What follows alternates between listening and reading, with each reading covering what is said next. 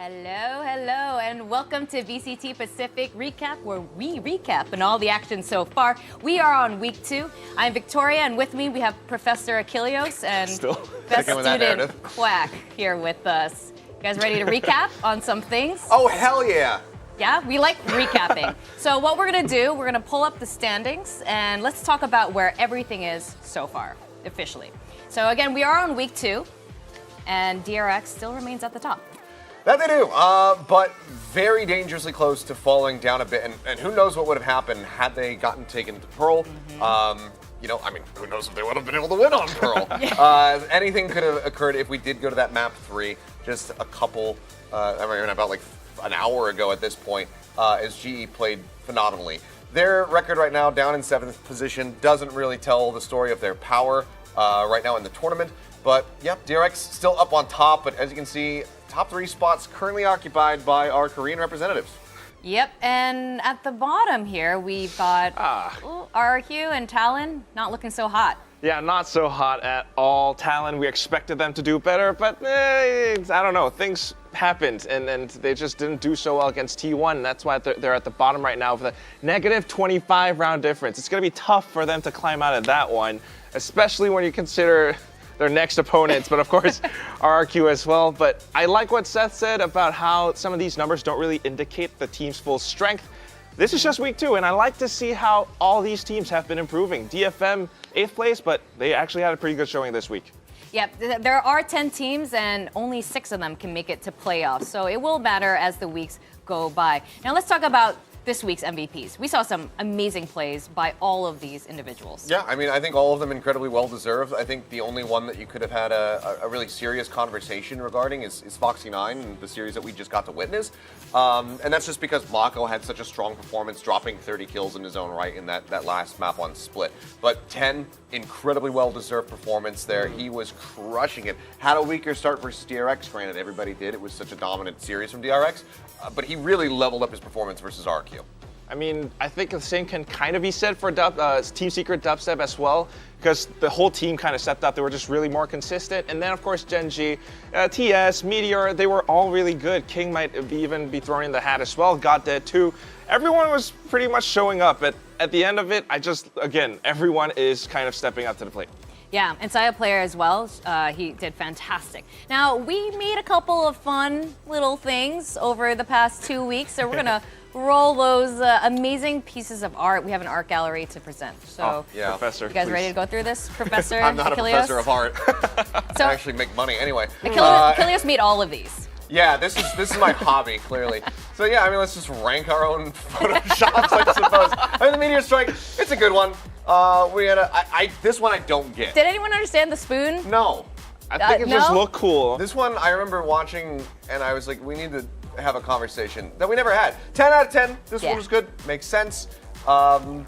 Overall solid, and again, well-deserved MVP nomination there, an award for 10 because the guy was just crushing. I mean, triple kill after triple kill, starting in the 10th round as well on Haven.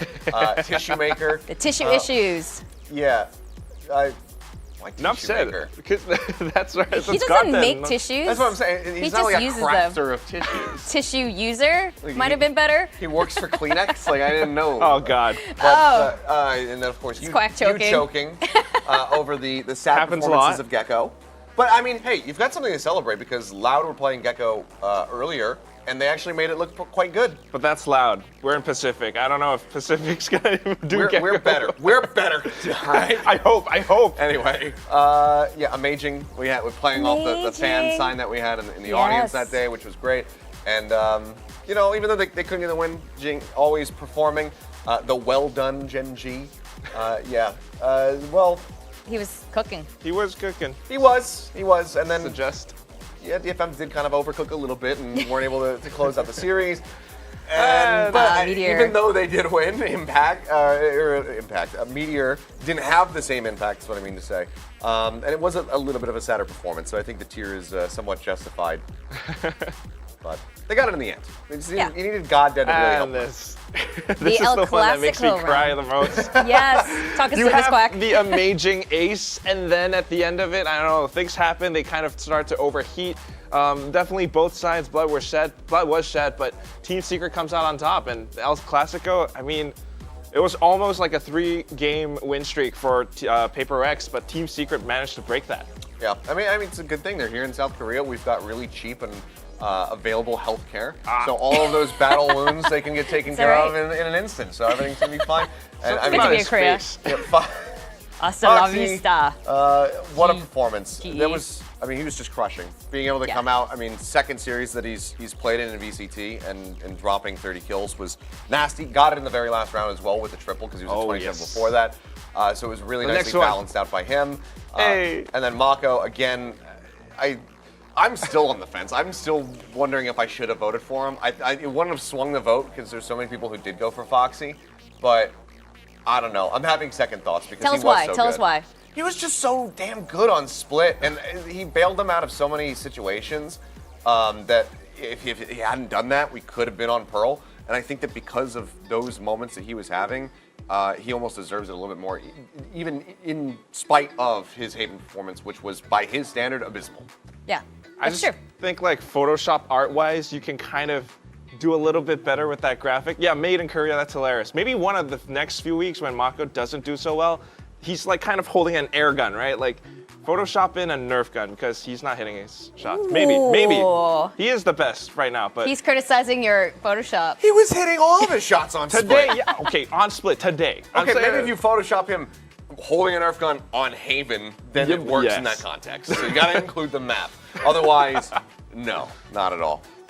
I think we should put the worst players here and just like pelt them with, Nerf guns? yeah, with Just to a, shame them. yeah, just shame them. Just a Shame Nerf them gun out of Pacific. like a Nerf gun shooting squad. We're just, yeah, but we have so much fun here at Pacific. Actually, I do want to shame some people, and we're gonna call it the Epic Wipeout Series, where people who had the fastest deaths, whether or not they were, you know, well deserved. Let's take a look. I'm not even sure which ones we have here. We got Mind Freak. I mean, Oh, Mind Freak. Oh, Yeah. the round just started. Yeah, I mean, Yeah. it's just that really quick blast pack in. I mean, it's just nasty stuff. I mean, This Jeremy, was- it even takes him a second to realize, like, oh yeah, there's a guy there. And then they just, It's more well played on the side of Team Secret. The ones that I get more tilted by are the ones where Paper X pushes out for no good reason. it was multiple times. yeah, that was. There were too many to include No! there. I'm sorry. We do have another player who, LME Moore. It was the Zeta RRQ match. He happened here? died pretty quick too. Was this This one was of like those- right at the top of the league. I was casting it, so I don't necessarily remember what happened here, though. Oh yeah, that's right. Yeah, Depp was kind of on one here. We were looking Percent, for yes. we were looking for a really good impact from Depp, And unfortunately for Elmimore, there's like legit no counterplay to this. And yeah, I mean, I would have the same reaction. Just push away just from like, my keyboard and just be like, well, I get a good, 30 seconds to a minute and a half of break time. I think what we need there are the player cams, actually, their reactions. That moment More they of just it. get pelted in I mean, the there were head. so many like nice player cam reactions this whole week, Yeah. right? Our Stacks praying for the spike God, to that go was off and everything great. earlier today. It was fantastic. That was great. I love Suggest, like, just chill, bro, or like he yelled something out. We had a couple of interesting player cam moments, definitely. Some Including interesting ones. audience cam was really nice today too. We had a full audience down there in the stadium. That was pretty cool. A lot of signs supporting the two teams, DRX especially playing today, and a bit for GE fighting. And the last but not least, there's one more player. It was during the Team Secret Talon match. Jeremy had a little oopsie. What happened Oh, here? yeah. Oh, no, it's just I mean, yeah, this is just 38 seconds. That's so quick. Not even 30 seconds. I mean, yeah, it's 30 less than a milliseconds. second in which he dies. And I mean, yeah, he's just got a smile on his face because what the hell do you do?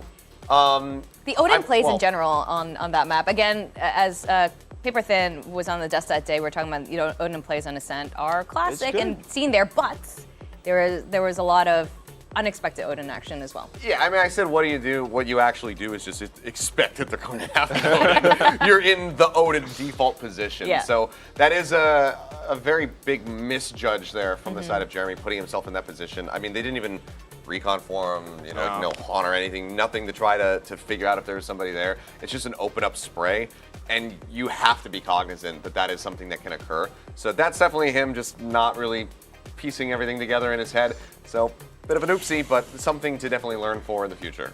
Learn from in the future. That's right. That's what you get. Now, do you guys like games? Yes, we just watched two You of like them, games? 2 maps. You like playing games? Okay. I got another game for you guys because we're what are we gamers. gonna do? What game are we going to play, I wonder?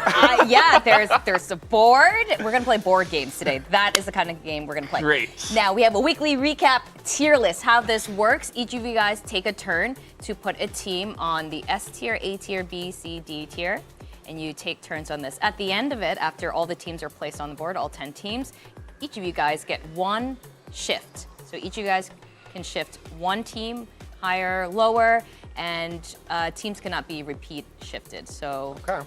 if Cannot be repeat shifted. Yes. So if Quack puts Talon up here and Seth puts it at A, you cannot put Talon back. Let's be clear, that is not happening. Well, Oh, God, the shade. With that, I think we shall Shade, if begin. it's being honest. Okay, we're gonna get the student Quack, oh the god. nicer analyst What do here you want? to I'll hand Victoria the piece Okay. and she can place it for you. I do like board games. I do play a little bit of chess. Tasteless and I have a chess game going on right now. In chess, the pawn goes first. I'll start easy. DRX S tier. Okay. You know what? I'll place that one for you because I agree. right. Of course we he go. agrees. All right. Of course you do. That's actually what I was going to do, of course. But I mean, why not? I'll just go with the team that DRX just played against here Sure. today. Good idea. So I'll go with Global, if I can get it off the board, and I'm gonna put them in between. I'm gonna give them an A+. Wow. This is Okay. because they had an A+ performance. Obviously, the loss to T1, a bit of a heartbreaker for them. Even though I did pred for T1, I thought that was a series that could kind of go either way. Global did impress us over at Lock-In with some of their performances. They continue to be really good on pistol rounds, something that we didn't quite talk about on the desk. Oh my They ended gosh. up winning 3 out of the 4 pistols. Over at Lock-In, they haven't dropped a single one. I'm gonna give them an A+ because after today, I think everybody is like, okay, this team is really legit. Yeah. Also, I agree Monnier, with this. sorry, I keep saying Monnier. Monnier, was so yay today. technically broke the VCT land record for kills by 1. He did Ooh. overtake Tepetol, now Zafaro, Yeah. in his performance on Breeze versus Optic. Obviously, not an international event. Yep. And obviously doesn't beat Durka's 40-something kill record versus Gambit, but that was online. This was on land, so it counts. I love all the technicalities Professor It's very Achilles heavily has for us caveated, today. yes. It's on you. Well, it is a good record. PRX has something who just joined, and he has a crazy record as well. I'm not gonna go PRX just yet though, because since we're Oh. the fake. Going on something a little bit Playing mind games easier. here. Gosh, what do I do? I think, unfortunately, I'm gonna have to go with RRQ. They are still on kind of that 0 win, so RRQ goes to. I'm so sorry, guys. C tier for now. They have some C, not D. They have some eggs, kind of like, I don't know if anyone can see the socks that Victoria has on right now. It's tamago egg sushi. Really nice, very cool. I like it. A close-up of this. Yeah, we've got some okay. eggs still. Okay. Got some eggies to break. I'm gonna go with Secret. I'm just kind of going off of some of the more recent series, I guess, that we have, and I'm gonna. What are we doing? What are we doing? I'm gonna put him in S. Whoa! Whoa! Deserved. Next to DRX. I know. Whoa! Okay. I hope it doesn't come back to bite me a little bit, but I've been really impressed with them so far. And I'm sorry that I didn't predict them in the first series. All right, Quack. Right, Time is ticking. I Let's got a little go. question. Do you think they can beat DRX? No. Actually? Quack, pick a team, or you forfeit all your counts. Next one. We're gonna go with. I really like Zeta. Let's put them A tier. Okay. A tier. And I see what he's doing. He's thinking about it. Achilles? I see what he's doing. What do you mean? He's trying to bait my swap for later. He's trying to get me to swap Zeta so I don't swap Paper X from wherever Come he on. puts them. You were talking about 10. You have been playing chess. I should Smart get a vote move. in Smart this. move. I'll give you that. Okay. I will go with a team that actually deserves to be in the A tier, and I'm going to go with Sure. Gen G. So I'm going Of to put course, them here. deserved. Yeah? Really? Back over to you. Yeah. Okay. Next move, All right, Quack. DFM onto B tier. You know what? I can agree with this. I can agree with that. I would say they actually climbed, you know? Yes. This is actually an improvement. Yeah. Yes. Okay. We're gonna leave Paper X last, aren't we? I'm not going to give you the pleasure of me placing it. I mean, again, just given where they've been positioned, I'm going to put T1 here in the A tier. Fair enough. Mr. Yeah. Korea, just gonna put that there. Talon, okay. oh God. Gotta We put it like somewhere. them, but Where's just it gonna go? performance thus far, it has to be C tier. I'm so sorry, Cruz. C, don't go lower C than for that. Cruz. D would have to be like if you actually lost 13-0. I think that with RQ and Talon, I would have done another split. Because I don't know if there's necessarily a team that looks completely and utterly hopeless. Sure. So D tier I think is a little too harsh, but I probably would have gone with a C minus. All right. So I get to do Paper X now as the final one. Yep, but you guys Please, do get go 2 ahead. chances after this. Go. You want to play the game? Yeah, let's play it. Let's play the game. Wow! Okay, he's doing it. Oh. So now you get to swap something that you disagree with. And then you're just gonna swap your own placement? Maybe. You don't know. Who knows what goes on in Right. the mind of Professor So Achilles? what do you want to do? What do you want to happen here? Do you want to put Paper X where you adequately think they should be, and have to lower them, or do you want me to do it? I mean, he makes a great point.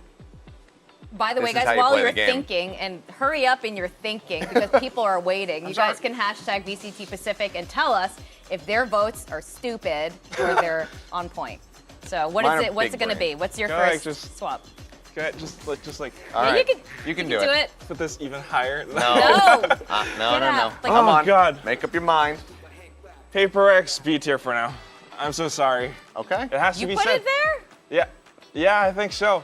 I really think like Jing, Forsaken, the whole gang of them have a lot of potential. We see those moments of greatness, but you need to fix something. Ever since Copenhagen, they got a little bit, I don't know, overconfident, overeager. Something needs to be fixed, but I love their ideas. I love those Yoru picks. I just want to see so much more. Wow. Quack's heart is broken, but he wants to fix the relationship. So, Paper X, listen Please to don't break up listen with to me. Laban. All right, Achilles, what is your final swap? I just want to say that he did that, Paper X. I thought you guys were S tier. But He's got me on tape. He's got me from on tape. Singapore was the one who put you down in the B tier. For me, I'm correcting your previous mistake, and I'm taking Zeta, and I'm going to put them in B, and then Okay. just slightly down. Okay. Little bit below the others because A is too high.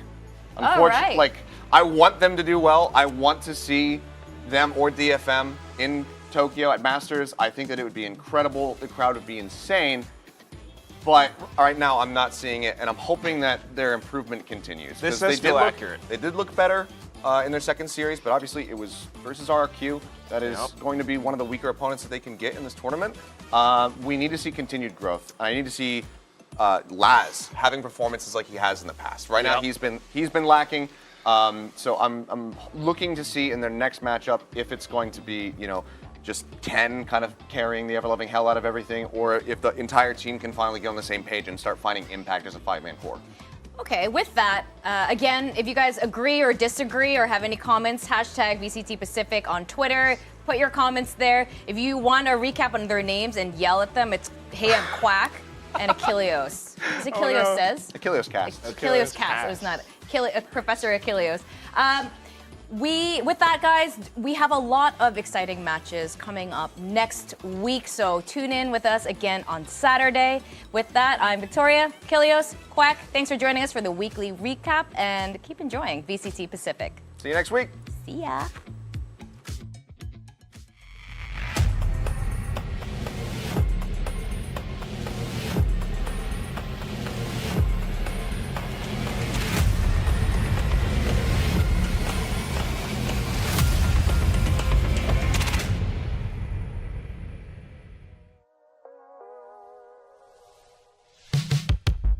Let's go. I want it all, run it, yeah, run it,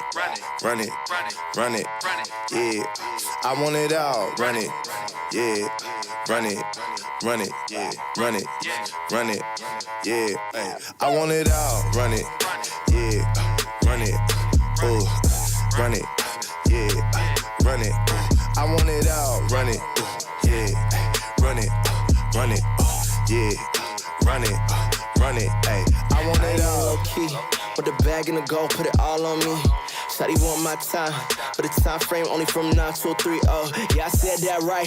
I'm the king, I'm the god that'll go OT, so I don't tell no lies. I deserve everything, all they took from me, but the flow intoxicated. Most of y'all cartoons animated. I need all of my split like a segregation. Irrigation from the way created, I'ma live it saying. Relocated, flights and chases while I'm out of state. And know I catch a check, so you should see the statement. I'm the bank, but I'ma need the payment, so I want it all. Run it, yeah. Run it, yeah. I want it all, run it, yeah. Run it, yeah. Run it, yeah. Ay. I want it all, run it, yeah. Run it, ooh, run it, yeah. Run it, I want it all, run it, yeah. Run it, yeah. Run it, ay. I want it all. Send me the play. I want the smoke, hit the track like a train. I just want all of it, not just a part of it. I got no time for beginners and starter kits. I don't do drama, I got no time for arguments. Either you taking away a deposit, and either you leading by reading or following. Get back in line when I'm ready, I'll call you. And at some point, yeah, all this work gon' pay off. I gotta get to this money, and that's for the family. I get on days off. Some of y'all just think I'm a new fella. She'll get up on this new level. They'll never give me tools. Tell her I'm a cool, she like the cool sweater. Yeah. I want it all, run it, yeah. Run it, yeah. I want it all, run it, yeah. Run it, yeah. Ay. I want it all, run it, yeah. Run it, ooh, run it, yeah. Run it, ooh. I want it all, run it, yeah. Run it, yeah. Run it, ayy. I want it all, run it.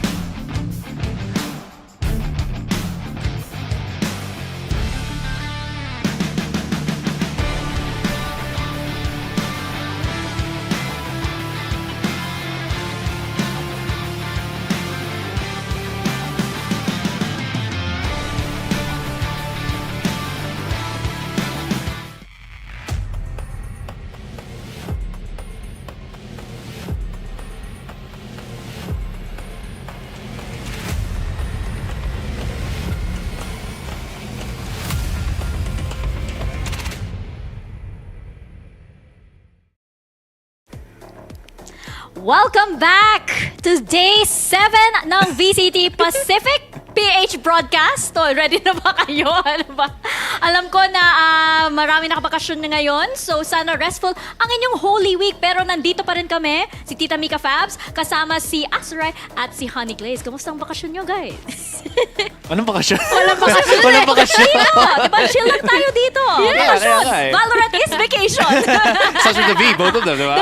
Diba? Valorant equals vacation. Ano yung ginagawa nyo tuwing bakasyon? Nagbavalorant. Vacation Challenger Tour. I'm kidding. Wow! Yan pala yung V sa VCT, di ba?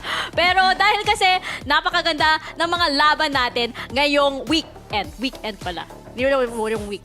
Yung next 3 days. Wow, sobrang specific, di ba? Siyempre, we also have to talk about what happened last week. Maraming mga surprises, guys. Actually, nung nakita ko yung scores, parang, nangyari ba talaga yan?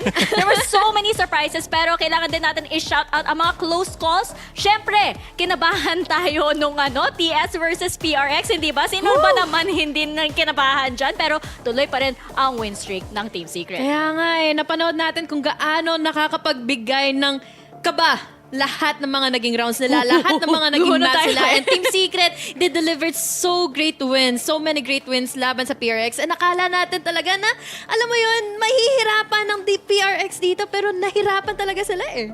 Isang team na lang ang kanilang kailangan talunin dito to, I think, claim yung first spot ay sa overall natin sa week stage, diba? Ano na lang, DRX na lang ata hindi pa na nakakalaban na top team ngayon sa APAC. So, one on the board na lang, syempre lakad matatag para sa Team Secret dito. Syempre, invested si Tita Mika para sa journey nyo, hindi ba? Malamang. Pero syempre, meron din mga surprises, and I think the biggest surprise was Zeta Division, di ba? Versus Talon, and unfortunately, surprise din na natalo din yung Talon.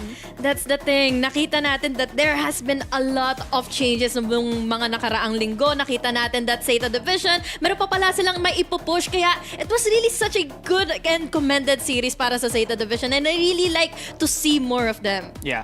Okay, ito yung the good and bad of Zeta Division. Talon weren't playing on the same spectrum, I think, as the Talon that we saw before, diba? Pero sa Zeta Division naman, one of the biggest things na nagpakita talaga sa nila was si Ten in that Talon matchup. The question is, syempre, it feels like, was that just lightning striking para kay Ten dito? Or can Zeta replicate that? Kasi, again, Zeta isn't in the best of rankings, I think, in the overall. Weekly, yes, definitely, kagaya dun sa recap na napanood natin kanina. But more than that, there is that question para sa Zeta Division. But at least if Ten is online once again, you could say that they have that backline support na is always reliable. Hindi ba yung Zeta Division, kasi minsan, a lot of people write them off, tapos bigla na lang magsispark sila, di ba? Yung parang like that Reykjavik run, tapos ito, yung versus Talon. And you would think na syempre, yung Talon Esports, definitely one of the big teams here. I thought that they had it. I also think that syempre, they're still working some things out here, especially with such a big roster. I also was surprised actually na lumabas yung Gecko. So quite early, it was a little experimental at that time, alam namin, pero di ba, good job, Wingman. Pero yun nga parang hindi pa masyadong solid yung mga plays yet. A lot of teams are still nangangapa pa sila. Go ahead. Sorry pero alam mo yung tipong makikita mo, magagamit mo yung iba pang mga utilities dito with other initiators before Gecko. Nakita mo na okay din yung mga utilities niya with Wingman and whatever, pero nakita mo din that there is such a subtle difference between those skillsets sa mga iba pang initiators doon. Honestly, you kind of think na in terms of the Gecko, baka PaperX sana yung uuna, diba? Pero hindi. Diba? It's always PaperX that innovates, that tries something new. Pero this time, Talon naman. Ang problema, I think, with Talon once again, is nagkakaproblema sila in the fact na I think they're integrating too much at the same time. They're integrating Patifan back into the team. Tapos they're integrating new types of ideas into the team there, which is, the friction is really felt and very much visible nung pag pinapanood natin matches nila. Yeah, so parang na-info overload, diba? Yung parang ang dami na bago na nangyayari, diba? So how do they adjust? And it might be a little too fast, but this week is a new week, of course, and we have new matches as well. For today, we have RRQ versus DFM up first and T1 versus Paper Rex. X. Sana na nga, lalabas na ng Paper X yung Gecko.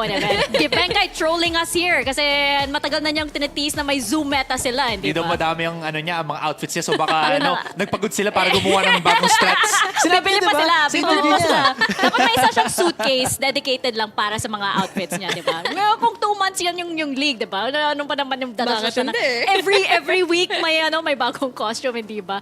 Pero yun nga, on the side of T1, I am very, very impressed with this team. And especially, if you saw Saya players' performance last week, grabe talaga yung improvement nila. And then there's a good possibility kasi dito kapag nandito si Zeta with Saya player, parang siya yung may hawak ng leash dito kay Saya player na go kill lang. Makakuha ka ng space, kami nang bahala sa backlines mo kapag nakakuha ka na nga dito ng site. And yun yung lagi nangyayari. He takes all over doon ng mga sides ng mga defenders and alam niya kung paano niya na ina-amplify yung mga kills dito dahil nandun naman nakaalalay si Zeta. Alam mo nga, tanda ko nung kasama ko sila Rebby sa si Bruce last week nung kinakausap namin yung si Saya player. He actually speaks English din, diba? Which is, makes it very easy for sa interview. Sabi niya nakita niya yung Gecko ng talon. It's like, takot sila ng onte. Pero nung nasimulan na nilang i-progress yung Gecko, the next game na nag-Gecko na naman, it's like, this is easy para sa amin. Kaya na. Kita mo yung confidence ng T1 dito. Manageable pala, di ba? And medyo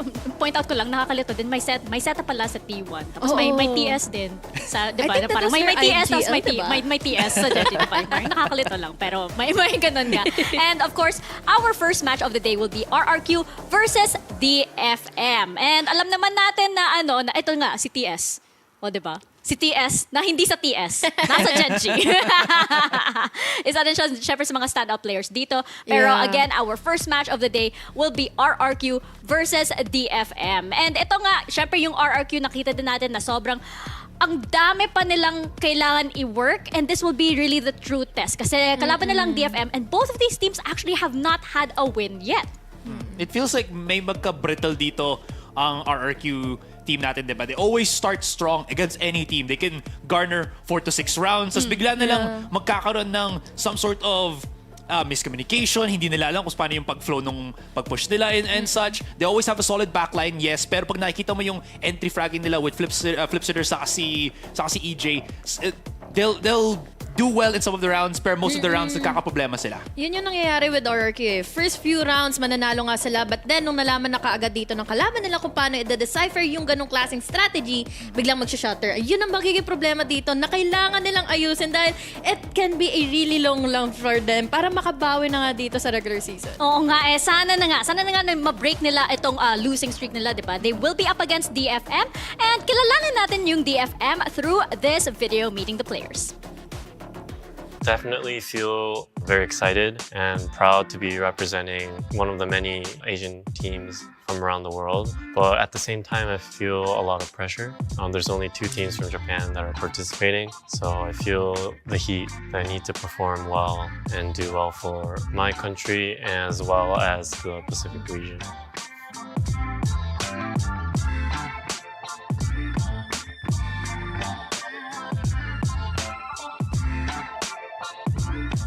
Hi guys, my name is Tomoki Moriya. My in-game name is Zenfreak, and I play for Detonation Focusme. My playstyle, I don't think it's cemented completely yet since I'm on a new role starting from this team, where I hope that I could be a more aggressive player, aggressive playstyle with taking a lot of risks. Because I think as a controller player, it feels like you have to play more passive, but at the same time, having that aggressive style can really take a toll on the enemy and pressure them. Bullet needed on the diffuser. It's halfway. He'll get the kill in this second.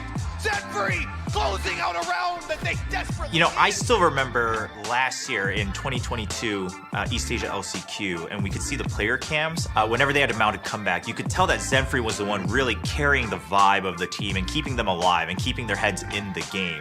And I really hope to see that again here with DFM. Valorant is a very emotional game. It's a very momentum-based game.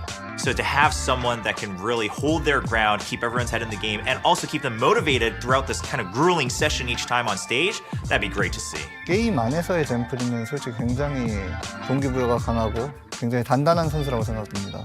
ジェンフリーは自分のエイムに多分自信があるので、その強気に戦えるところがいいところだと思います。 수비를 할 때나 공격을 할 때 에이밍이 굉장히 좋기 때문에 좀 불리한 상황에서도 많이 극복하는 모습을 많이 보여주기 때문에 단단하다고 표현할 수 있습니다. 그리고 마스터즈 코펜하겐에서 어센트 언더헤븐에서 3대1 클러치를 했을 때 에임을 보고 굉장히 인상 깊었다고 할 수 있었습니다. 1人ワンオツワンあるぞセーフいけうわ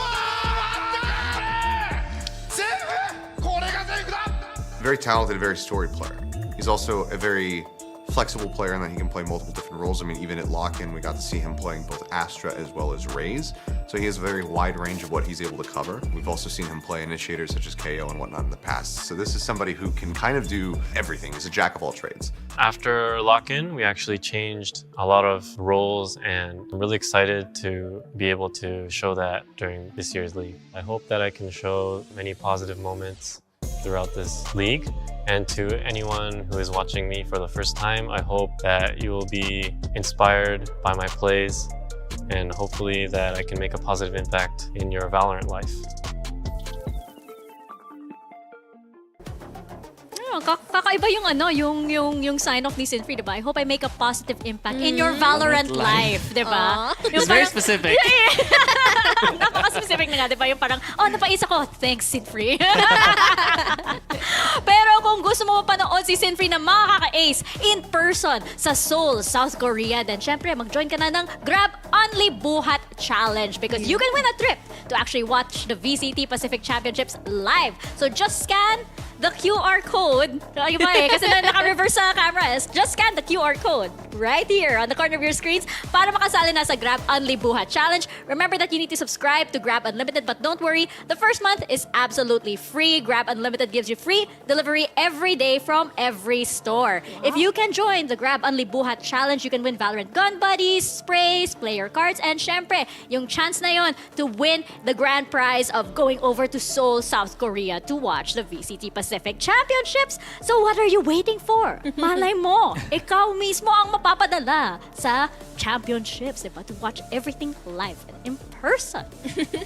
Siyempre, huwag niyo rin kakalimutan na i-share yung ating Facebook stream, YouTube. We have Twitch din nakasama to support in your VCT Pacific players or teams dito sa ating tournament. It's ValoPH or Valo_PH on Twitch and Valo Esports PH on Facebook and YouTube naman. Huwag niyo kakalimutan na i-share yung stream natin sa kahit anong platform pa yan. And syempre, huwag niyo kalimutan, special thanks to our sponsors, Logitech, Red Bull, followed by Ralph Lauren, Grab Unlimited, HP Victus, and Zowie for making VCT Pacific League possible. Gusto ko din i-shoutout si Dax na ang ating caster kasi chinek niya yung Grab ko kung okay na yung yung sa challenge ko. Supportive friend. Yes. Tsaka kasi si Tita, yung parang nasan ba sa Grab ko ganito. So siya na lang yung naghahanap sa akin. So complete na pala.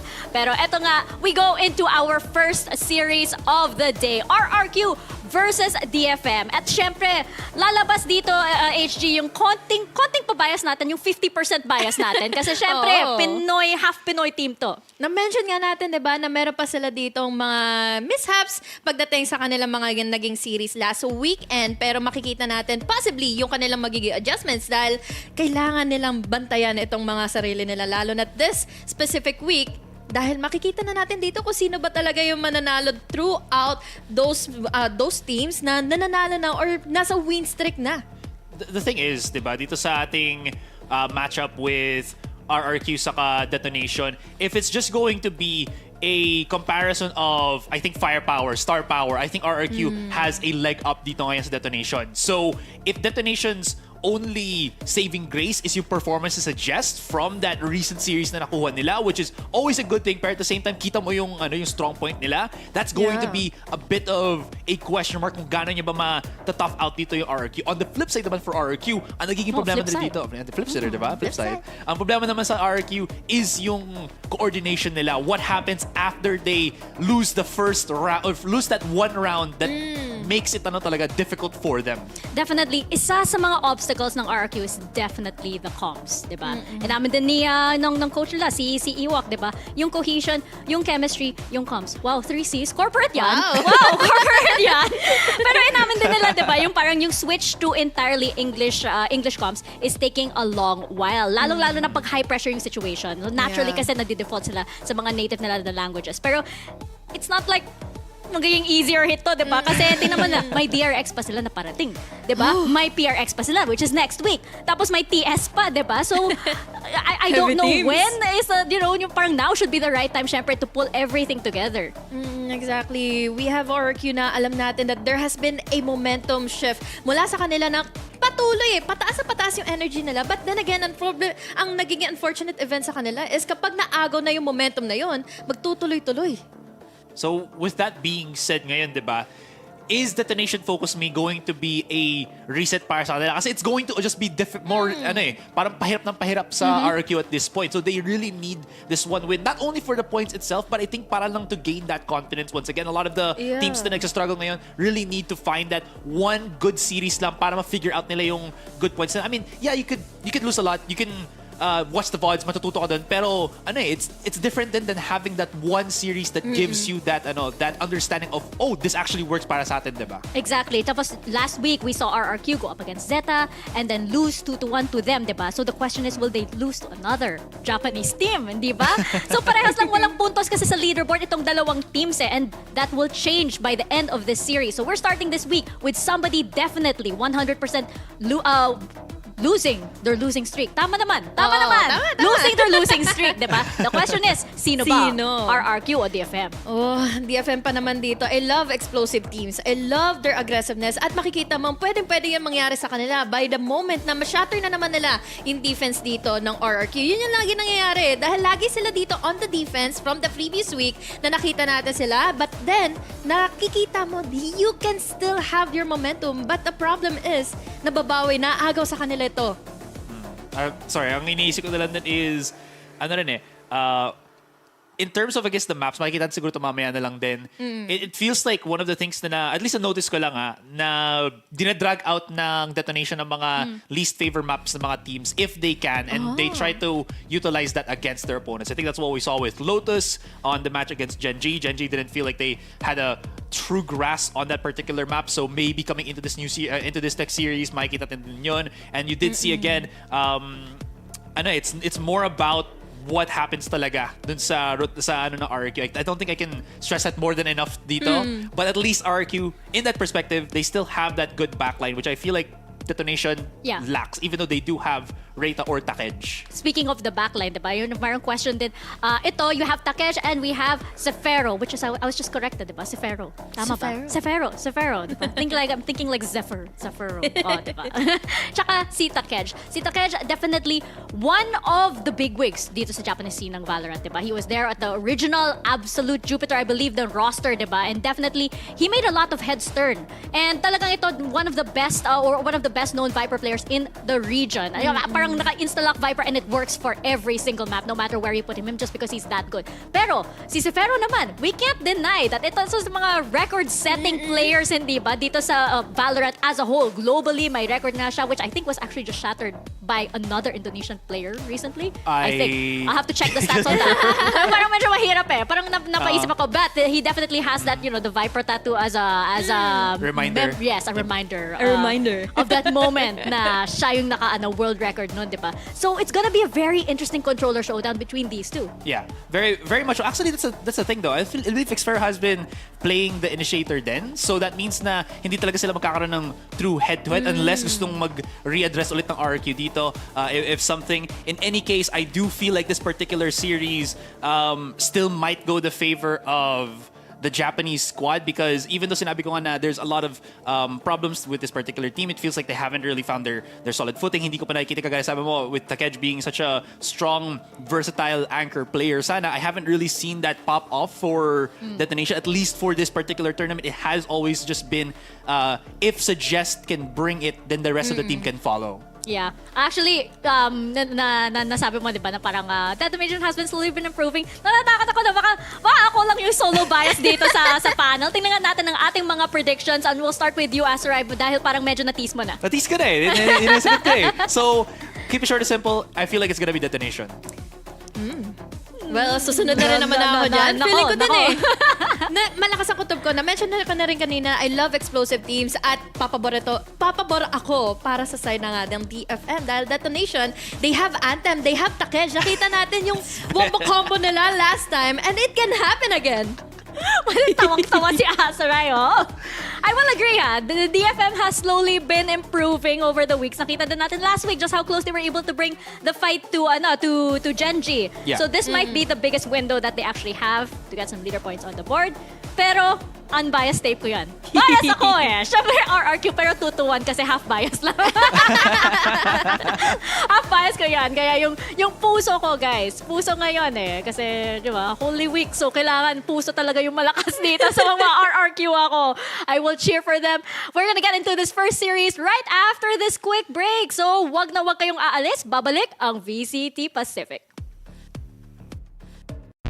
Dominate the game like we supposed to. Dodging all lanes like we supposed to. I just run the play like we supposed to. Gotta run it all like we supposed to. Hey, it's light work.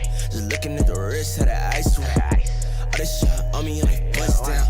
Shock him out the clutch and it bust down. She don't love me, she just want me for the team. I know. At the draw, I'm the pick, I'm that one lotto. Got that rocket and that power auto. You want air braid to dry, gotta stay on auto. Mad it, all the wins at it. Need a new patty. It's a time cost. Then the bag ain't free like it's MK. I got that new kick gang, got that sensei since day. Don't believe us, we just gotta show 'em. Got a whole game prepped up, got 'em like it's loaded. Oh, they got it backwards like it's Yoda. On track, got speed, it's a locomotive. Hey. Dominate the game like we supposed to. Dodging all lanes like we supposed to. I just run the play like we supposed to. Gotta win it all like we supposed to. Dominate the game like we supposed to. Dodging all lanes like we supposed to. I just run the play like we supposed to. Gotta win it all like we supposed to. Dominate the game like we supposed to. I'm just staying in my lane and I'm supposed to. Be 100 ain't a thing, I ain't checking for no lames. Only gang with the dudes that I'm close to. I don't ride a wave, I just float through. Drawing up the plays like a coach do. Come against the team, better pray like the Pope do. Cause we'll turn your little beef into tofu. We tryna rise to the top. Real recognize you ain't squad, you the op. Drip on wall paint, feeling like the greats. Appetite jumping and you looking like a plate. Team on 3, no fail when we break. Lombardi is the only L's that we take. Tap the pylon, then we all celebrate. Then it's back to the huddle, time to cook another play. Dominate the game like we supposed to. Dodging all lanes like we supposed to. I just run the play like we supposed to. Gotta win it all like we supposed to. Dominate the game like we supposed to. Dodging all lanes like we supposed to. I just run the play like we supposed to. Gotta win it all like we supposed to. Dominate the game like we supposed to. Dodging all lanes like we supposed to. I just run the play like we supposed to. Gotta win it all like we supposed to.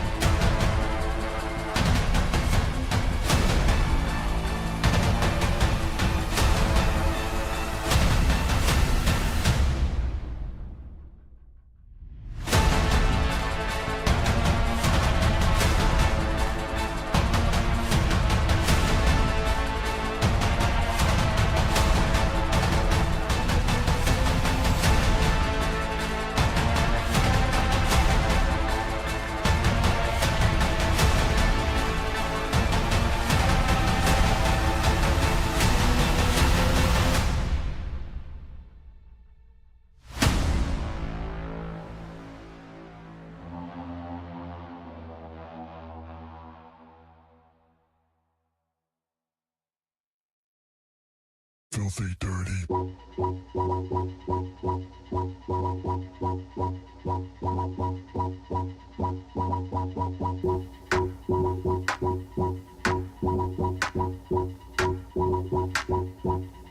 Filthy dirty.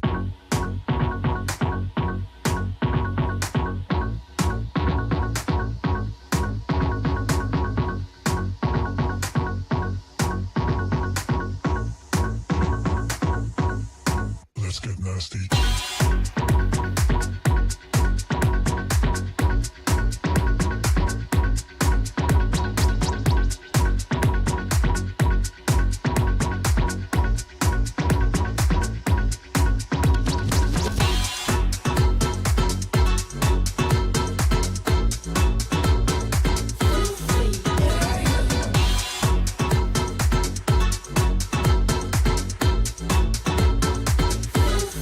Let's get nasty.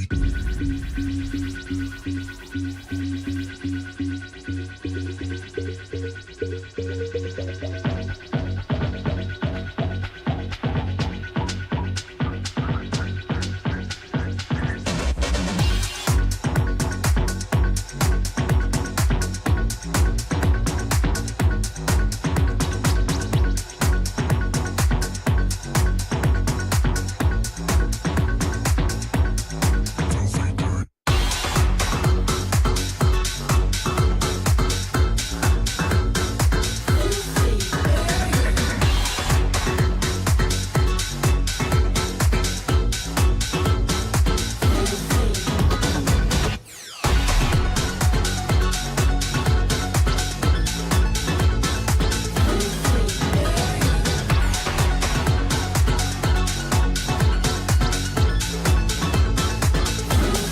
Let's get nasty.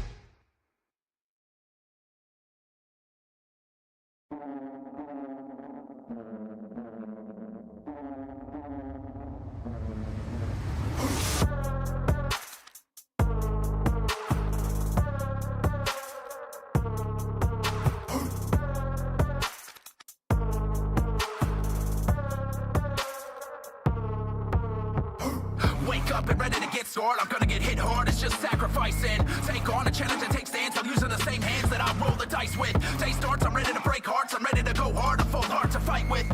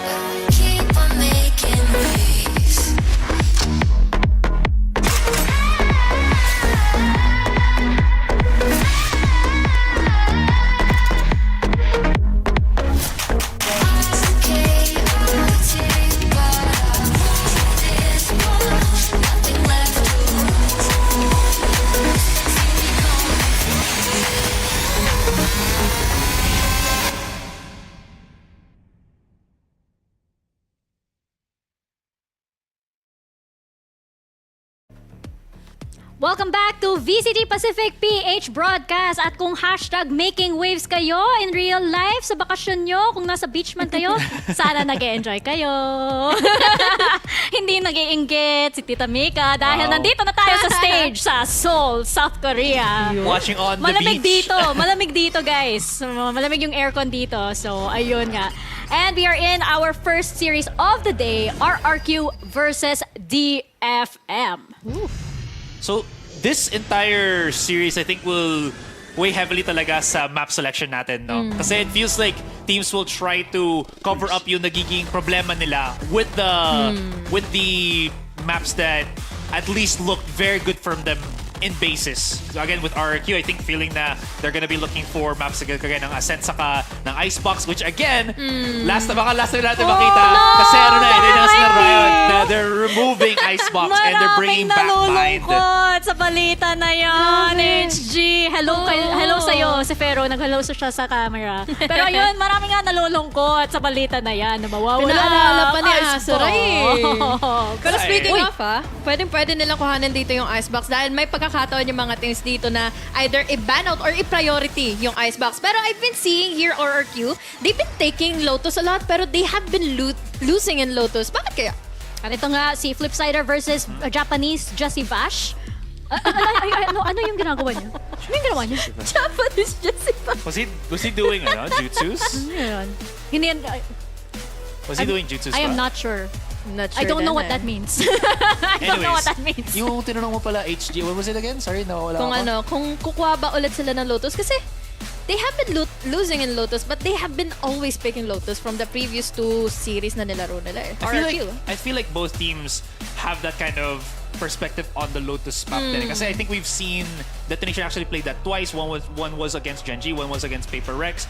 And parang both of those 2 games from Detonation, at least focusing on that, was very different than na in that one game, iba yung nag-pop off sa Detonation. In the other game, it was a Jest, and then also si Takej. In the first game, Takej was very, very non-existent. I think that was because of just how aggressive Paper Rex was playing. No? Yeah, exactly. Pero I think also yung worry ko dito is that RRQ, they don't exactly have very strong maps overall, 'di ba? Wala pa tayo nakikita na talagang definitive na di ba, yung parang mananalo talaga ito sa map na to. They managed to take Haven last week, pero just barely kasi nahirapan pa rin sila eh. Yeah. Doesn't RRQ also like to force out the Fracture? Or was it just Genji wanting the Fracture map? So we could be looking at that particular map lang then. I think they might want to utilize EJ's Raze more than anything else, which could be a good factor din dito. So maybe that's the reason also why we're seeing a little bit more of the Lotus kasi it works a lot well for setup plays. May need ka for a lot of the things you want to push in, especially sa seaside for defaults. So that could be a reason rather than the map itself. Akala ko sabi ko na, diba, na important yung map selection, but that's because maybe of the agents that they are able to utilize more efficiently dito sa tournament na to. Pero I think like you brought up Fracture, diba? I think Fracture is actually definitely on the side of DFM, if that's the case. Kasi they showed a lot, especially with the confidence boost that they got. Kasi, because they showed that against Genji last week, they are able to bring it very, very close. So, interesting dito ang magiging map select as we head into it right away. We see that RRQ ban Lotus right off the bat. Okay. naman. Yeah. Good job. Kasi yung mga nangyari last time especially on Icebox. Lotus. Wala pa tayong Icebox. Uy, sulitin yun naman. Sulitin nyo na. It has to be really Haven. Okay. I actually forgot about this map. This was a map na is very known for RRQ players, Indonesian players for the most part. Nag-hyper-focus tayo sa ibang map. Nakalimutan natin nga pala yung El Clasico na na Haven. Other one was Pearl, if I'm not mistaken. So Yeah, Pearl. It is Haven. We're going to Pearl. Banned ang Fracture and banned dito ang Splits. So, we are left with Ascent as the decider map. Ano sa tingin mo, Azuray? Is this favoring any one of the teams na ngayon? Hirap.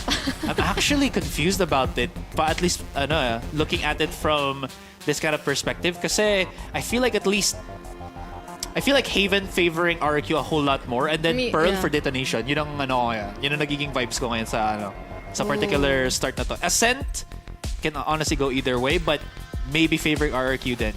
Because, yun na sabi mo wala masyadong malakas na diba? Mahirap na identity ang mga teams na nakita natin, at least in this tournament for their particular map. So, that could be it. Grabe yung laki ng tinayat ni Bonnie. Yung Flipsider. Kaya nagulat ako kasi kala ko parang, sino yan? Tapos si Flipsider pala. Parang, wow. Sana may time ka pa mag-samgyup ba ni? Pero ito nga, into agent select. I wonder kung si Takej on the side of DFM, I wonder kung mag-install Viper siya ulit dito since he's so known for doing that. But as we have our rosters locked, let's throw it on over to our casters for our first series of the day. RQ versus DFM. Guys, nagbabalik na naman tayo dito sa Valorant Pacific League. Ako si Dax Crabs, the Black and Blue. Kung ako yung logo, siya yung making waves. Making waves. And na nga, di ba, matubig. Coordinated natin to. Di ko sinabi na suotin mo yan eh. Wala naman sinabi na yun yung susuotin mo eh. Ganun talaga. Mukha bang kailangan na mag-message ka na ako. Namiss mo ba yung pusa mo? Parang medyo... Sige, patanggal na lang. Pero guys, ito na naman tayo, di ba? RRQ versus Detonation Focusme. At sa totoo lang, parehong teams nagsa-struggle so far. Pero, last week, pareho silang nakakuha na ng isa. One map. Di ba? Hindi series, ha? Hindi series. Okay na yun. So, good start. At saka, partida, yung one map doon na ipanalo pa dito ng RRQ was on Haven, which is yung unang mapa natin dito sa series. Tama. At huwag natin kalimutan, half bias tayo dito para sa RRQ, di ba? May Kalahati Pinoy. lang. Kalahati lang, sabi ni Mika. Ako sabi ko sa niya, full bias, basta may Pinoy. Pero sige, half lang. Sige, half lang. Tapos tropa yung mga Indonesians, di ba? Siyempre, mga kapitbahay natin yun. Yung mga pinsan. Di ba yung mga ibang tropa natin dito sa casting side, lumipad nga dati. Para punta Indonesia, iniwan tayo sa beach. Wala, tambay lang tayo. Tamang LU. Pero ngayon dito, wala namang magpapakinaban dito because we're going into ang ating unang mapa. Having up, ito lang sinabi natin, RRQ able to take that versus Zeta Division. Arguably dito, Dax, may masasabi ka ba may favorite ba sa matchup na to talaga? Hindi ko na muna kasi tinatanggal ko yung cat first. Hindi mo ba na-miss yung ano? Sino ba yan? Si Mochi? Is that Mochi hair? Si Yui to. Yui hair. Yung puting pusa. Pero kung iisip mo yung tipong map draft natin, di ba? Yung parang history ngayon, given the fact na RQ nanalo last time sa Haven and it has been one of the more popular picks talaga dito sa SEA, ang Haven. Meron naman silang history for that in the first place. Detonation Focusme. In the meantime, nakita ko na sila dito sa Haven dati. It wasn't as impressive, but ngayon, sa DFM, ang maganda sa kanila, nakapili na sila ng mga roles, pre. Sabi nila, ikaw mag-controller, ikaw mag-initiator, si Suggest nga maglalaro, pero si Flips Jadder, simula pa lang. Tumalon-talon ka pa sa free, nagpa-interview ka lang, ganyan ka na. Okay, maiba naman si Flip Jader dito ang sumugod. DFM on the attacking side. RRQ dito on the defense. Plant on towards B. Wala namang masyadong magagawa pa ang DFM dito unless makakuha ng pitas si Takej, and there he goes. Good for the one, pero matatrade lang din agad.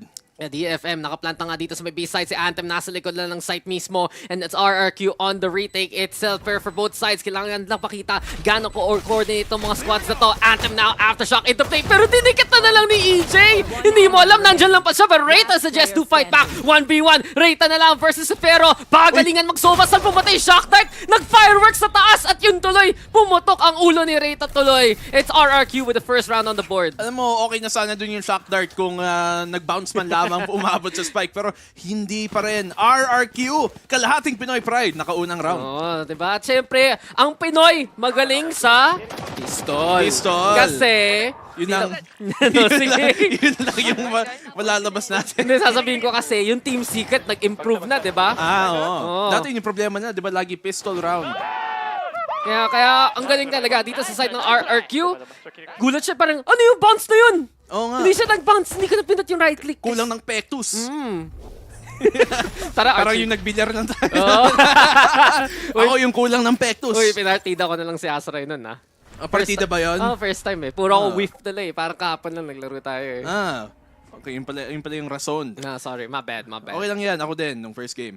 DFM naman, sila mga pag-usapan natin dito on this attacking side. Nakita naman natin, nag-switch over na sila dito sa Omen. The last time na nakita natin, nag-Haven sila, they were playing with that Astra as tipong 1, 2, 3, very easy na lang dito para sa RRQ. Mas madali pa sa easy yun. Lumabas lang sila ng window. Anong mas madali sa easy? Yun nangyari. Kala ko bibigay ka ng iba pang salita. Yun na yung mismo. Mas blank sa Tagalog kesa sa blank sa English. Yun ba yun? Yeah. Ayun ba yung joke doon? Oo. Sorry na, pare. Oo. Ito na ang flash. Ito na ang stun. Ito na si Reyta. Patay ka na naman. Ang galing, may accent ka pa. Alam mo na guys, pag nagkasama kami palagi nito ni Black and Blue, kailangan ko palagi siyang i-remind anong language yung broadcast namin. Tagaloggers. Pag doon tayo sa local site, sabihin ko galing panel, uy, English casters tayo I can speak Filipino. Oo nga, pero pag dito, sabi ko, uy, Filipino casters tayo ngayon, ha? In fairness. Usapang Tagalog. Dati, 80% English. Ngayon, 70 na lang. Ang galing. Okay naman, nag-improve na tayo eh. Yung isa dyan sa labas. Ay, nag-improve rin. Nag-improve rin. Magaling talaga. Tunay ng Pilipino na talaga ang ating broadcast talent dito. But ngayon, ang RRQ mukhang eto na nga, magiging bonus round na nila. In the meantime, DFM, rifles na at the ready. And so far, nagagawa lang ng RRQ. Unang agresibo, patay na kagad DFM and they take that advantage eh. Oo nga, pero nakita man dito RRQ, knowing na medyo mas pabor ang mga baril dito sa DFM, kumuha sila agad ng space, kinuha nila ang control dito towards that A lobby. At ngayon mapipilitan dahil nawalan ng map control ang DFM para either labanan to o pumunta sa C. Pero gusto pa nilang labanan with the EJ and flip jitter combo dito naka-hold on. Tingnan natin, Flash at the ready. Naka-anti-flash na ngayon. Anthem on the catch. EJ does get traded out. Si Rayta naman makakahanap rather dito kay Flip Trader. At yung unang control na gustong i-secure ng RRQ, nasa kanya pa rin. Pero tignan mo anong nawala sa kanya, 2 miyembro. Ano lang yun? Fool me once, shame on you. Fool me twice, shame on me. Fool me 3 times, hindi na mangyayari yun. And it is gonna be DFM now picking apart RRQ 1 by 1. Huli na kagad dito si Elmi Moore. B-site na ang kuha dito ng DFM. And we're gonna see it yet again. Happy sila mag-play for that B-control kasi willing naman sila mag-play back dun sa window eh. Oh, medyo mahirap ang retake dito ng RRQ. Marshall, Bulldog, na lang ang kanilang kapit. Parehong panggaling ceiling. So, a lot of yung mga unang investo ng map control dito na wala agad. B-side post plant, alam naman nating bonus. So really, if you're RRQ dito, ang hanap mo lang naman ay makapitas at maka-damage sa economy ng DFM. Kaya ni Tuge. Kaya ni Tuge, basta Tuge? Oo, basta 2-0 na. So magiging 3-0 na yan kay Tuge if ever. Spike though has been at least spotted here by RRQ. Si Tuge naghahanap dito sa Mikabi mismo. Contact sana. Suggest though, nakapatay na nga. At pero saan ka punta?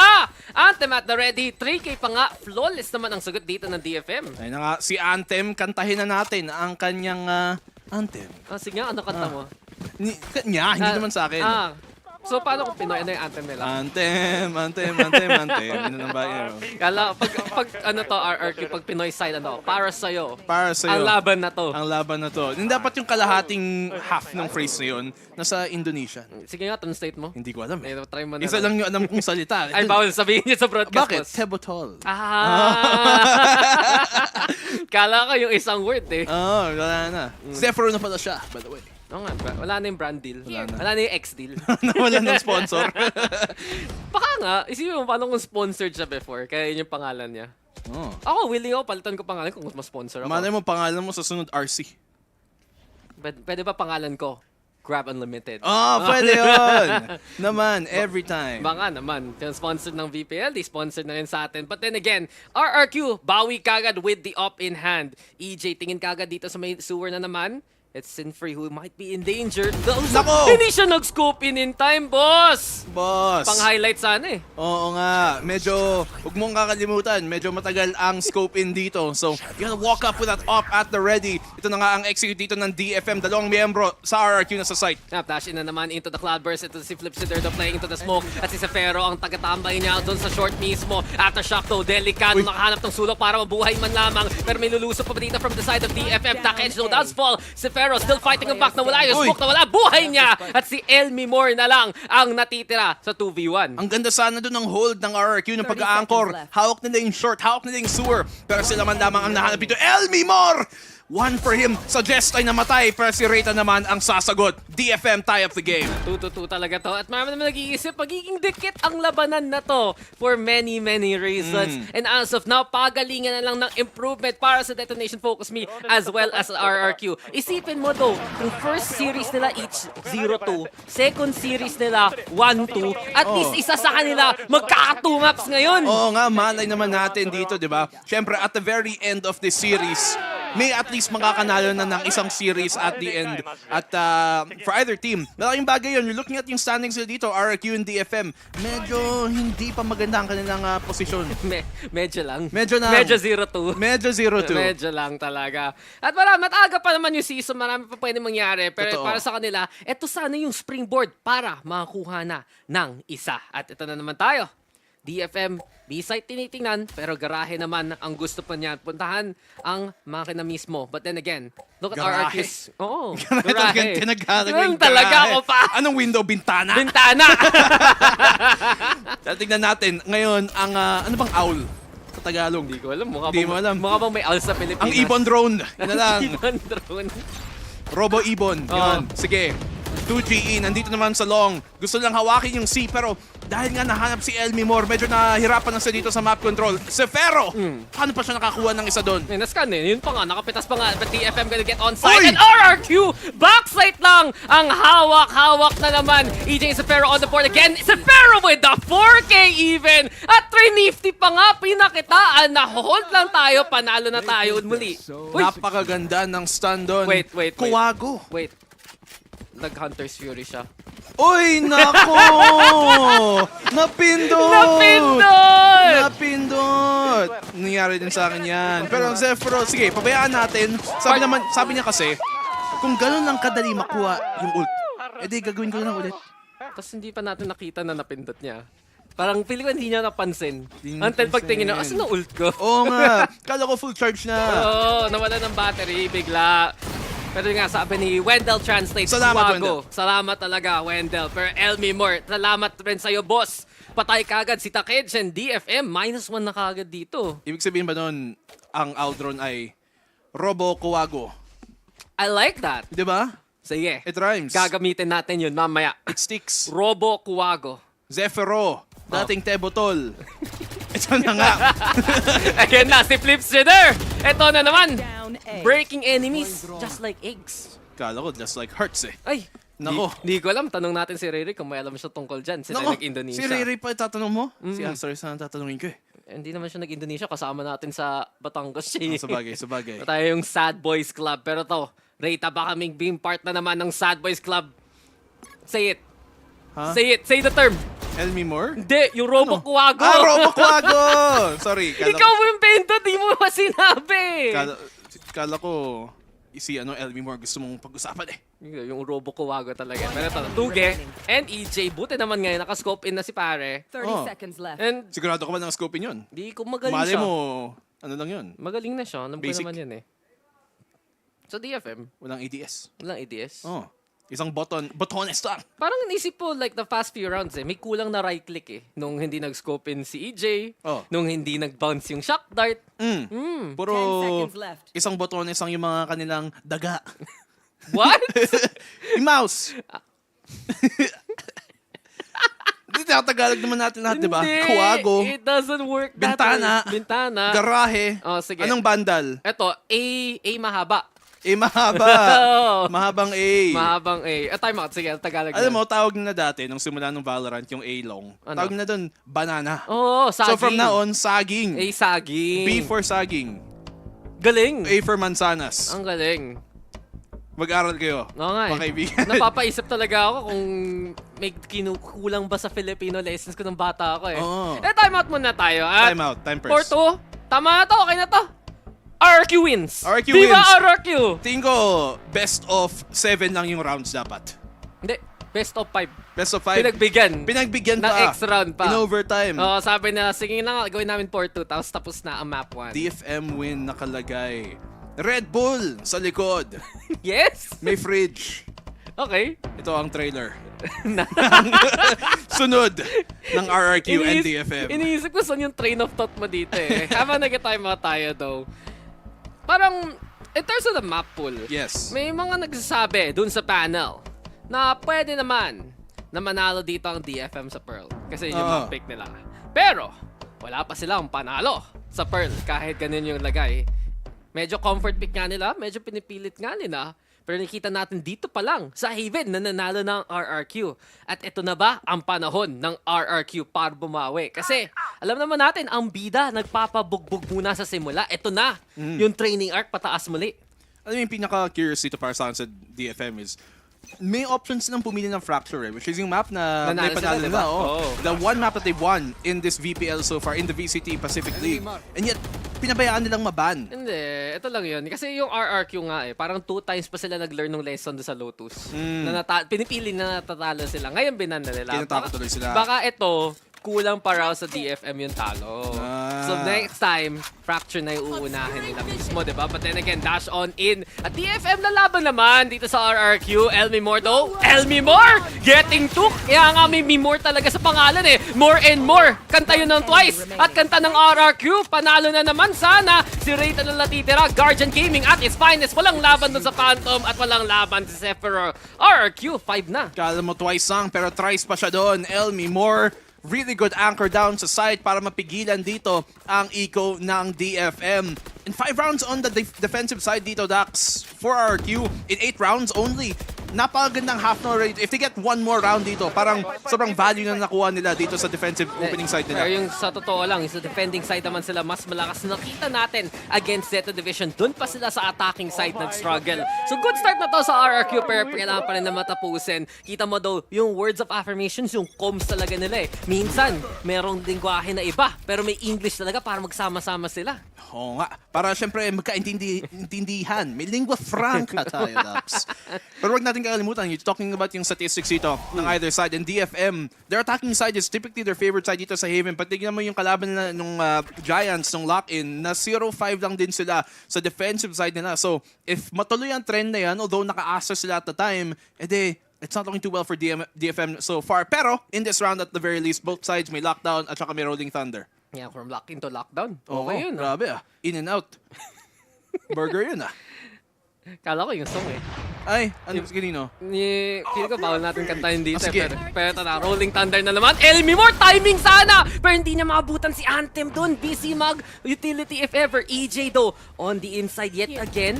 Meron siyang shorty, meron siyang blades if ever. Nag-aasim sana per suggest. Knockdown spray down, talo na muna dito si EJ. Pero out siya sir, may lockdown na nakaharang eh. Nauna nga ang defender side yung lockdown dito. Rolling Thunder naman para makahabol. Ito pa nga ang aftershock. Dahil nga doon sa lockdown daw, hindi pa makalapit dito si Flip Jitter. Pero inuubos ang din nila. 2GE holding down the angle. The defuse na makakahaf pa nila. Yun nga, sobrang attention dito kay Flip Jitter. Protect the cage! Nahuli na si Tuge! All left na to Flip Jitter to finish the job off. And he does so yet again. RRQ stepping up talaga dito sa mapang to. Tignan mo naman din ang pressure na binibigay ni Flip Jitter. Mag-isa lang siya dun sa flank sa C-long. Typically, expect mo yung breach mo manggagaling sa CT. Pero siya pa ang umikot. Siya pa naka-flank. At yung Rolling Thunder, the fault line, the flashes, the aftershock. Lahat ng utility ng ibinato nila just to make it uncomfortable. At para din hindi magamit ng DFM ang advantage pagdating sa lockdown nila since they had that time and space. Oh, tumayo pa siya. Oh. Sabi niya, akin yun. Lahat. Pop off. That's all me, baby. Nice assist. Nice kills pa rin.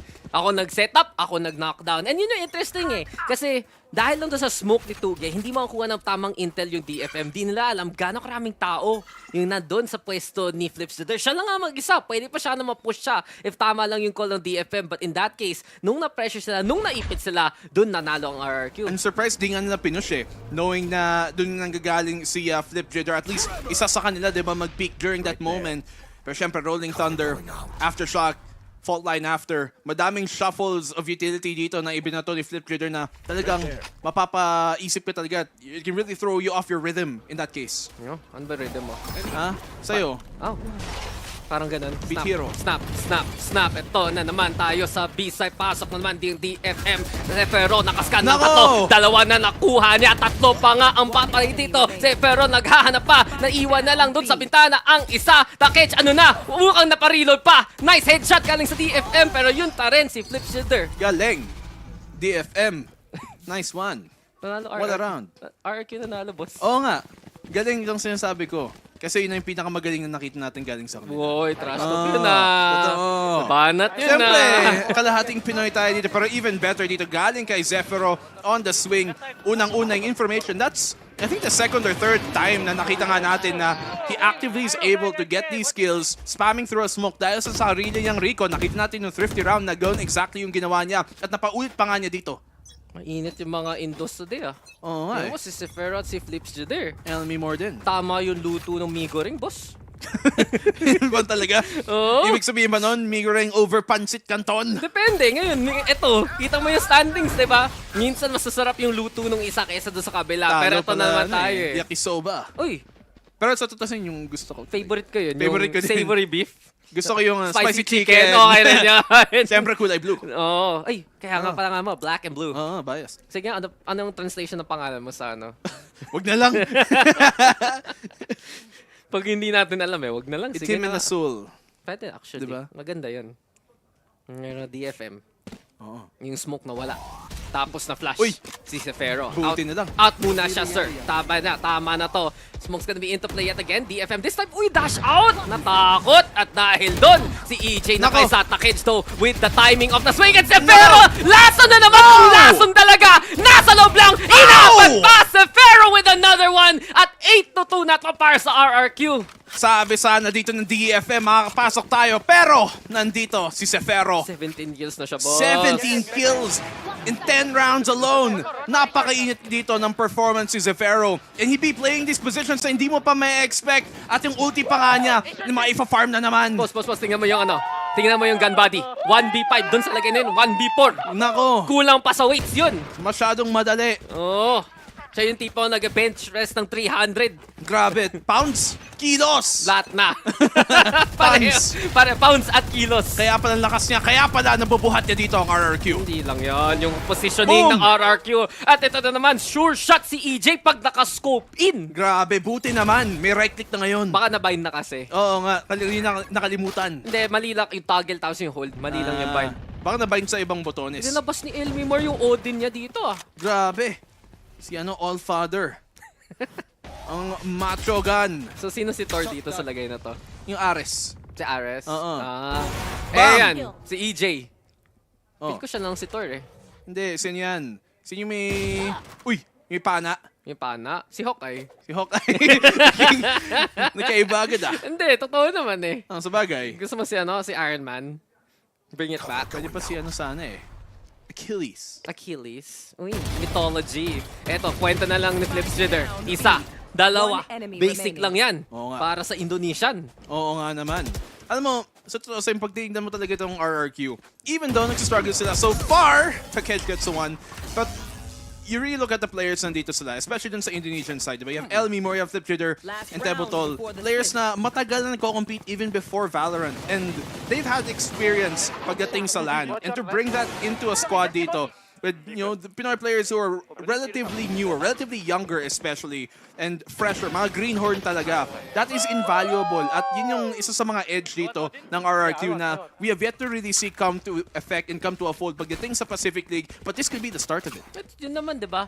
Ito mga pangalan na to, pinaka-problema dati dun sa ACA ng mga Pinoy squad pagkalaban Indonesian team. Sila talaga some of the best of the best. And we know from their history na pwede naman ganito yung performance ng RRQ. We're seeing it right now. My question though is, gaano ko sustainable to? Pero kasi nakita ko na to last time na naglaban RRQ. Maganda yung start, maganda yung lead, pero it did fall apart near the tail end. Can they keep up this momentum? Ito EJ, sige palag! Isa na naman para sa kanya! Ayan pa nga EJ, good with the one, pero madami pang pressure dito papunta sa side. 2G able to help him on out. Anthem being taken on down. T2GE, makakapangalo pa nga as Elmimore ang tutumba. EJ naman ang sasagot. Natitira lang dito si Reita. At masyadong maraming nakaabang sa kanya. EJ gets the third and 10 rounds in the opening half para kay RRQ. Basic lang yun sa Pinoy. Kita mo sino gumawa. Si EJ, si Tuge. 10-2 na to para sa side ng RRQ. What a way to hold things down. Besides yung operator, yung pang-backside hold dito ni Tuge para hindi lang ma-overrun si EJ sa pwesto niya. And from that point on, operator shot again and again. Scope in, sure shot nga pag si EJ yan. Peace bump pa, let's go sabi niya. And with this case right now here for RRQ, this is such a strong beginning. Pwede ba nila tuloy ito? Pasa natin sa paano sa mga thoughts nila. Yun nga ang tanong, diba? Can they keep this going? It looks very, very good right now. It looks very, very positive on the side of RRQ. Nakita din natin na napakasaya ang mga players ngayon, diba? Pero I have to say, si Sefero talaga, my gosh, what a player, diba? Yung value talaga ng util niya, diba? Baliwala lang yung smokes, diba, ni Sinfree dahil sa mga Rico niya. And not to mention, top frag din siya ngayon. Yeah, definitely. And I also saw the inevitable na naging duo dito for RRQ. Nakita natin si Esfero, tapos nandito rin naman si Flipsider. They gave a lot of pressure doon sa mga sites na gusto sana tahakin dito ng DFM. Pero hindi nangyayari yun dahil lang sa consecutive na changes of pacing dito ng dalawa. If that's the inner layer dito ng RRQ, I think you have to talk about yung top layer din nila. How are they able to make this happen? I think it's their player at the bottom. He's not getting the kills because he's always setting up the stars. Si 2G or si 2GE. Because of those stars, kita mo kung gaano ka-pressured ang DFM dito in just playing in their own side of the map, which allows Flipsitter, which allows EJ, which allows the rest of the team to play wherever the hell they want and actually get that value. So right now, the biggest problem from DFM in that first series is yung map control nila.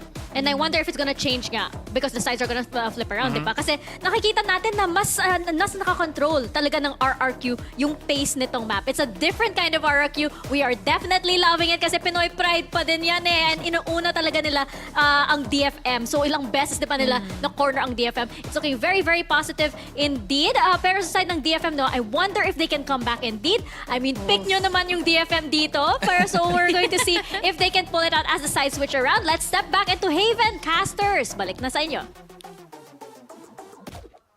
Oy, thank you, Pana talaga eh. Salamat sa pagbalik dito. Oo nga, buti naman kami na maghasit lang ngayon. Pero okay lang sana kayo na lang eh. Oo nga, kung gusto nyo ituloy nyo na rin, tatlo naman kayo. Tito natin doon. Tutuloy natin ang laban na to. At ang problema lang ng RRQ, nakita ko na ng kwento na to before. Oo nga. Nung kalaban nila Zeta Division, di ba? Good start sa defense, nagka-problema sa attack. Sana na lang, ayan na naman. Ayan na naman. Ayan na nga. Suggest opening pick dito. Sana para sa RRQ, hindi to sequel, kundi remake. Diba? Palitan ang nangyari na. Oo. Change your destiny and it's already RRQ. Nako. On-site pero Anthem, nahuli pa rin si EJ. Pero 2 gets pero babawi rin dito. Mukhang naipat sila dahil sa paranoia. Pero huli na si Selfie Chan. Wait!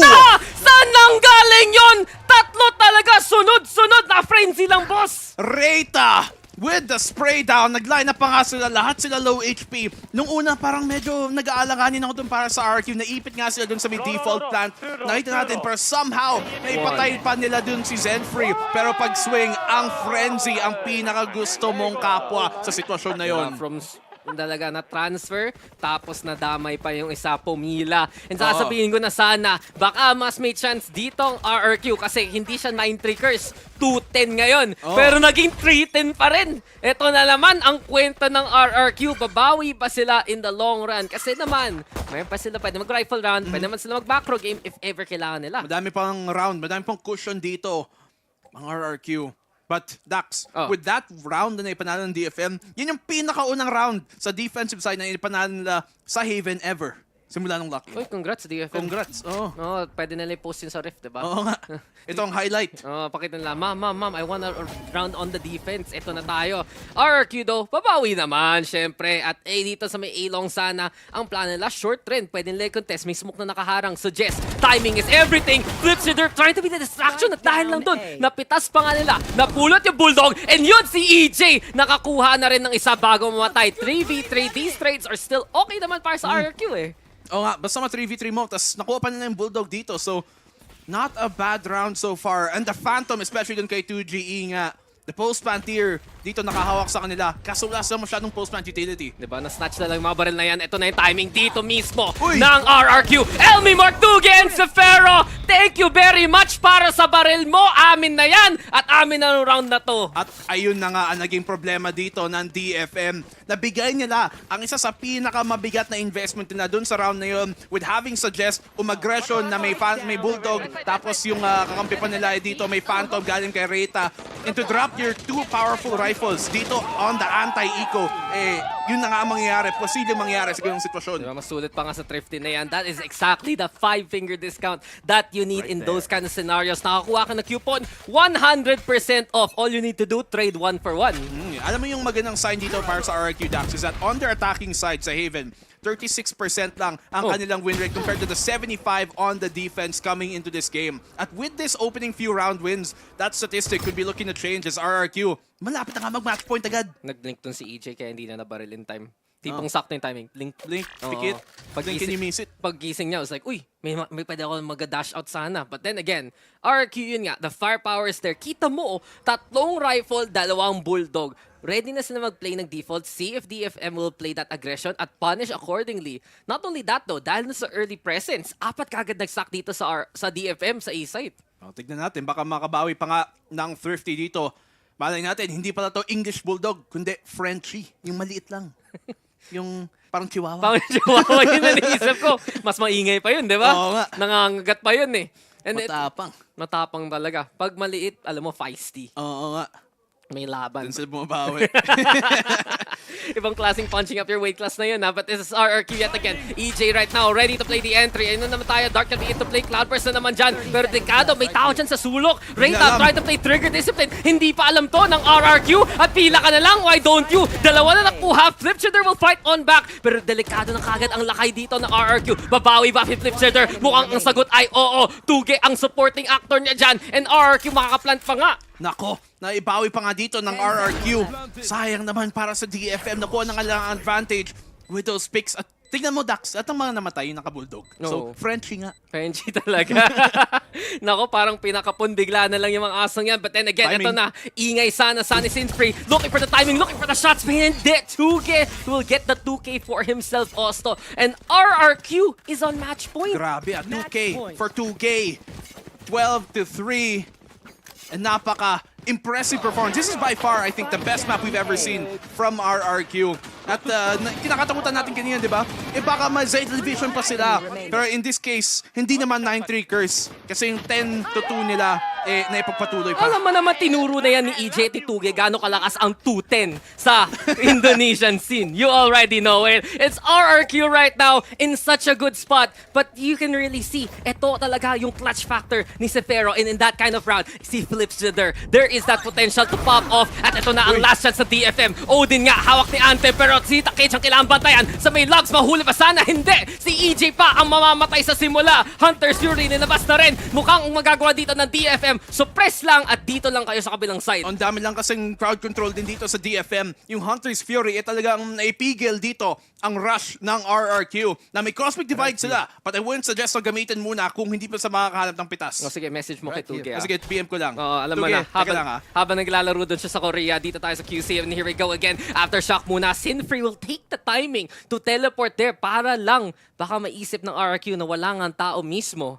Slow play muna, iintayin nila yung intel dito ni Sefero, and Tuge will get the takedown. Sefero will make the trade happen. May chance pa dito ang RRQ kasi kita mo sino pa ang buhay. Ang mga carry natin dito versus Sinfree at Reyta ang taga-hold na naman dun sa likod, and it's DFM who survived. Walang crucial din kasi doon na in that 3v4, si Tuge pa nga ang tumumba. And you need those smokes in those clutch situations para mag-isolate ang angle. Isipin mo, if na-smoke off na yung CT maybe, then maybe that backside push makagana pa. But the hold here from DFM, from Detonation, talaga nakafocus at gusto pa nilang bumawi. Witty ka. Sinamit pa yung team name, Sige nga, gamitin mo team name ng RRQ na sentence. Yung Rex Requiem Quo. Oo.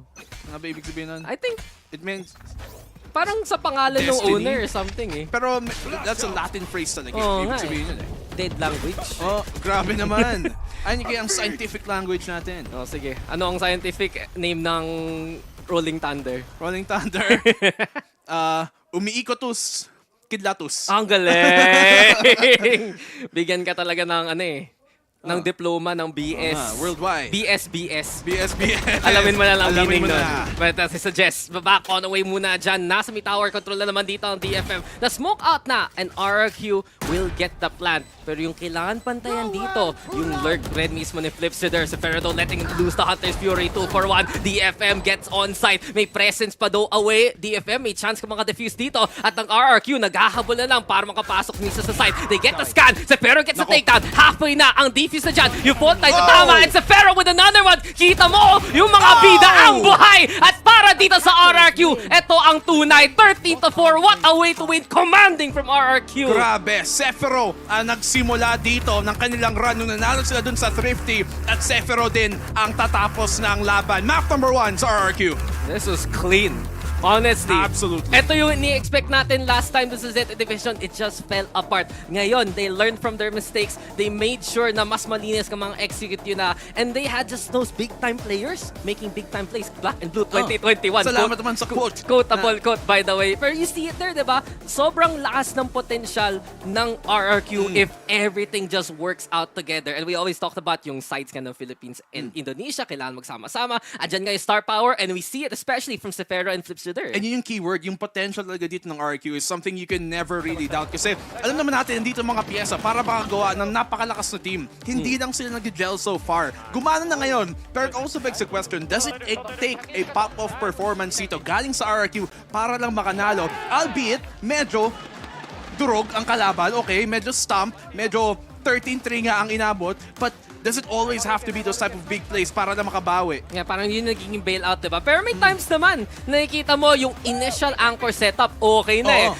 Last round sa first half, sino ba nagdala? Hindi ito mga Indo boys na love natin, pero the Pinoy pride that we had with both Tuge and EJ. EJ also, nung binigyan siya ng op, palagi talaga, first blood, sanay na siya, home shop pa lang. And it's just always good to see here from RRQ pag okay talaga ang kanilang coordination, ang kanilang performance, because you can really see, meron naman sa kanilang roster yung mga capabilities na to Oo nga, at saka pagtingin mo naman yung RRQ, you look at the players here at yung mga pinanggalingan ng teams, they come from teams that were defined by yung structure talaga nakita nila, especially doon, yung mga boom players, yung mga players na galing sa mga Onyx, ganun. Those type of teams were always teams that never really relied on firepower. You look at EJ as well, even though napakainit ng kamay niya, but at least so far here dito, we were seeing a pretty even spread out, even though si Zefero, sige sabihin natin siya nagbuhat, there's a pretty even spread out sa mga mid-round decisions on who would pop off. Makita si EJ with the 3K, would see different players try and get their own moments. But for the meantime, bibigyan kayo namin ng moment para makapaghinga kasi may map 2 pa tayo. We'll be back after the break. The VCT will return. Don't go anywhere.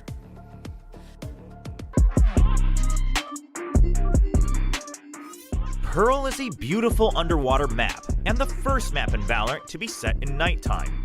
A main is home to a neutral ult orb, making it a popular spot of contention. Mid is split into 2 pathways, Art Room and B-Link. B-Link can be easily defended with agents like Viper, whose Poison Cloud can create a constant one-way smoke. Art Room is slightly easier for attackers to target, making it a hot spot to control. Killjoy or Cypher utility will still try to keep the attackers at bay, but if the attackers break through, the area opens up Crossfire into A site while pressuring mid and additional access to B-Link. Meanwhile, B-Site is the operator's home ground, a delight for any marksman worth their shot. Even if you somehow get past the operator, there's still the challenge of clearing B-Hall.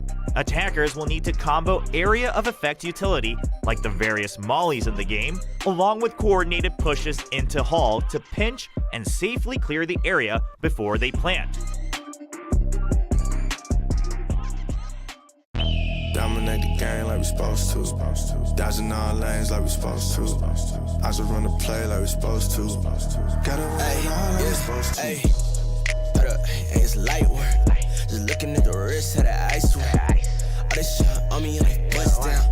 Shock him out the clutch and it bust down. She don't love me, she just want me for the team. I know. At the draw, I'm the pick, I'm that one lotto. Got that rocket and that power auto. You want air, break the draw, gotta stay on auto. Mad it, auto wins at it. Need a new patty. It's a time cost, then a back.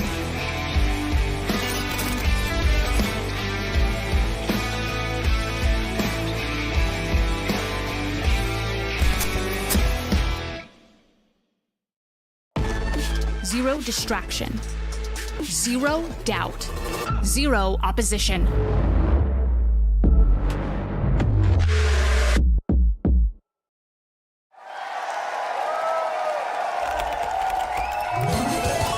Red Bull gives you wings.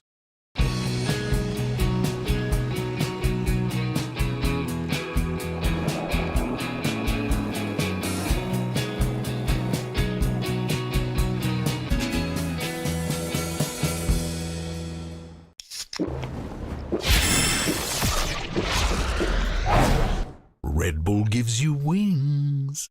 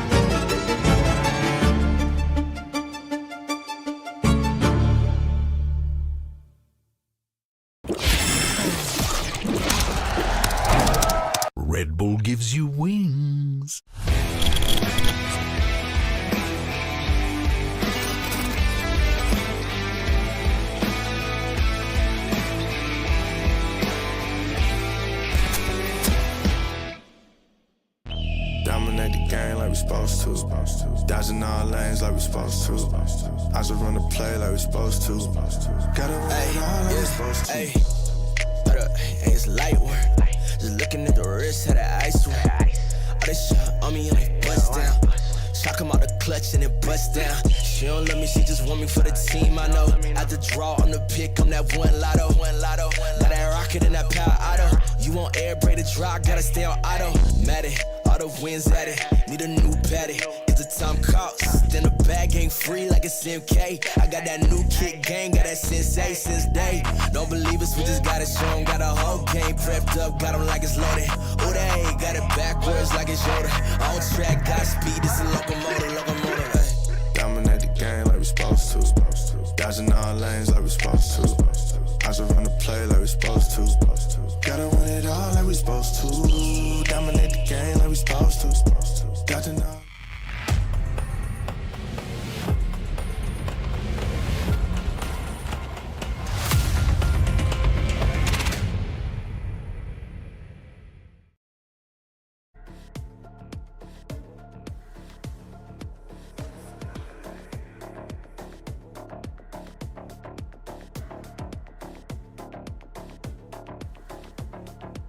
King of Kings definitely showing their dominance dito. And that, by the way, is the meaning of Regum Qeon. Qeon or BNB. Qeon? Qeon? Parang ang kono Basta ng take Qeon, note, di ba? BNB. For a Latin person. Rex, you keep Qeon. Pero ayun nga.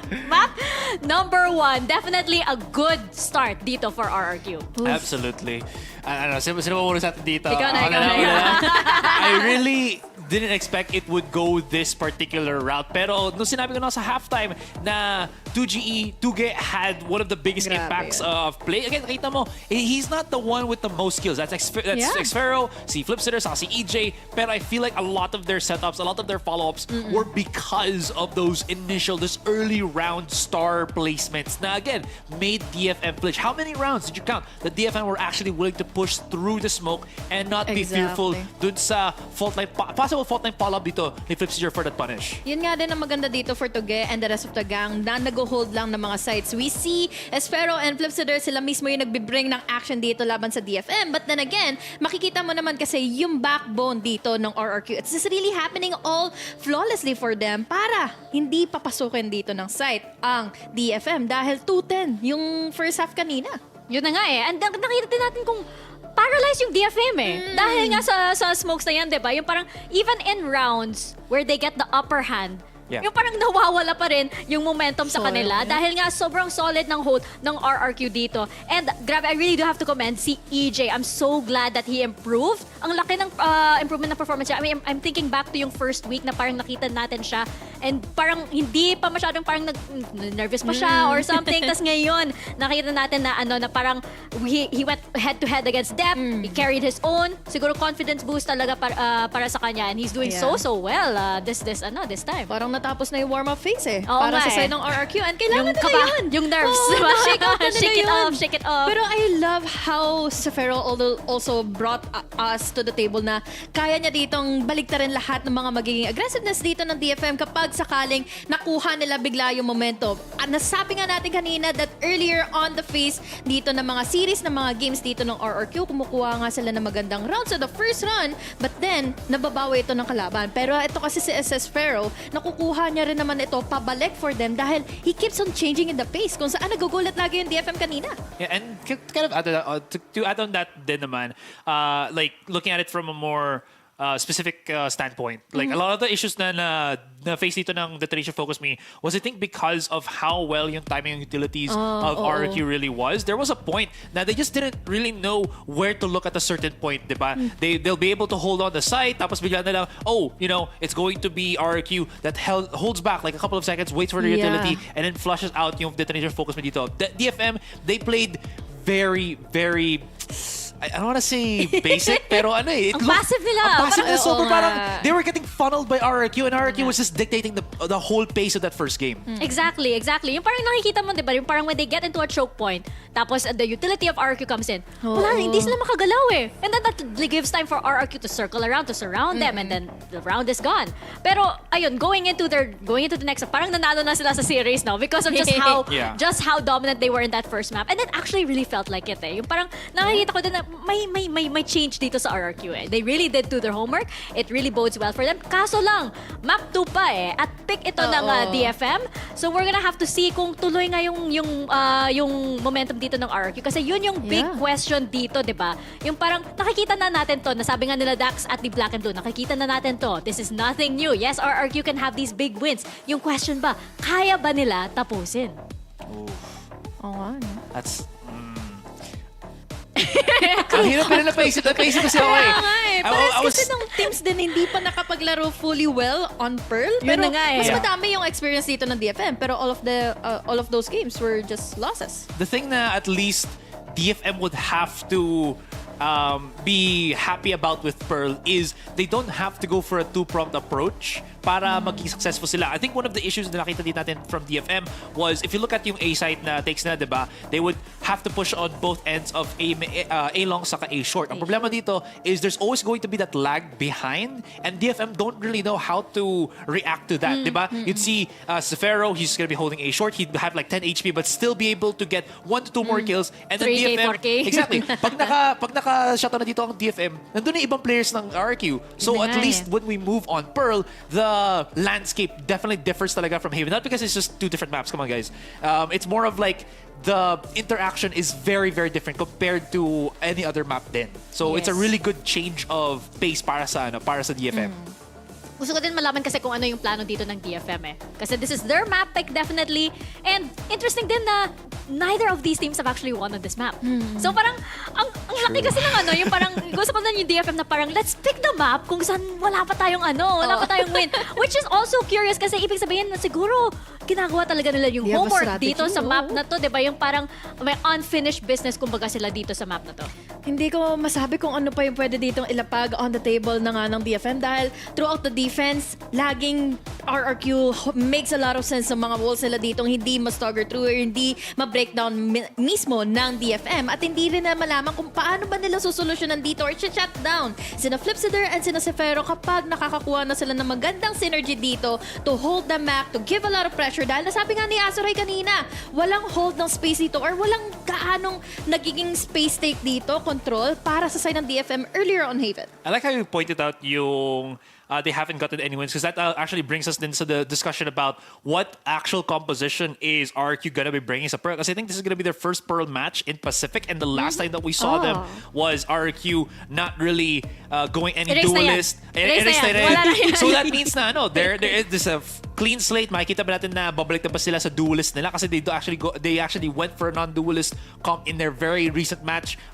Detonation naman on the other hand, they were utilizing yung Harbor in this particular situation. So very stark contrast with the comps. From Haven, somewhat similar siya. Coming into Pearl, we could be looking at 2 different comps fighting in this particular map. I'm looking na nga at yung RRQ. They have very strong controllers, which I think is positive sa side ng Pearl. Sa side naman ng DFM, they really like to run a very basic composition, but they will try to run at least 1 sentinel in there. Pero yung RRQ kasi minsan nilalabas nila double initiator, double control, which I feel like for a map like Pearl gives them the upper hand dito. So, tingnan natin kung ano yung magiging composition nila dito sa map na ito. Especially since RRQ has the potential to finally make this their very first win. Here's something na hindi ko pala na-point out din nung nag-start tayong discuss about during the pre-show and such.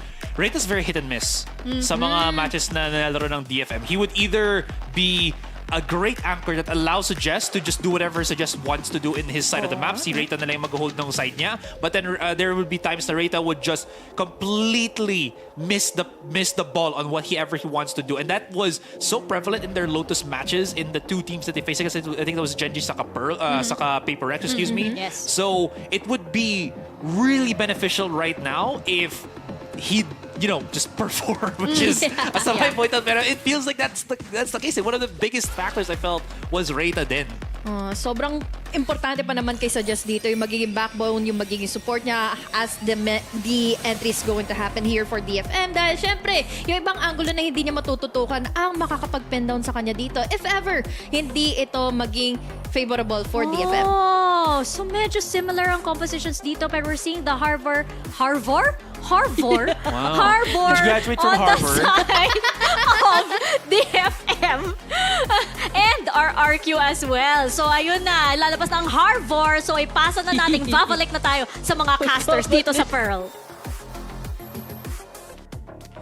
Very, very thank you very much. Sa ating panel, si Mika, si Honey Glaze, at yung guy na maraming sinabi kanina. Yung isa pa. Yung isa pa talaga. Salamat na lang. Pero isa pa tayo dito guys sa RRQ versus DFM. Kasi Dax kasama ko dito sa Black and Blue. At ito na naman tayo, feeling ko ito yung magiging tanong ko sa series na to, or sa map na to mismo. Di ba yung RRQ, nag-learn na ng lesson para maban yung Lotus kasi talo sila mga 2 times na, di ba? Ito na ba, teach na ba ng RRQ sa DFM? Ban yun na yung Pearl kasi talo na kayo 2 times before. Ito na yung pangatlo para sa 2-0. Malay mo, 3rd time sa charm, di ba? Ang pangatlong beses pa dito ang gagana para sa, hindi talaga. Hindi ka non-believer. Or bias ka lang. Bias.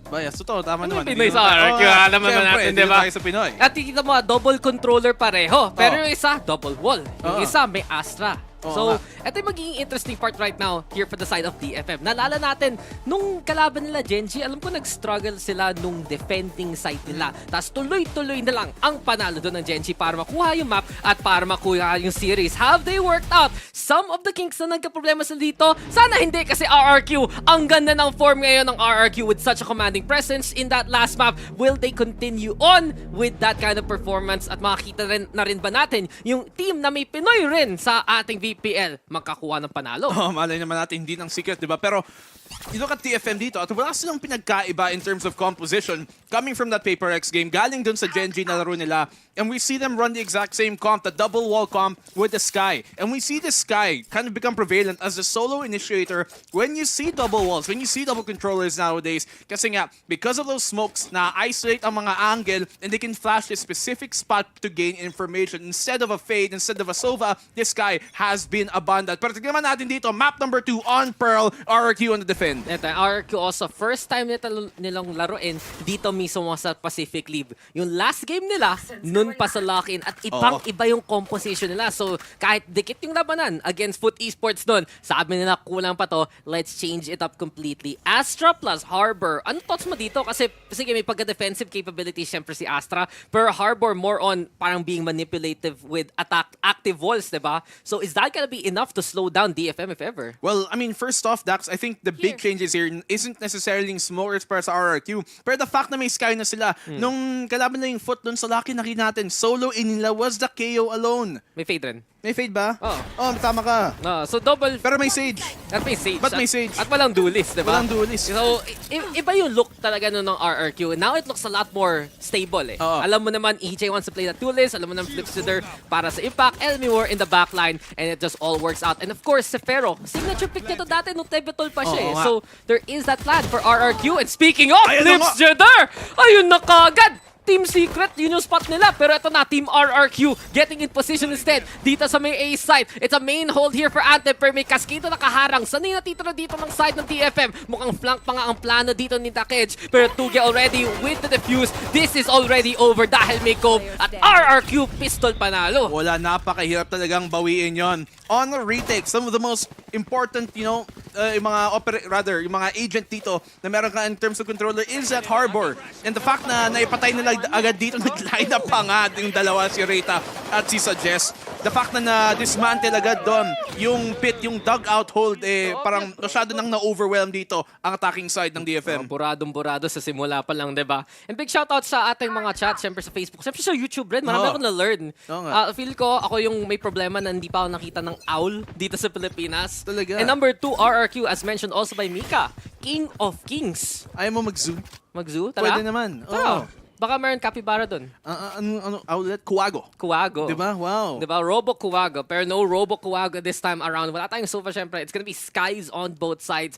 RRQ though, kita natin talaga yung mas comfort nila yung mga ganitong klaseng situation eh. Pwede sila mag-high impact retake. They always are in a better spot sa mga backside hold especially. And yung DFM pack, kailangan maging mas active dun sa pag-control ng site mismo. Yun na nga, but it's easier said than done, Dax, especially on this attacking side. Naka-eco, utility dito, naka-set up para i-repel naman ang push ng DFM. Pagtawid na dito sa Art. Interesting cascade. So, etong cascade nila, para na makapush na sa connector instead. RRQ mo kung narita nga ni Elmimore. Ayun, dash on Indo. Nanos for pasada. Buti na lang tinutulungan ngayon ni EJ and Elmimore. Mga kadalawa, bago pa siya mamatay dyan. Bigla na lang RRQ all over the place. Ready sa DFM. Takage does find that kill onto EJ at least. Pero pulot na lang upgrade dito si Tuge. And there you have it. RRQ with the 2-0. Pero matalino din naman ang setup ng RRQ. Knowing na naka-eco dito ang DFM, anong ginawa nila? Umatras nga dito si Elmimore. You can see them give up the entirety of that arc control. Ayaw nilang lumaban because they know that is a position na madaling ma-overwhelm. So they had more of a a B-link kind of hold dito. In that case, may anchor position pa si Elmimore. Mafo-fall baka na pwede pa siyang matulungan ni EJ. And really smart here by RRQ. Nakikita nga natin ang mga developments dito throughout the games na hindi natin nakita nung galing sa RRQ nung first games. Ngayon ay lalabas na nila. Tumatalino, diba? Gumagaling. Naga-back to school really quick talaga sila And ito na naman tayo, RRQ this time. Bonus round. And kita mo yung economy nila. It is that lesser investment. So main control sana para makahanap ng pitas. Pero hindi naman dadaan dito ang DFM. Instead, si Elmimore nga ang magiging first contact. Back away na siya from connector instead. Mid to B ang push dito ng DFM. Trailblazer pa nga para mahuli lang si Tuge. May laban pa ba siya? Cascade, nandyan na. Isolate na tool sana. Suggesto, na-chani ng konti. Pero si Anthem na lang pala yung mamamatay. Lumalaban pa dito si Tuge. Manglalason pa sana. Pero nahura ni Takage. But with that space, RRQ has the man advantage. Nandito na sila sa site at nahihirapan pa DFM. Oo nga, naipit na tuloy dito ang B-Link. Hindi pa sila makaplant. Kailangan pa nila manalo dito sa May Long. Pero tignan mo naman ang flank. EJ, pwede pa siya makahanap ng pitas. Medyo aware si Takage. Pero na ngayon nakatalikod na. Ganda nung reset dito ng RRQ at yun pa, nag-lurk pa more. Si EJ Takage huli na. Elmimore with another one. And RRQ, eto na ba talaga ang tunay na RRQ experience? Mukhang Viva RRQ talaga with a bonus round won by them. Ito ang RRQ na hinihintay natin. Inaabangan ng kapat Pinoy at kapat mga Indo. Ito na nga ang pagbabalik siguro o pagsimula rather ng RRQ. The RRQ we've been looking for really. At tignan mo naman paano nila dinepensahan tong B-site. Doon sa backside pa, nakapwesto pa sila doon si Sephiroth. And the fact that nakuha nga niya yung opening pick doon, malaking bagay niya yun para ma-equalize nila. Diba, nung alam mo na naipit na kagad ang DFM, doon na nag-push sa ibang parte na mapa yung RRQ. Na-clear things out.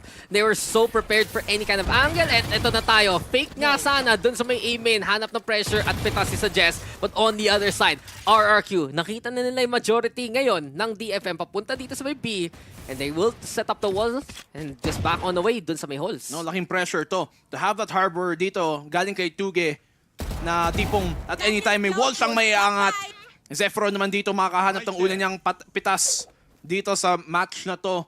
Suggest going down dun sa lurk nila sa A site. And once again, knowing na naka-eco dito ang DFM, tignan mo ang pwesto ng RRQ, binibigay nila ang art position. They know na madali ang ma-overwhelm. So, handa silang ibigay kung kailangan. And unlike this for RRQ, sa totoo lang, mas interested ako sa mga setups nila compared to last time on Haven where it's a bit more standard. You can see dito sa RRQ, anong space ang willing nila bigay. Pero EJ, top lang dyan sana. Nahuli na rin si Senfrey. Tuge, nandito rin. Resback sana, tulong na rin. But DFM do find the pickoffs with the Sheriff. So, may laban pa dito ang DFM. Si EJ, puladong-pulado na. Kailangan talaga tumama yung headshot dyan for Takage with the body shot instead. Chance na to ng DFM para sa site mismo. But Sephiroth flips it there. Ginawa nila kanina to sa Haven. Ngayon, hinahanap na nila ang DFM. Takage na setup pa ngayon. Viper Spit. Nahulog yung spike though. And it's a different plan. Lumabas siya. Naghahanap kung saan ang RRQ ngayon. Pwede pa siya mag-plant dito. But Zephyro, good timing, good angle. Uy, muntikin pa niya makuha. Parang tama yung spray sana pero hindi tumachani at all. Yung Trailblazer, tumalikot. Bigla na lang. Ginabate? Naamoy! Diba? Sabi niya, amoy ko yan. Feel ko nakita niya, pero sabi niya, ay hindi, papadaan ko lang. Tapos biglang tumalikod yung aso eh. May pectus yung aso. Grabe naman. Matalino talaga tong RRQ na to. A+ effort so far sa Pearl. 4-0 pa nga eh. Parang nagiging sequel pa to. Nakita natin sa Haven, Dax. Gusto makita yung Trailblazer POV. Kasi diba? Isipin mo yung pag-turn around niya, yung biglang, asan na siya? Wala bang aso vision dyan? Oo nga eh. Pero nakita naman natin dito ang replay ni Zephyro. Yun yung first 3 kills niya, by the way, sa buong match na to. Good job. Siyempre, pag malakas, sabi niya, kayo muna guys, don't worry. Oh, Mamaya na ako. Kanina siya. Oh. Ngayon yung iba. Before me, now you. Kala ko pangsawi yung line na yun, pero pwede naman rin. Tunay na teamwork right now from RRQ. And Operator. What did you say? Operator. Operator. Ang nilabas dito ni EJ. Sige nga. Ganyan ka mag-cast with Sa an pool accent? naman si Take. Ang galing. Tumama na naman si Mr. Sure Shot, EJ. Isapahin mo pa. Pare, the cascade can be there at least. Para na makakover, back away muna dito ang RRQ. And mas delikado pa dahil may reckoning. Eh wala eh, napa-blades tuloy. Dito si EJ, tatama back, mukhang wala. At ayun, si Suggest na lang ang makakahuli sa kanya nung pag-dash na mismo. 4v4 na to. And dito sa may link naman nakapwesto ang RRQ. DFM will get the plant going. Medyo malaking risk ginawa ni EJ ito, na-punish pa nga. Suggest looking to dip in for more. Flash, nakuha ang timing. Persefero mababawi pa nga. Anthem on the trade immediately. Here comes the lockdown though, para makuha ng space. Kita mo, mag-expect pa nga dito ang RRQ cascade dito sa holds para lang walang makapick mo. Tatama ba yun? Siyempre mukhang mahuhuli pa nga siya. Swing go at the right timing! At bago tumaas ang kamay, ang makatawan ng RRQ ay mahulog na lang. Nakapoint pa dito ang DFM. At ayan na nga ang risk pag inunahan mo ang lockdown yung hindi pong puputok. Akala nila klaro yun dahil nga abot sana. Makokontrol sana nila yun kung hinintay lang nila yung lockdown, but waiting in it, talagang ni-rat play dito ni Zenfree. At yung spray transfer pa naman, saktong-sakto bago ma-detain. And what a play here coming from DFM. Ina-aimlabs pa nga real quick eh. Oo. Alam mo na eh, praktisado. RRQ, sayang na lang, pero yun na ang isang nabigay nila. Marami pang pera, marami pang pwede gamitin dito ng RRQ. At kita natin, merong reckoning ngayon si Tuge. Here we go again though. Main control, palagi nilang pinaglalaban isang side ng map. Parehong side pa nga eh, yung kinontest nila eh. Oh, good round pa naman dito para paglabanan ng A main kasi dito pa naman pumunta ang DFM. Notice though, nawala tuloy ang operator dito ng RRQ. Yalan natin sa defensive side. Talagang gusto nang ilabas ang operator whenever EJ has the economy to support it. Wala siya mag-up eh. No. Basta nag-scope in. Parang paborito niyang baril. Ganun ba? Oo. The operator. But ito, DFM operating na naman dito sa may link.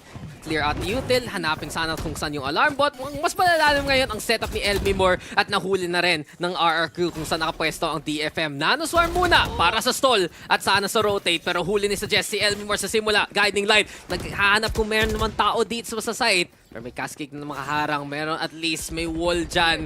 And you can really see it here. RRQ nahihirapan mag-anchor sa B. 5v4 retake dito. Lamang ang DFM pero EJ bumawi naman. Zenfree going down. Malaking bagay yon. Ngayon, mawawalan sila ng onting smokes dito para sa post-plant hold. Zefiro, great catch dito naman kay Reyta. Anthem sasagot. The trades go either way pero DFM ang lamang. Anthem buhay pa, but at least Flipchitter will get the trade going. Natitanang dito si Takej, dun sa may drop pa nga, dun sa may ramp mismo. Yung Seekers naghahabol, tinabi na, nandito siya, lalaban ka pa! The Garden Light now into play, paubos ng oras ng RRQ. Saktong footwork lang dito sa Takej, pero tumayo talaga sa taas si Flipchitter para mapatay. Aabot pa siya. Ang haba ng takbo. Ang layo. Napa-cardio si boss. Grabe. 100 meters sprint. Wala ng oras. And due to the time, Takej, makaklatch pa niya. Kulang sa treadmill si Flipsider dito. Di naman treadmill, pre, kasi cardio yun. Kulang lang sa bilis ka mo. Oo. Kailangan niyang explosiveness. Dapat pala naging tunay na Pinoy siya. Parang sa Neon, gotta go fast. Oo nga. Wala siyang sprint. Ang ganda yung call naman ni Flipsider dun sa pagpatay, diba? Anthem. But ang mas maganda, yung stall dito na nagawa ng DFM Takej, nakatago. Anthem also that backholds control and kills, giving DFM a chance. Ang bagay yun. And that was a dry peak coming from Anthem, di ba? Wala siyang pop flash, wala siyang utility. That was just winning those duels. And those are the type of things na kailangan maiwasan dito ng RRQ. Huling buy na nila to kung matalo pa sila bago mag-eco. Yun nga, diba? RRQ, yung pera na panaghirapan nila ngayon, napagastos pa nga. Mahal talaga ang mga bills. Nako. May kuryente, may rent, may pagkain. Diba? Madami kang paggagastosan. Oo, yun tuloy. Tapos kung may ano ka pa, kung may love ka pa sa buhay mo. May aso. May aso. Diba? Siyempre, dog food, di ba? Dog food. Kailangan mo ng, kung may busa ka, cat litter. Cat litter. Yung mga, yung mga gamot pa nila. Marami mong expenses, Dami talagang paggagastosan. Pero tingnan natin dito, madaming ginastos ng DFM para kunin ang site and RRQ. That leaves them with a cosmic divide dito para sa retake. Ito na naman tayo, though. Reckoning sa simula pa lang. As soon as he gets it back, kung nilalabas na kagad dito ng DFM, 1-for-1, si Pero find the catch. Ang Reyta nandyan na rin. At ang DFM ang may advantage. Pero Elmore stepping in. Nasa likod na dito dito ang DFM but RRQ has the side. At mukhang si Flipsider, nahuli pa nga ang isa. Naipit na dito, si Suggest ang kwapa niya. Pero wala silang magagawa. Elmi Moore sabi nila, secret is ours. And the 3K for him gives RRQ the 3-round lead. Grabe, hindi pa nila ginamitan ng ulti dito, RRQ. At simpleng na retake man lamang. Now, good idea naman talaga ang ginawa dito ng DFM para kunin yung CT control and that flowers. Kasi yun talagang kailangan mo gawin yung plant mo para dun sa dugout. That's a typical way they're gonna play that. Pero dahil wala nga masyadong nasa dugout para mag-crossfire at wala ding art pressure dito, kahit late lurk, para lang makasawsaw dun sa retake ng RRQ. And nawalan tuloy ng posisyon ng DFM at na-timingan din si Anthem pagbalik niya. Hindi, ito yung problema ng DFM. Pumupunta sila ng secret. Oh. Sino ba may Pinoy players? Oh, sabagay. RRQ. Alam mo, talo ka kagad dun pag nakita ko yung ng RRQ. Paano mo tatalo ang ating Bisaya brethren? Na si EJ at si Tuge. That's true, nga no. Diba parang Team Secret puro taga Manila plus. Yung iba syempre. Si Jeremy. Yung mga iba. May mga taga-probinsya. Pero ito talaga, the Bisaya Bros. The Bisaya Bros. Ready to go. And pinadala nga rin sila sa ating Sambu't land. But then again, RRQ. So si Elmi Moore, nakita agad na may bumaril ng alarm bot. Nagalit, tinapon yung Nano's farm. Ayaw masira yung mga laruan, pero dahil naharangan ng wall, backway muna dito ang RRQ. We've seen these positions with them before. Per EJ, willing makipaglaban kahit malalim na ang tubig dyan. It's Reyta instead with the push. Uy! Through the wall pa nga! Isa pa sana, pero swinging na siya ni Elmi Moore. Ito si Elmi Moore, naghahanda na daw. DFM are making impacts and making a push happen. Pero B-site na lang, si Tuge na lang ang nag-iintay. Isa na, dalawin mo na pa. Ayun ang kailangan niya para ma-secure yung round. 3v1, walang barrel dito si Suggest. And you can see Dax na dahil nga sa composition nila, mas talagang intelligible ang mga ginagawa nila. But Suggest may gustong sabihin, pero isang salita man lamang. 2GE, tatapusin niya, too easy na naman, 6-2. Ano yung isang salita na yun? Yun lang, yung iba may suggest siya dapat. Isang salita lang. Isang Ano sabi lang. Ano yung one word na yun? Hindi siya buong phrase. Isang pitas lang. You're mine. 2 words yun, alam ko. Hindi mo talaga binibigay sa akin na. Hindi. Tinatanong ko parang bigyan mo ko ng isang Japanese word sana eh. Anong Japanese word gusto mo? Mukha ba akong Asurai? Uy, nag-Japan ka kaya? Oh. Tapos wala ka ba natuto dun? Oishi. Oishi. Yan. Okay ka talaga. Ikaw ay isang snack. My casting partner, very Oishi. Yeah, you are a snack indeed, my friend. Pero eto na naman tayo. Laban na naman para sa B-main. Kita natin daw, may wall kagad eh. Pag nag-presence dito ang TFM, RRQ, iba ang sagot. At anchor na naman dito si Tuge. We also see a faster rotation this time. So mukhang napansin ng RRQ, dun sila nahihirapan mag-hold ng site. Tumulong naman dito si EJ. Sabi niya, hindi kita iiwan, Bisaya bro. I'm here for you. At ito na nga ang operator. And the fact na mabilis mag-rotate yung operator, mahirap mag-retake with that. So you have to have the rotation, be on point sa timing. Feeling ko sasawsa pa si EJ dito. Siyempre! Siyempre! EJ yan. Lason lamang. Huli pa ang isa. At may dash out, madali lang yan. So ito na, Seekers muna ilalabas ngayon ng DFM. Walang madedetain. May space magawa dito ang DFM. And yung Seekers mako-confirm na maraming ang pwedeng angles gamitin ngayon ang RRQ. Spike planted and Elmi Moore nandito lang sa may kahon. Pero siya na lang gumawa ng lahat eh. Sabi niya, uy, napatay mo na. Sige, no problem. Thank you very much. Lockdown instead is gonna be the call. Nice peek from the cage. Nahuli na rin si EJ. Percent free. Magpupush na lang dyan through the lockdown. Walang sagot dito ang DFM though beyond that. And RRQ, pareho lang yung performance compared to last map. Tsaka, in fairness, hindi lang dahil sa strats, pero pagdating sa mismong gunfight, sa mismong duels, the fights that they have to win, napapagawan pa nila ng paraan. And it's not even them just winning a one-on-one fight. Nakita natin dyan, katulad ni Sephiroth, he wins a 2v1 on that swing. Kala ko si Elmi Moore pa makakahanap ng pangalawa doon pagdating sa trade. But look at this, perfect timing on the pop flash denial. Tapos yung dalawa pa with the Phantom. And katulad ng sinasabi ko kanina, because of the composition dito ng RRQ, compared dun sa nakita natin nung nasa lock-in sila, talagang mas naintindihan mo na nakikita mo na mas komportable sila kung saan yung mga position nila. Mas maganda sila tingnan. Mas malinis talagang RRQ. Itong 7-2 na to, pwede maging 13-2. Tuloy-tuloy na lang. And as of now, I think nakikita natin sa RRQ, may normal scenario. 10-2 na naman to. Ano? 10-2 ba na naman to? Baka naman. Pero yun nga, di ba? Parang may normal scenario, pero may best scenario eh. Especially yun, prime example, paano naka-2K pa si Sefero? Kala ko siya mamamatay. The trade na lang ng better position nung kasama niya si LB Moore, pero hindi pa rin. And the fact na nakakapalag yung RRQ, both sa tactics and dun sa movement, plus yung extra firepower and I'd say yung mechanical skill ngayon ng RRQ, dito natin nakikita yung pagka-superior team nila eh. Talagang nagmumukha talaga silang team, hindi individual players. Ito ang ipinapalabas nila. And how can I forget ang ibig sabihin pala ng Rex Regum ko, King of Kings. Sinabi ko na kanina yan. Sabi mo ba? Oo. Hindi ako nakikinig. Hindi ka talaga nakikinig sa akin. May iba akong iniisip. Sige. Ano iniisip mo? Anong dinner mo? Ako, basta galing sa Grab Unlimited. Alam mo na na. yan. Buti naman ako aming setup. Buti pa ako nakikisama sa'yo eh. Pag ako, may try ako sabihin. sumasama naman sa'yo Tara. Saan gusto pumunta? Tags. Tara G. Tara G. Guys. 2GE. Doon nga, 2GE. Sama natin siya. Sige. Message mo. Uwi siya galing Korea. Pero na nga. Ano kaya travel time from Korea to... Pre, may laban. Pero ito na. Sige na. Laban DFM. Nakakuha pa na daw. Thank you for the reminder. Buti pa. Parang alarm ka sa cellphone talaga eh. Pero daw, kita mo yung angle eh. Pumapalag pa kahit may wall. Sausaw talaga. DFM, ipit na naman. Parang kikiam lang. Sige. Masarap yung sauce na yun. Oo nga. Ikaw ba? Sa kikiam o sa fishball, anong pinipili mo? Yung matamis o yung suka na sausawan? Gusto ko yung maanghang. Yung maanghang. Spicy. Yung ganun naman laro ng RRQ, spicy. Para may kagat. Diba?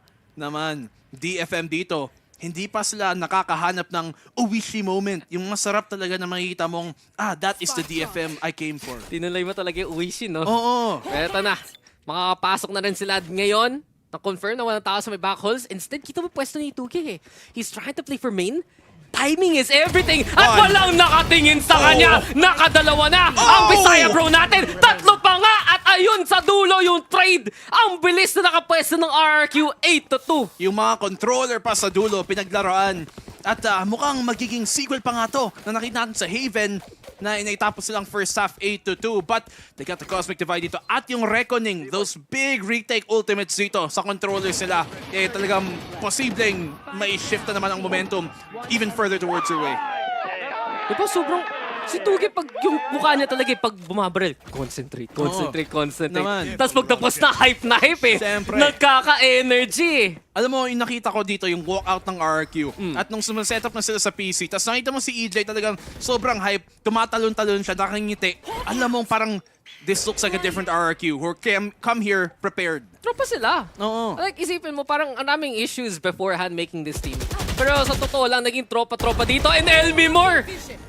Naku, tinaga niya sana. Pero nung 16 HP, medyo natakot na rin. Ayun yung try galing si Sphero, but a little too ambitious ngayon sa RRQ. Masyadong maasim. Nahuli na ang dalawa at mukhang mas mahirap ang pinitong depensa natin. Pero okay lang yun. At least they get the kill. Pero nawala nga si Sefero. That loses the Cosmic Divide dito. Para sa round na to, potentially. They still have the off dito para kay EJ. At kung may moment na para mag-clutch up siya dito or at least makahanap ng good kills, ito na nga yun. Na yan. Uy, natamaan. Natamaan pero tumagos pa rin. 40 HP, buhay pa rin at may taong lumalapit sa kanya. This is gonna be a swing. So Jess, ano yun? Ba't ka pa nag-peak muli? At least siya yung nag-peak yung low na nga. Doesn't matter. Knife Sasaw out. pa. Sasaw pa. Walang pakay dun sa stun! Kinulat na lang, andyan pa si Reita na hula ng 2G. Ready yet again. Nag-reckoning. Alam na kung saan yung kalaban dito sa main. Flipsitter on the flank. And here we go again. Nang iipit palaga ang RRQ. Sanay na sanay sa commute sa MRT. Pero ito na, Viper Speed Smoke lang sa Manila. Kita natin, Takid trying to play into the corner. Seekers to makahanap sa kanya. Mukhang sinispray pa sana ng RRQ. Makakalapit si Takid dito sa backside. Ikot-ikot na ubos sa oras. Ang ganda ng angle para huli si Flipsitter. Pilit na tuloy. Mag-split plant. 2G. Tutuloy mo ba to dito? Takage with another one. Na Red Bull. Clutch pa nga. Sa kanya itong pwesto na to eh. Grabe. Na-deliver pa nga dito ni Takage.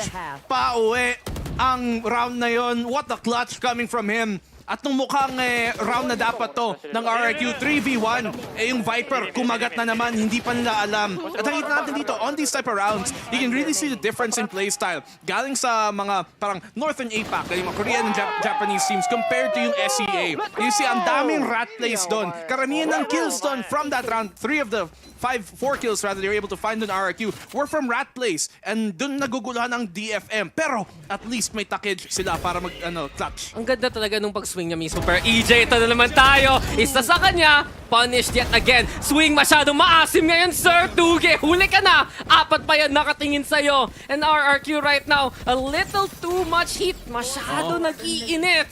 Na-expect na dito ng DFM. Nalalason sila. Zephyr, good for the one. Elmimore naman din sasagot.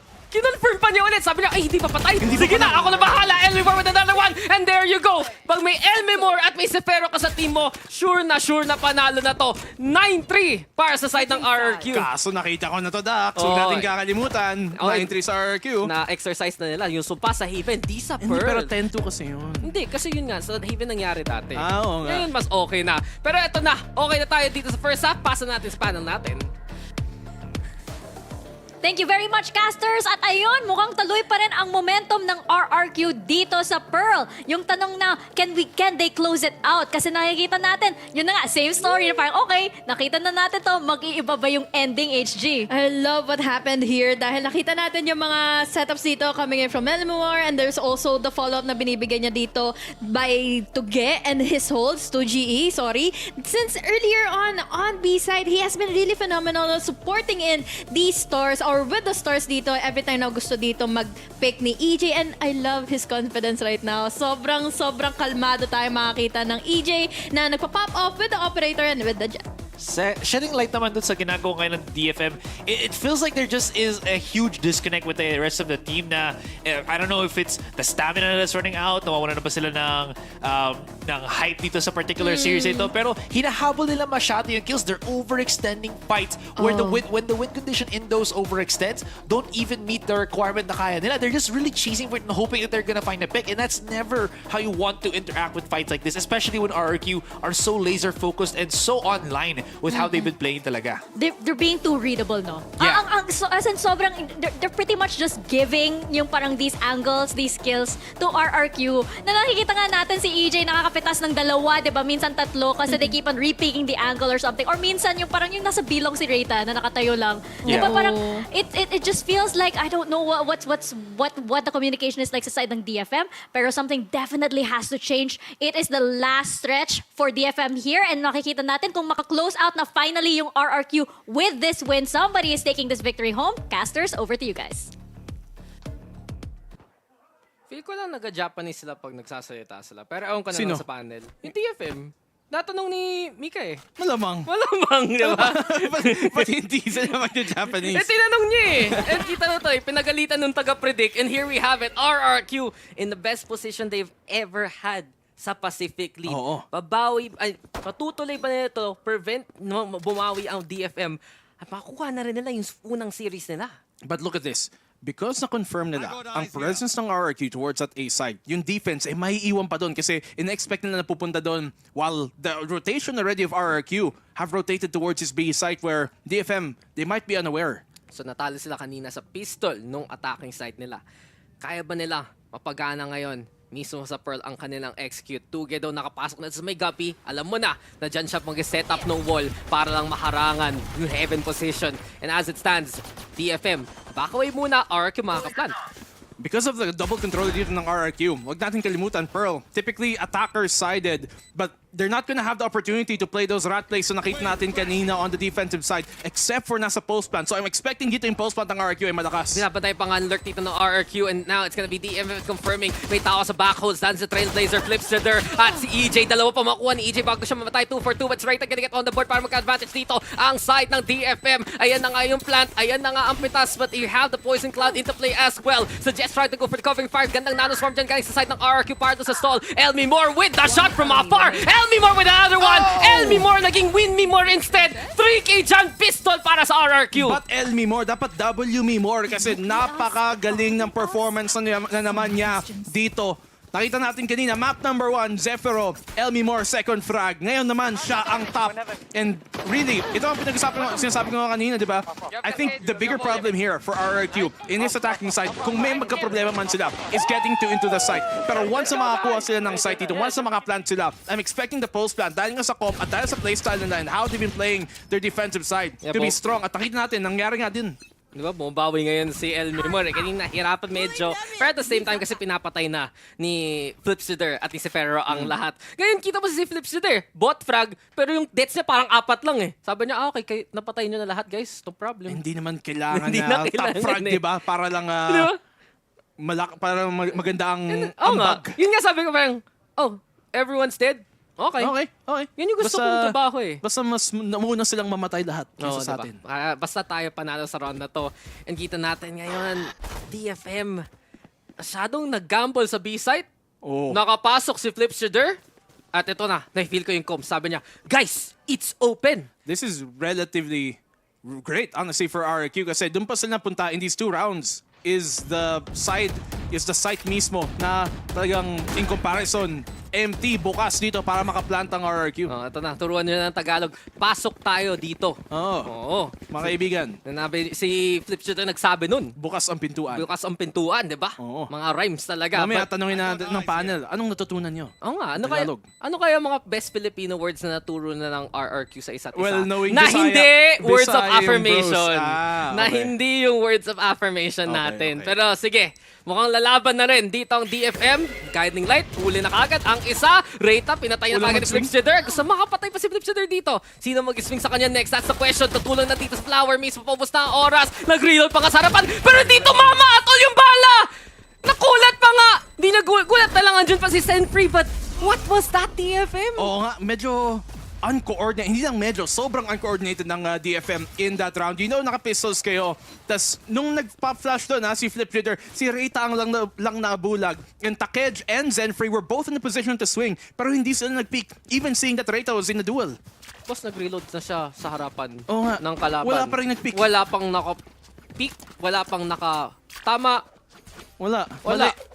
RRQ win! RRQ win! RRQ win! Ito All na the ba? way. Tapusin na ba ng RRQ ng series na to? Kasi kung manalo sila dito, mahihirapan na ng sobrang DFM. Oo. This is their biggest buy round of this series. And dahil lang dito, Reyta, early pressure, pero wala pa rin naman tumatagos ngayon.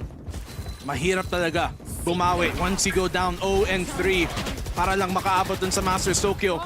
But Reyta on the spam dito. This is the round ng bonus dito ng RRQ. So not expected to win this, but if you can do good economic advantage, baka makabawi pa nga. Zepro on the one, EJ sasagot. Huwag mo sabihin yun. Ayan na nga, RRQ lumalaban. Nagawa nila yung bonus kanina. Mangyayari ba mamuli in a 3v3 scenario? Senfree at least, keeping the tides relatively even. Dito naman siya sa may link mismo. Itong RRQ papwesto na sa site ngayon. Gusto nila mas malapit na hold if ever. Meron silang isang smoke na pwede gamitin ngayon. May cove pa nga. May mag-aasim. Lason kung lason. Senfree right now. Linunod kagad ang dalawa pa. At si Sefero na lang natitira. Try niya mag-sneak on away. Mukhang na-timingan pa nga niya. Pero nakita nga mismo. Nag-flick pero kulang ng firepower. At ang DFM buhay pa rin. Si Senfree, nagmukhang sentry dito. At hinold pa ang site. What an anchor. And that was the round that they really needed. You cannot give up more than 2 kills on your anti-bonus. Kung hindi, luging-luging na talaga sila coming into the next gun round. And the fact na gumana pa tong cove dun sa pabor dito ng DFM, that just bought them a lifeline. Ay, diba? Palakpakan. Palakpakan. Oo. Hindi, ano bang words ng cheering ng Japanese? Hindi ko alam. Hindi talaga. Tanungin mo sila. Nandun ka eh! Ba't ko naman hanap Nandun nyo? ka, nag-cast ka, nakakita ka ng Japanese audience. Bakit? Nakaabot ka din naman doon dati. Hindi ba? Hindi, nag-trip lang ako. Oo. America yung pinuntahan ko, hindi Japan. Ganun. Oo. Yun, gets ko yung language nila. Yeah, hooray! Yeah, hooray! Woo! Ganun. Tito, banzai charge na lang. Sana ang RRQ. Meron na silang rifle round na naman. And Sefero gonna be able to get a takedown on suggest. Naka-wrap round pa daw dito si Reyta. Na-timingan pa nga. Pero ito talaga, the fake of the century. Bentang-bentang ni EJ at naka-isay pa nga ang RRQ. This is the 3rd round in 4 rounds on the second half na fake ang ginawa dito ng RRQ. First round, second round, and now the 4th round. Inulit nga nila na naman na post-bat retake has to come. Meron silang reckoning and they're gonna try and buy space with that. Naman talaga, Holy Week, naging martyr dito si EJ. Ito na naman tayo daw, DFM try to make the retake happen. May cascade, may high tide na naman. Spray na lang ni Flipsider. Hinahanda na sana yung ibon na yan. Anthem daw with the takedown yung third. Sinira through the wall, natabaan pa rin si Reyta na nag-transit. Spray ng spray, panalo dito si Flipsider. May cove na nakaharang, pero si Tugi Alam na niya yung plano na yan. Pabus na ang oras ng DFM. But RRQ 11 HP and the Dream's still alive! Match point na para sa RRQ. Nag-swing, tumama at napatay. Kahit one hit na lang si Flip Jitter, kahit wala siyang utility, and na one hit pa nga niya si Takid, this will not be another clutch for you, sir. Isang bala lang, okay na yun. Kayang-kaya talaga. RRQ, where have you been all my life? Eto na ba? Kasi, Team Secret, nasa pinakataas ng standing. Siyempre, magpapatalo ba yung other Pinoy team dito? Hindi, babawi naman sila. Babawi naman ang isa pang SEA team. One round away. And surely, Dax, ito na nga sana. Dapat, pag ito pa, nabitawan nila, katulad ng nangyari sa Zeta, ewan ko na lang. But this should be the game na masecure na nga ang RRQ, ang 2-0 nila. Napapa-please na lang talaga tayo dito. And RRQ... Nakalagay doon, let Zephyro... Ay, nawala. Basahin mo yan. Sige, gagaling ko na. DFM Fighting! Yung G parang naging fancy eh. Oo nga eh. Iba yung ibang font. Ibang turo eh. Grabe. Ako, comics na nababasa ko, boss eh. Talagang ba yun? Wingdings rin, kaya Wingdings. ko translate. Wow, galing ah. Diba? Yung airplane. Yung airplane. Anong letro yung airplane? Airplane, house, tree. Grabe. Grabe talaga. Pero mas grabe yung RRQ ah. Oo nga. Etong performance nila dito, this has been the best we've ever seen. And on paper naman, alam mo yung potential pwede mangyari. Hindi pa nangyayari so far until today. Until today. Ito na pa talaga ang next kabanata ng kwento nila. Ito na yung Chapter 2. This is our redemption arc. Yung RRQ, naging I love you. Here. Puso. Ay, hindi na makita yun. Hindi na makita. Pero nakapuso okay, kami. gumawa ko heart dun sa camera. Then realize di pa tapos yung game. Pero ito na nga, DFM. Malapit na silang matapos dito. Guardians, Sheriffs. What do they have to fight with? Wala, yung baril nila. Yung baril nila. Pero mid-control ang kanyang ipaglalaban. Yan talaga. May kailangan paglaban tayo palagi dito. Pero naikutan na naman ng RQ. May tao naman naka-anchor dyan, no? Mag-isa lang siya. May tulong siya. May alarm bot. Guardian yan. May nanoswarm. Oo nga. May turret na naharangan ng high tide. Uy! So, wala na. Ang A-side, clear na clear para sa side ng RRQ. At dahil si Enemy Moore na nagpantay ng flank, nakakunin pa niya na maraming presence dito. And this is very interesting. Tatlo lang nasa side ngayon ng RRQ. Yung B-side yung titingan ngayon ni Zephyro. And as of now, backside control niya habol, pero yung spike tinadala pa rin sa A. Oo nga. At saka, nahulog na yung wall pero ayun na nga, Cosmic Divide para makasecure ng plant dito. DFM, they're one away from their Seekers at yun yung kailangan nila. Ibang klaseng double wall setup pala ito pag may Astra. Pero yung flank yung kailangan bantayan. Eto na, kita mo doon sa mas maliit na screen. But 2 gets the Pharaoh. Gonna get the kills that they need. 2 for 2. EJ on the board as well. And it's RRQ all at the ready. Katapusin na ba dito ngayon? DFM sabi na, hindi pa. Flip Jitter. Clutch na naman kung kaya pa. Anthem looking around. Nagtitingin anti-flash sana. But he finds one. Looks for the second. Pero hindi pa rin. Muntikan pa. Yun, may laban pa rin si Anthem ngayon. At ang DFM hindi pa magpapatalo. Grabe. Mas maulap ang Sky natin. Sky v Sky. And in the end, DFM kumapit pa. Muntik na yun. Muntikan na. Pero, iniisip ko tuloy paano. madami pa naman round. Siyempre, for a team like DFM, expect naman natin na hindi sila tutumba ng basta-basta. Sasagutin naman yan bago tumaba. Ang turo sa akin ni Naruto, we are fighting. We are fighting. So, lumalaban pa rin yung Japanese team. Di ba global yun? GE, yun yung tagline nila eh. GE fighting. So pag si 2GE fighting. 2GE fighting. Oo. Malay mo, GE 2GE. So pag naglaban RRQ versus GE, alam mo na yung tagline. Suntukan. Hashtag. Ibang klaseng ano yun arena yun. Kaya yung fighting eh. Kaya pala LAN eh. Alam mo na, may tatayo mamaya. May pay-per-view. anong ano yun? Weight class. Anong weight class? Heavyweight. Tama naman.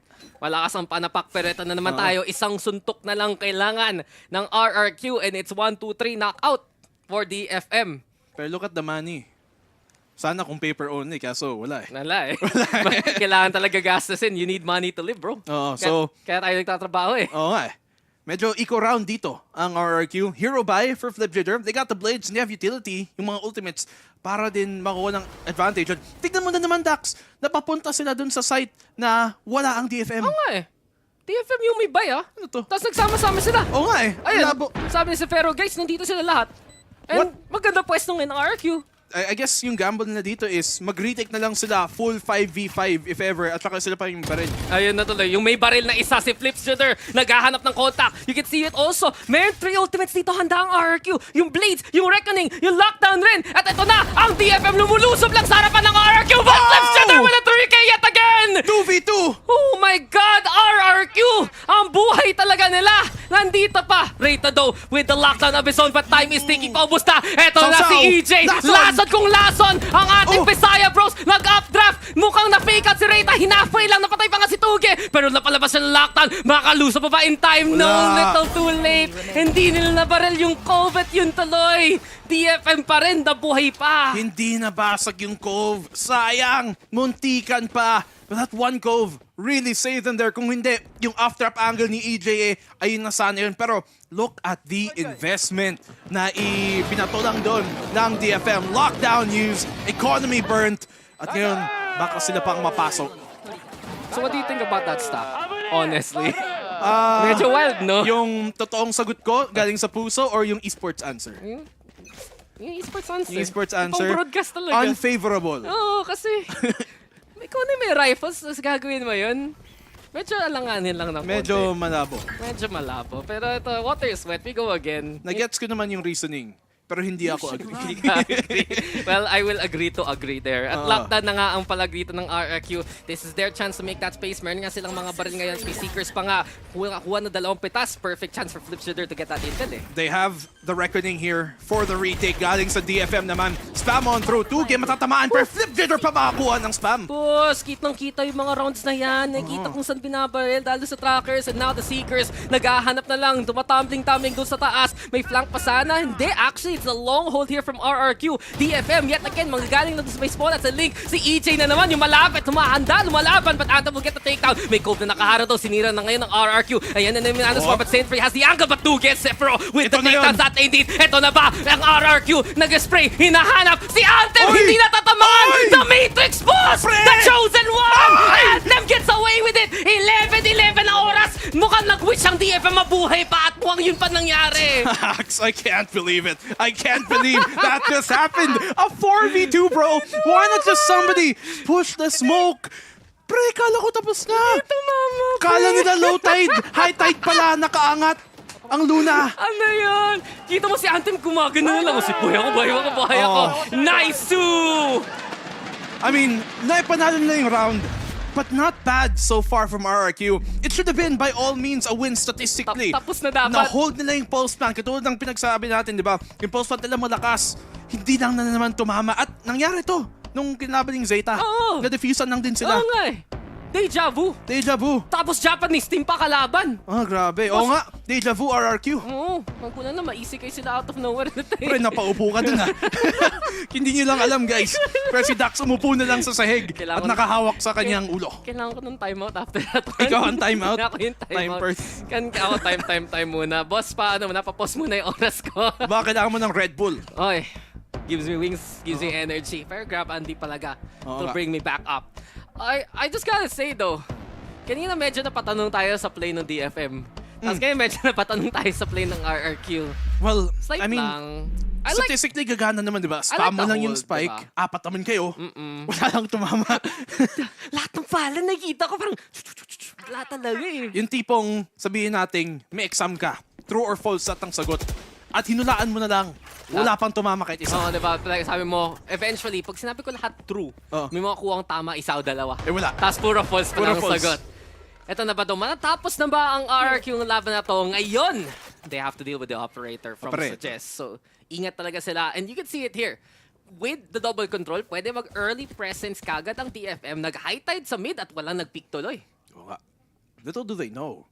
The RRQ completely give up that position. Nakita mo ngayon ang mga ping dito sa minimap galing sa DFM. They're trying to be aware. Trying to make sure na walang nanggagaling sa link pero at it's a lot more unoccupied than they realize. At mas mabigat dito ang push galing sa B-long ng RRQ. No ultimates to really press the issue. May Viper Spit at saka Seekers para sa retake si Anthem. Viper Spit mo na rinig na rinig dito sa may backholes. Mukhang dito sa harapan maglalaban ng RRQ. At dinikitan na lang kagad si Reita dyan. -1 na ang depensa natin. At RRQ, may chance kasi na mag-rotate if ever. Pinag-iisipan nila nakapasok ng link dito si Flips Jader. And here we have it, RRQ. Iba ang plano. At maganda to para sa RRQ. Because ibig sabihin dito, dahil nandito si Flips Jader, either makakuha siya ng flank possibility kay Suggest or mahuhuli nga niya ang rotation to get the one para maging 5v3. 30 seconds left. Sana dyan.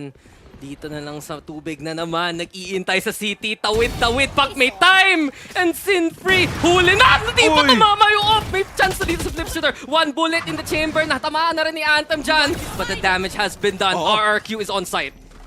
Tsaka yung punto doon, na-force pa nga niya si Suggest na hindi i-hold yung angle at nawala tuloy yung operator presence doon. Here comes the retake, Cosmic Divide at matagal pa tong nakatayo. Mahirap to kasi may operator ang DFM. Tinay sana ni Suggest pigilan yan with the shorty pero hindi gagana. Kitang-kita pa yung shorty, tumama na rin. Eventually, at push comes in. Pero Anthem nahuli na kagad ni Tuge. RRQ, better position this time. At ang DFM nandito na sa side. Tuge with another one. And it's just Tuge too good sa Pharaoh to end it all on a high note. RRQ get their first series in the Pacific League. Viva RRQ, Viva Pilipinas at Indonesia. Grabe, RRQ naka 0-2 dito at sila pa ang lamang. DFM go down and that should send another SEA team sa may bandang upper half dito. Possibility ng ating standings. Pinahaba pa ng RRQ Oo nga Rami pa nangyari Kung yung spam lang tumama. Diba? Kung na-clutch pa nung isa, kaya pa. Kung na-defuse lang mismo, it could have been. But RRQ overall, ito talaga, I guess barring that one round na nakita natin,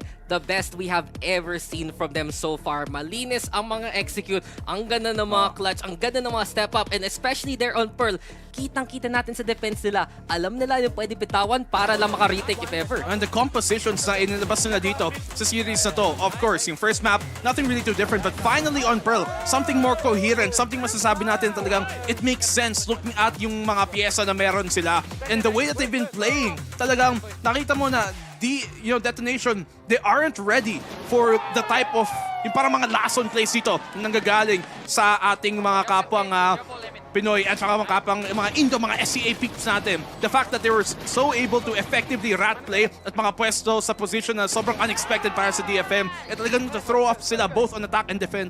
Isipin mo natalo na ang DFM sa Paper Rex, sa Genji, and now dito sa RRQ. Baka naman! Alam na nila na hindi ang Pearl ang para sa kanila.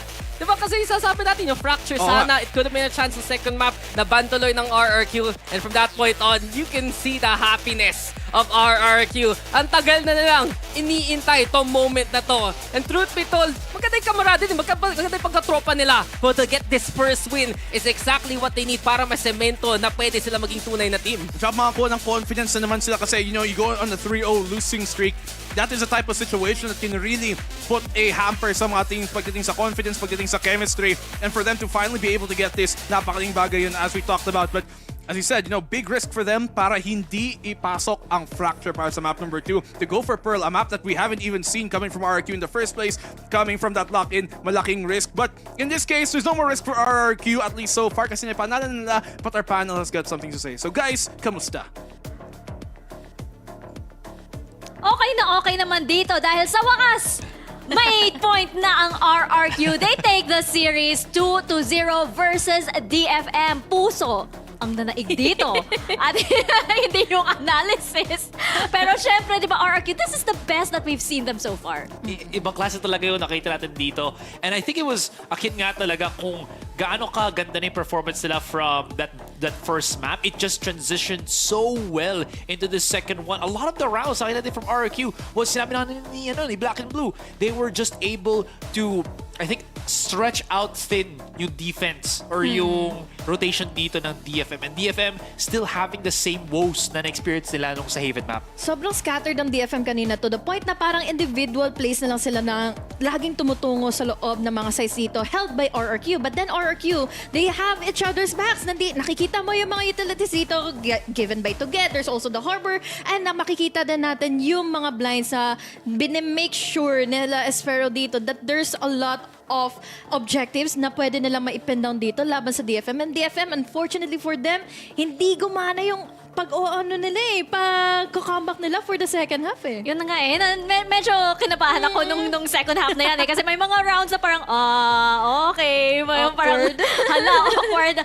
Never forget yung spam na yan na parang ilang na yung buwabaril tapos parang si Anthem kapit lang. Pero ayun nga, di ba, the big question was whether RRQ could close out the series at ayun na ang sagot. Pero yung worry ko dito is yung RRQ kasi, di ba, DFM, yes, yung parang nabanggit mo HG na parang very scattered sila ngayon, very readable, na parang naipit talaga sila sa lahat ng mga plays ng RRQ. Kaso lang kasi, for RRQ, it will be an uphill climb. Pag nakatapat na sila yung, for example, Paper Rex, or for example, Team Secret, di ba? Yung parang, will this stand up?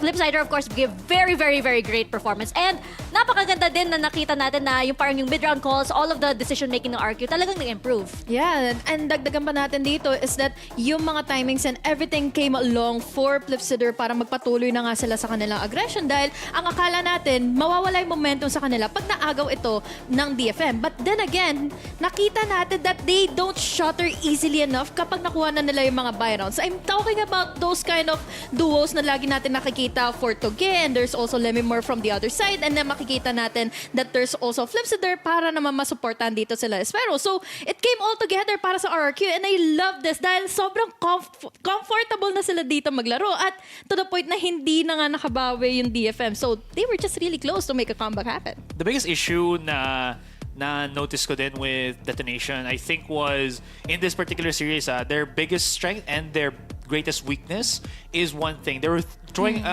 looking away na lang sa overextension, not meeting the win conditions and such. Parang they were throwing caution to the wind at a certain point And it was good up to a point lang din. Kasi, again, it goes back to the discussion natin kanina na it feels like if it's just a straight-up gun battle, RQ has the raw firepower talaga on their end. And going back sa point ko with throwing caution to the wind, the two rounds, I think, na nakuha ng DFM very early on were rounds where they were fighting RRQ with very high-risk, high-reward plays. Nakita mo yung naglaro si Sinfree inside of the, was it Sinfree or si Anthem was playing inside the lockdown, playing inside the reckoning. That was such a risky endeavor for DFM that paid off. But after that, parang wala na sila magawa na There was no setup, no rotation on the map that looked like they understood or knew where RRQ was actually playing, or even if they knew, they couldn't really do anything about it. Masyadong lang parang nagre-react lang sila Yeah. for what RRQ was setting, di ba? Yeah. And parang that wouldn't be enough to close out a series. Syempre, playing at this level, di ba? Nabanggit mo din na parang hindi sila prepared sa mga plays, di ba? Against parang, we were talking about this behind the scenes, na parang plays ng APAC, very, very ratty plays, very unpredictable din, hindi ba? Parang sanay lang sila sa mga, like say, sa northern APAC na regions like Korea, Japan, na medyo magkalapit na parang, okay, ganito sila maglaro. When you come out with something unpredictable, parang, nasushock na sila. Parang, saan pa tayo pwede pumunta, di ba? And fortunately for DFM, parang there are times na talaga na-anticipate nga sila. We have those times na kakailanganin kaagad talaga dito nila Flip, kakailanganin nila dito nila EJ to make those aggressive pushes para mabigyan nila ng impact dito ang DFM. And nangyari yun nung sila yun nandito sa defense on the first half in Pearl, na lagi na lang din dito nagiging comfortable si EJ, most of the times getting in the multi-kills at yun na kaagad, na shutdown na dito yung DFM.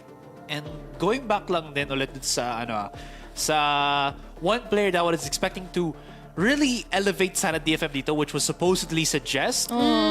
Any and every fight na nahanap ni Suggest against any player dito ng RRQ just went down the drain. He would find Sefero on A main, he would lose. He would find EJ on B long, he would lose. So, with that, yung options ng DFM dwindled ever more so. So, nakita mo kung bakit, I think that was also one of the reasons kung bakit na push back dito ng DFM, why they had to play a lot more default, because they really couldn't find that rhythm. And so, naging problema pa dito is because that was one of the issues. They had to go a lot slower because pag wala si Suggest, they had to go push in ever so slowly and such. And it seems like they couldn't follow up properly with the flash plays. Tapos nakita mo, because of that, EJ was just shooting gallery na lang, kagaya sinabi mo kanina with the operators. Ano magagawa kayo ng DFM, diba? Diba? So parang yun yung frustrating kasi parang nakita din natin na parang si Suggest, when he performs really, really well, diba? Versus Gen G, na parang napakaganda ng mga plays ni Suggest, diba? He's really definitely one of a very, very good fragger. Pero ano nangyari sa kanya for this series? Parang he wasn't there, he wasn't able to take up the space or anything. Tapos nakita din natin, diba? There were so many rounds na parang you would think na parang, paano ba nangyari ito? Paano nagawa ng Para siyang RRQ yan? How napapako did they eh. let RRQ get away with all of that? There were so many rounds na pwede naman inunahan ni ng DFM sana eh. I think what is happening here for DFM is the point na hindi nagko-connect dito yung mga backbone nila. To make sure that your duel is uncomfortable, dapat magkaroon muna ng synergy dito when it comes to your backbone. I'm talking about Anthem and there's also Takej. Pero ang nangyayari sa kanila is nagsha-shatter sila every time na magkaroon sila dito ng impact or kaya ng mga duels laban sa RRQ. And then that moment on, kapag hindi tumama yung kanilang mga shots dito against RRQ, they will all shatter at si Suggest hindi naman makakapag-perform fully. Yeah, and again, it just goes back again to the point na I feel like, this discussion is just going on that loop talaga na wala eh. It just felt like they were really getting into their heads to the point na again, the most simplest of errors, it would happen to Detonation. Like, being able to clear out yung proper na mga positions dito, they would still get punished for that. They need to have to trade like 2 bodies for just the one to just clear it out. Tapos when they get into the site na nakapag-set up ng RRQ, how can they really push through that? There's a lot of things in there. And then going back quickly to Suggest, I was looking at the numbers real quick, Tito. I was correct. A lot of the fights that he took, every single member ng RRQ was able to win the 1v1 battle against Suggest. Si Tugi na lang siguro yung nag-even out sila. Pero Tugi is a support player in the backline. He's not the biggest impact player even though he had great utility usage for RRQ. So that metric alone is already concerning part for Detonation. Also loved, by the way, yung sa side ng RRQ. Diba, you were talking about the composition earlier. I love that Xfero was back on the controller. Definitely, diba, one of the best dito sa Southeast Asia. And then we really saw how effective, diba, the Astra was. We saw Tuge take it on and parang naging signature agent din nito ng RRQ, how they're able to play around this. Pero seeing Xfero back on the controller was really, really something. And you can see talagang ang ganda ng performance ni Sefero. I should correct myself. Si Sefero dito. May comfortability sila, nagiging flexible sila dito pagdating sa mga pagsusupport nila against the side of a DFM. And there's also duels na magre-rely sila dito with their utilities at doon nagpe-pinpoint talaga sina Sefero and then there's Flip. So, hindi ko siya matatantanan na paulit-ulitin kasi I love their combination kanina na magbablind dito si Sefero and then there's the duels na i-hold dito ni Flipsider. But then again, there's always EJ na nakakapag-pin down din naman dito when holding in sa sites dahil pag nagdi-defense sila dito against DFM, he takes those holds very cleanly laban sa DFM. I think this entire series para sa RRQ, EJ and the rest, I think this is a perfect example of showing what RRQ is best at talaga. Definitely. And that, as we were mentioning, EJ is definitely one of those playmakers dito sa side ng RRQ. Buti na lang na nandito siya and we can pull him for a quick interview. EJ, kamusta? Congratulations on your win. Congratulations talaga to you and the rest of RRQ. First question para sa iyo. This is a very different RRQ na nakikita natin, 'di ba? Kamusta naman yung mga preps nyo dito? Nabanggit din ng coach nyo na si Ewok na marami din kayong parang homework na kailangan gawin, especially sa com side. May ano ba yung nag-iba dito sa match na ito? Sa dito na match, parang iniisip lang namin na like normal lang, ganun. Parang another game lang. No pressure para sa amin. Kung matalo kami, it's okay naman kasi we win as a team, we lose as a team naman. So sa comms naman is may parang before the game starts, parang may game kami para sa comms namin. Like we need to think of like for example artist. So parang each player mag-iisip ng artist. So para ma-level yung comms din. So tapos yung sa mind din. Yeah. That's before the game starts. Yeah, it's fun. And if sino yung matatalo, magbibigay siya ng squats or push-ups. Depende. Kala ko maglilibre, pero painful din yung squats tsaka yung push-ups Yeah. HG, may question ka ba for EJ? Ayun, EJ, nakita namin that you are really comfy dito sa series niyo against DFM. Pero gusto ko din malaman kung sino ba yung pinaka-complex na nakalaban niya dito for DFM. Who player from DFM dito yung pinaka naging komplikado mo makatapat? For me, si Suggest. Pero this game, hindi naman siya nag-pop off masyado. So, yeah. Parang okay naman sa amin. Napagandaan, no? Yeah, napagod na yata. Ito na lang pala, man, ako naman, quick question lang, since diba you've joined RRQ for a couple of months na rin, and you're now playing in Korea, how is the experience for you as a player playing in from one region to another physically? Yung ngayon nagalaro kayo sa Korea, yun. Sa experience naman sa Korea, parang new experience naman for me because yun nga, another place na, and my stage, another stage also, not from the lock-in, ganun. And aside from the experience, parang yeah, I think Korea is good. Maganda ba yung maganda ba yung mga rank matches? True.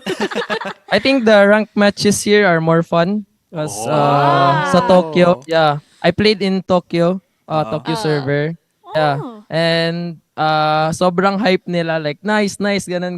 Tapos sobrang welcome nila. Sana Yeah. all, no? Galing. So, lahat pala napapano din pala sa Zeta, diba? Nice! Ganun. Yeah. Totoo talaga yung nice, ganun. Ito, EJ, last question for you. Ano ba yung most challenging moment na you experienced while playing the match on the HP Omen desktop just now? And how did you overcome it? Para sa akin, wala namang like, for me, the Omen PC naman is very good. Parang yung FPS ko is like tumataas, parang 500, 600 stable, ganun. Wow. And yeah, 500 or I don't know, basta stable siya. Sobrang stable ng FPS niya and wala namang delay, ganun. So yeah. Sana Very good choice for all gaming. Sana all na nga. Well, congratulations to you and the rest of RRQ, EJ. Nakapifeel din namin na parang, nagiba yung RRQ. Very chill, very confident na sila. Good job, and you guys definitely earned it. Thank you, Good luck thank you. on the rest of your Thank you. matches. Laban, Thank you. Goodbye. laban. Thank you. Thank you.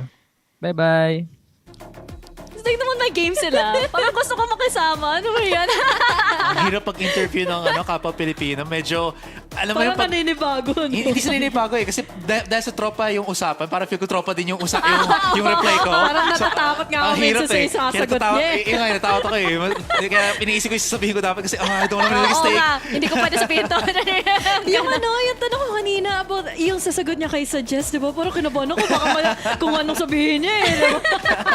Buti na lang, chill lang si EJ. So. Pero ang astig, no, it's nice to know yung mga communications na ginagawa ng team, di ba? Yung parang, this matters kasi. So, ang astig to learn na may games pala sila to really show that parang the team is chill, para may synergy right before you go into an actual match, di ba? Nakita din natin yan in this series versus DFM, and that's RRQ breaking the losing streak. Yes! Finally, meron din sila.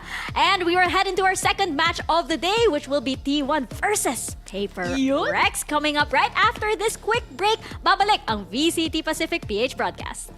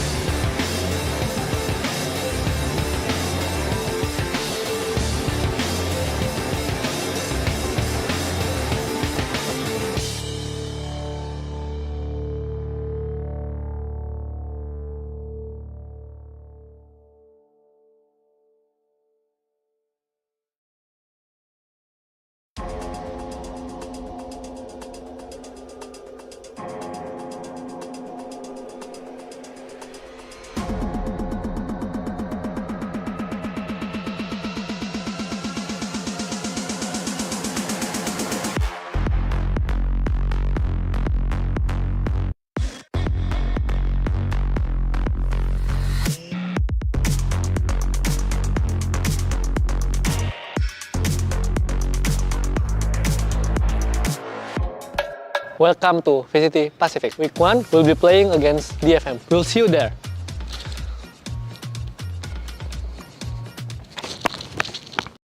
No, Alex, I wasn't missing my rockets on purpose. Let me play race again. Week 2, we play Team Secret. See you there. It's week 3, we're playing T1. I can't wait to play Faker. He's been my idol since day 1. Oh, bukan eh?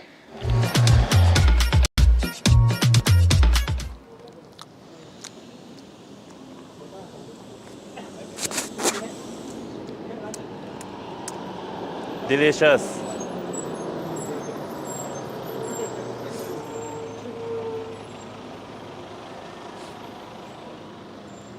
Delicious. Just like our opponents, DRX. Week 5. Global Esports. See you there, guys. No more takes, Andy, please. I can't do it anymore. One more. It's too many. One more, please. สวัสดีครับทุกคน เฮ้ย ไปไหนอะผมก็จะมานะชวนทารอนนะครับผมไปกินเนื้อย่างกันแล้วผมก็ได้ลองนูเดิลมาหลายอย่างเลยนะผมก็อยากจะแบบว่าเอาให้ทารอนได้กินกับผมบ้างนะครับผมก็เลยอยากแบบว่าโอ้ยไว้เจอกันในแข่งครับผม Week 7. Nice. Nice.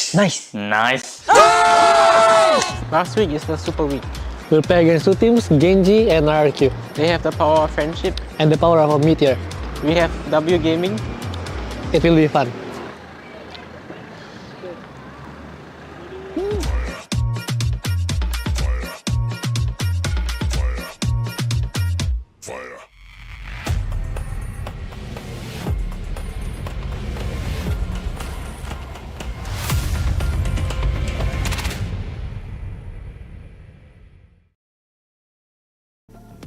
Welcome back to VCT Pacific PH broadcast. Mukhang natatawa pa tayo because of that video na galing sa Paper Rex. At mukhang ito yung match na inaabangan ni Navay na finally T1. Pero mali yung player na hinahanap niya. Oh my God. I'm just really excited para dito sa matchup na ito dahil syempre, galing ang Paper Rex sa pagkatalo from Team Secret. So will they be able to come back on top or magpapatuloy itong losing streak nila? Pero hindi pa natin masabi, syempre, dahil kalaban nila dito is T1. T1, again, a Korea team that has a lot of NA roots or NA DNA. NA DNA. Wow. Okay. Oh, nakuha ko yan. Inaantay kasi ng affirmation si Asray. Oh, yes. Nakuha ko. Don't worry. Good job. Wakaso si Asray. Ay, nako. Okay. NADNA, oo. Continue. Okay na. Okay. May na share ulit. Okay. So, ito naman. Okay, di ba? Para sa akin, on paper, no pun intended, on paper, parang Paper Rex ito. Kasi syempre, nandyan yung experience nila. They're still one of the most powerful teams dito sa APAC. Kakanalo lang ng RRQ.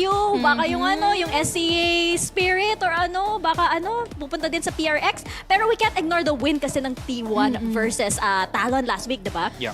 It goes to show that T1 has been improving very, very quickly. Pero when you talk about speed, W Gaming ang iniisip kasi ng mga tao, diba? Yung it's one of the first things one of the first things that comes to mind. So, yung question is, can the speed at which T1 is improving match the W sa W Gaming? Actually, parang formula, yeah. no? Parang formula. Hindi to math class, promise. Parang totoo nga no? It is... May something! There's something! Ay lang, may something, Wala si Benkay. guys! Wala si Benkay!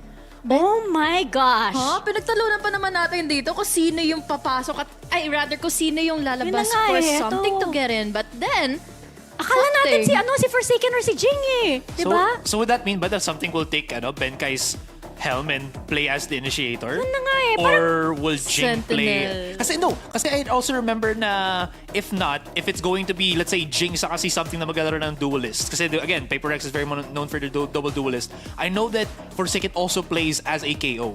Oo. So very much a possibility Baka mag-initiator siya. baka mag-initiator siya. Tama. And then mag-IGL na lang si Davai. Possibly.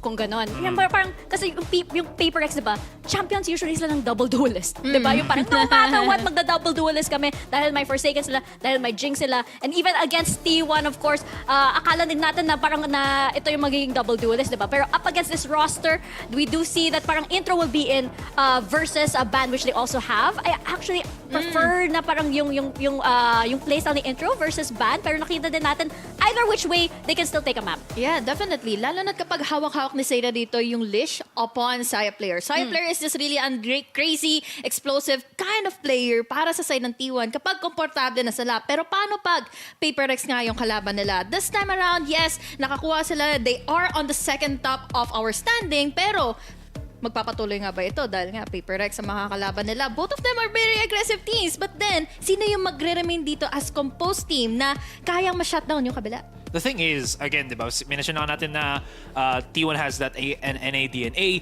It feels like because of that, and we saw this from last week then, that a lot of their play styles revolved around them setting up a little bit, tapos doubly gaming din sila at a certain point. So we could be looking at somewhat similar na play styles dito between Paper X and T1, and that could also mean na pagalingan nilang again ng mga head honchos nila dito with Forsaken Jing. And something has, this is the fun thing about Paper X that I just wanted to add lang din na they're always somehow able to vet na mga players that are always the highest and highest of ranks. Yes. Which is diba? amazing para sa kanila. Si something na nga, diba, parang, kaya napaisip ako na parang, ano kaya kung kasi, diba, we heard rumors na parang may mga teasers, naglabas na nga ng video yung Paper X na may dumating na something, diba, na maglalaro, magde-debut talaga siya for this match. And totoo nga, pero we always thought na parang it would be subbed out like maybe Jing, the double duelist pa rin, or potentially, even triple duelist? I don't know.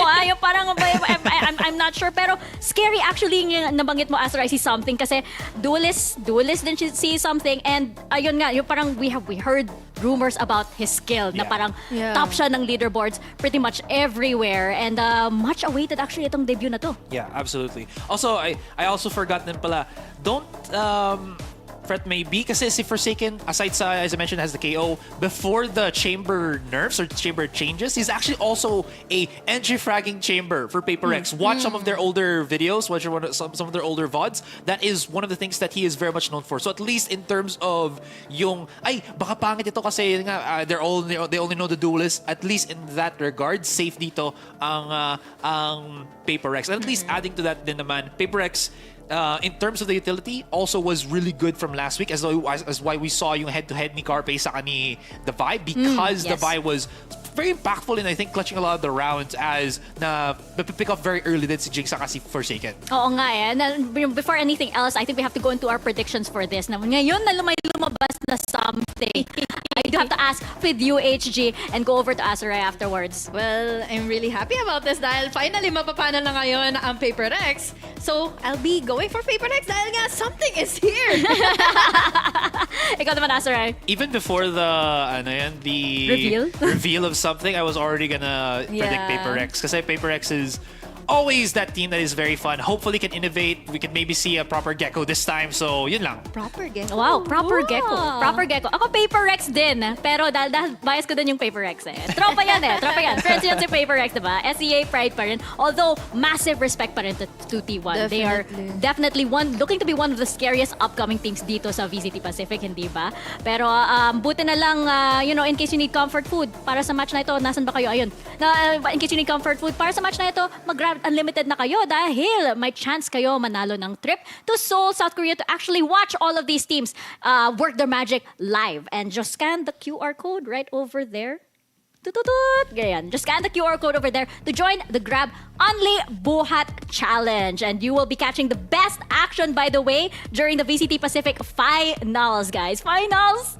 Sana all with exclusive. Ito pa, may exclusive backstage access to meet your favorite players. Hindi alam ni HG yan. Genuine yung reaction mo, But you can get a chance to actually meet your favorite players and your favorite casters. So just remember, you need to subscribe to Grab Unlimited. And don't worry, the first month is absolutely free. Grab Unlimited gives you free delivery every day from every store. If you join the Grab Unlibuhat Challenge, you can win Valorant gun buddies, sprays, player cards, and syempre, yung chance na yun to win a trip to Seoul, South Korea to watch the VCT Pacific Championships live. So by completing a single GrabFood order, you'll have 1 raffle entry for VCT Pacific, and you can gain up to 10 raffle tickets by just completing a 5 GrabFood orders through Grab Unlibuhat Challenge. So again, ayan siya. Just scan the QR code, accept the invite. Hindi, joke. Accept the challenge. Parang naglabi, no? Parang naglabi. So, what are you waiting for? Malay mo, yun na yung chance mo manood ng VCT Pacific live. Dami kong gagawin para makapasok na sa raffle entry. Pero syempre guys, huwag din kakalimutan yung dapat yung gawin by sharing in the live stream. Dahil napakadali lang nun. Just share in the live stream from Facebook, from YouTube, and there's also Twitch para naman makasali kayo dito or para naman masuportahan nyo rin dito yung VCT Pacific teams nyo na maglalaro na. We have Valorant_PH on Twitch, and then there's also Valorant Esports PH on Facebook and on YouTube. Huwag nyo kalimutan na i-share yung ating mga live stream dahil malay nyo kayo na yung susunod na manalo. And of course, special thanks to our sponsors, Logitech, Red Bull, Polo by Ralph Lauren, Grab Unlimited, HP Victus, and Zowie for making VCT Pacific League possible. At ayan guys, ito na yan, di ba? T1 versus Paper Rex. Very, very big match. Especially since yung Paper Rex, ayun, may ipapakita pa na kakaiba na something dito sa match na ito. Much awaited debut. And para sa akin, I think we can actually expect a much more aggressive Paper Rex this time around. Posible ba yan? Di ba? W Gaming Yun nga eh. WW Gaming, ganun ba? Pero kasi nasabi nga ni Coach Alex, di ba, na parang yung match nila against Team Secret, sabi niya na kulangan daw sila na parang they should have been in their face a lot more. Yun yung words niya eh. So parang feeling ko babawi yung Paper Rex today. Diba? Parang medyo nakakatakot yan. W Gaming na sila. Tapos mas in your face pa sila. And then they have something pa who is known to be a very aggressive duelist. So the question there na lang would be, what kind of maps would T1 not want to play against Paper Rex dito? Kasi since we are going to be looking at the map selection in just a little bit. So what are the scariest maps right now for Paper Rex? It has to be Fracture, it has to be Icebox. That's going to be in the first veto. What's going to follow after that? Ano yung willing na ibigay dito ng T1 or not willing na ipalusot ng T1 will be the biggest factors. Yeah, and definitely pa dito yung mga factors na yun can really be a composure para sa side na nga ng Paper Rex para sila na mismo dito yung maging aggressive. Ang gusto ko na pag-usapan natin dito is both of our teams are just really explosive and aggressive, but then yun nga eh, sino ba yung mananatili ditong compose para ma-deny nila yung aggression ng kabila? We all know Sarah, we all know Saya player, but then kakayanin ba nila dito magpatuloy? Lalo na syempre, this is again Paper Rex with something on their hands para makuha nila yung bawi from last week's na pagkatalo nila from Team Secret. Yun na nga eh, up to something on Paper Rex. Up to something talaga. Kasi nakikita din natin na, di ba, hindi naman takot yung Paper Rex to experiment, di ba? Nakikita din natin, minsan nalilimit test nila lang yung Yoru, di ba? Sometimes, at akala din natin na sila yung una na maging yung na team that will pick up the Gecko, for example, kasi tinitease ni Benkay na may Zeus strat sila, di ba? Yung parang, so, I really do wonder how this match is going to look like. Kasi yung parang, on paper, yes, Paper Rex. Bias natin Paper Rex. But I'm really wondering, ibang team to eh. Oo nga. Yeah, true enough. At least I'm looking at the stats data real quick.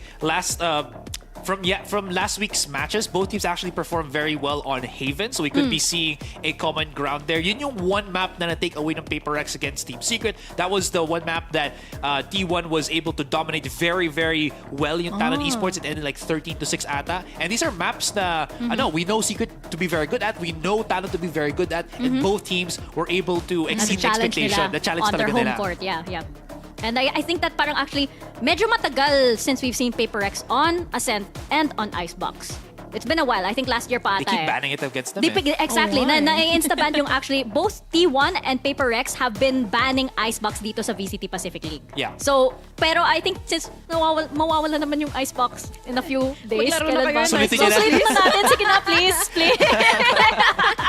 Nag-request. Pero I'm also expecting maybe an Ascent pick from T1 because they've been picking it consistently. And meanwhile, alam din natin na Paper Rex actually loves Pearl. So, I think those are the possibilities dito sa maps natin. Yeah, for more than anything else talaga, it has to be a dodge or a respect ban ng T1 in the Icebox and Fracture. More so I think Fracture kasi Icebox doable pa. Kasi again, these players play on the NA region. Icebox is still popular in that particular place of the world. So we could be looking at still a good thing. Naalala ko before na parang nung in-interview ko yung si Cruz and then si Flips and si Benkay. At that time, bago pa lang yung Pearl. Yeah. Tapos tanong ko sila na parang, what do you guys think about Pearl? Tapos si Cruz tsaka si Flips parang, ayaw naman sa Pearl. Yung ganun. No, nagtagalog sila. Nagtagalog. Tapos si Benkay, nakangiti siya. Tapos parang, I love Pearl. Gumanan siya. The iconic double satchel boosting shake. Yes. Yung TikTok wall na yan, di ba? So, eto nga. We are in our second series of the day, T1 versus Paper Rex. At napansin ko din, bago yung track na to, no? Parang bago yung track. I will say it sounds very familiar to The walkout na. The walkout. Yun na nga. Ganun ba? Hello, Jing! Uy! Hello, Jing! Ito pala yung eh. pinaka-importante na tanong ko pala. Sinong papalit kay Benkay sa mga walkouts ng Yun Paper eh. Rex? Yes. Feeling Kailangan ko- kasi may sasalo. Baka kasi ito si Something. Feeling ko si Something, he has the capable to do it. Dahil... Medyo mean. Good morning pala Something. Mukhang kakasetting lang niya. Baka nagja-jet lag pa si Bro, Something. my man's wearing pajamas. Esports pajamas. Yun na nga eh. Kaya Gusto good ko pa namang morning. sabihin na baka may same energy din siya kay Benkay. Pero, good morning. Sige, Something. Ito. Azray. Yes. Honest opinion. Ano yung opinion mo sa mga bagong jersey ng Paper Rex? Still good. I like Talaga? it. Talaga? Wow. Kasi iniisip ko candy cane eh. Pag nakita ko yung bagong jersey nila. Kasi ano na ba yan? Uy, I love candy cane, Hindi ha? na ba siya yung mga dinosaurs? Ano na? Yan, naka-dinosaur pa rin siya. Oo, Dinosaur pa rin. Dinosaur. Okay, akala ko parang Hindi naman yan malilito mawawala. Paper Rex na icons na or logos. Ngayon na na-mention mo yung about sa pajamas. Feeling ko yung mga jersey dito ng Paper Rex is yung mga pajama ng mga pangbata na may Yun, character. diba? Parang ganun nga siya. Hindi pinapakita. Gano'n katangkad si something pala. Gusto ko lang habang Matangkad inita. siya. Tangkad siya, di ba? Parang 6 footer ata siya. What? Baka ako sa bagay kasi Gusto ko sanang i-share. Na, alam niyo na nasa India kami ng Paper Rex. Napasabi ako sa tabi ni Forsaken. Hindi ko nandun siya. Na ang tatangkad ng mga players doon. Kasi sabi si Forsaken, how about me? Kasi parang 5 footer ata si Forsaken. Kasi malita nga ako. So, tingin ko sa Forsaken, mas malita siya sa akin. Oh my God, did you just burn Forsaken in front of him? Yeah, legit. Natingin siya sa akin. Bro, how about me? Ayun, sige nga. Nakayuko ba talaga si Something? Yes, Yung ayun, parang- nakayuko siya. Tapos tingnan mo, si Forsaken nakatayo lang. Ay, Buti din sila nakakain nila Tagalog. Oo nga pala, nagpa-picture kami with Forsaken. Hindi ko na itutuloy. Oy, love natin si Forsaken. Love natin si Forsaken. Yes. O, diba? Auntie Syempre. Mika, loves you. Pero ito nga, diba? Yung parang, ano ba yung ilalabas kaya ng Paper Tagal Rex ng discussion ng dito? T1 ah. Ayan na. Sige, we'll give you time, T1. Okay Sige lang. lang, okay lang. Hopefully, Okay lang. Paper Rex. Tapos na sila.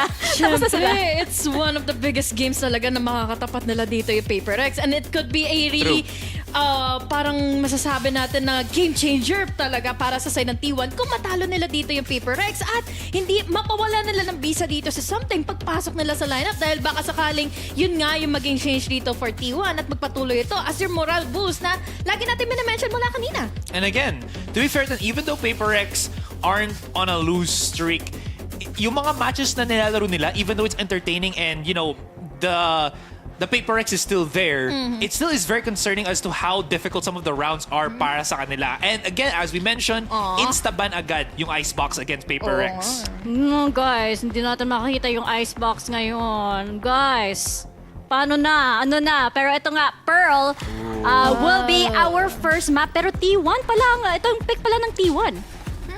Very curious indeed dahil I remember Munchkin and Ban na naglaro dito, they really love to be passive-aggressive to the point na talagang kailangan nila ng mga contacts first before nila makuha yung mga succeeding rounds against the other team. But then again, it's still Munchkin na he delivered a lot of multi-kills nung nakaraan. Binan ng T1 yung Ascent. Interesting. So again, kahit pa maganda performance nila doon, they still even respect Paper Rex a whole lot more.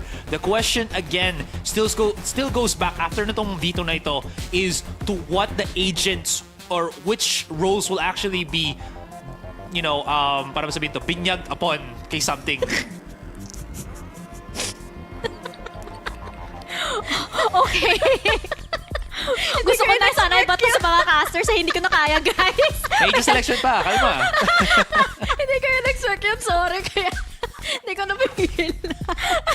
Kasi Naiyak ako. Tingnan yung mo. Nawala ako sa words ko, okay? Yung mga usual na naririnig natin, make habol, make Oo nga. gante. Umarive, di ba? May mga ganon Upon din eh. Pero ito nga ang ating agents selection. So, Phoenix. okay, mukhang magdadulis si Something. something. And magsasentinel si Forsaken. Forsaken? Okay, okay. This is so Very new. interesting. At ito nga, makikita din natin dito sa side ng T1. It looks like Saya player is going for the harbor. Is that right? Tapos magdadulis si Carpe. If I'm not mistaken. Okay, okay. Very, very interesting yung mangyayari dito. Let's see what Paper Rex has planned dito para sa T1. Let's throw it on over to our casters, Dax and Black and Blue. Ano raw yun? Binyagan? Oo Alam ko, nga Holy Week, pero... Naiintindihan ko dun si Mika na parang gusto nang niya iba to. Oo nga, pwede ba namin ba to back sa kanila? Oo nga. Hindi na, no? To the panel! To the game tayo dito. But guys, nagbabalik na naman tayo sa ating Valorant Pacific broadcast. Ako si Dax, kasama si Black and Blue. At kala natin, walang magabago sa Paper Rex. May something pala May something pala about them. Something Oo nga. about you? Alam mo, ang galing ng Paper X. Oh, Kasi sige. napakasimple ng philosophy nila. Oh. Alam naman natin W Gaming. Sabi na, siguro, guys, medyo hindi gumagana siguro ang yung mga strat natin. Anong kailangan idagdag natin para mas lalong lumalim ang kanilang playbook? Isa pa! Isa pang duelist. Diba? Kala natin daw makikita tayo ng triple duelist sana. Double lang. I mean, sila naman ang meta setters, di ba? Oo, diba? So, malay natin. Gawa na Mag-evento. naman. But you can see it here. This is the most interesting part. Kasi Forsaken, nag-reflect siya minsan sa Initiator. Pero ngayon, mag-reflect siya to Sentinel. Wala ang ating tropang si Ben Guy. Oo nga. Busy. At yun ang, I think, pinaka-crucial thing dito. Wala ang tried and true tested na IGL nila ever since. Yung team captain pa nga ang nawala. Malaking tiwala yun, pagtiwala yun sa team niya para ibigay ang laban na to na tipong siya yung IGL, siya yung team captain. Tapos, guys, kaya nyo yan. Hindi, tapos, mag-sub mamaya. Oh. Hindi si Ben Kai in for the player. Cigarettes. Ben Kai in for Alex. For Alex! Siya mag-coach! Mag-coach. Kita mo, ito na ang tunay na shift ng Paper Rex. And dito natin talaga makikita ang value ni something. Is he somebody great? We will see. Kasi doon nga sa Japanese scene, siya ang nag-pop off ng malala. Parang, ano yun? Ilan yung records na break ni something nung Japanese challengers, bringing Sengoku Gaming all the way to the top echelons of that scene. And now, dito sa Paper Rex, siya ang lalaban. This is his debut on the world stage. Kalaban niya though, T1 who has been impressive also so far. At dito natin ngayon dito, B-side ang papalagan. Saya player willing to fight. Siyempre, galing the Guardian, lalaban yan. But something! First round in, first blood on to Carpe. Siya pa nga ang nag-iisang miyembro dito ng PRX na may tag nga ng PRX para alam na alam mo that this is his new home. He gets good value there to find Carpe. That's our only real information gathering agent dito para sa T1 siya pang natumba.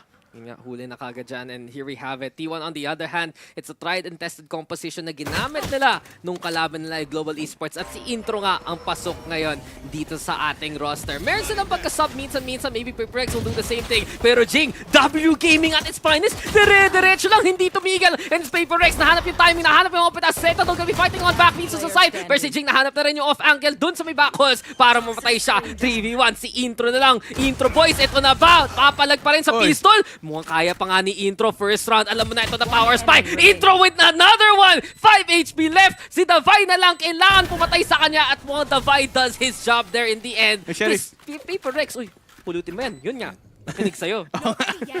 Buti naman. Nandito lang naman ako. Paper Rex. They open up with a round that nakita na natin that, you know, if this is old Paper Rex, ang makikita natin doon, uy, nakapatay tayo, namatay si Carpe.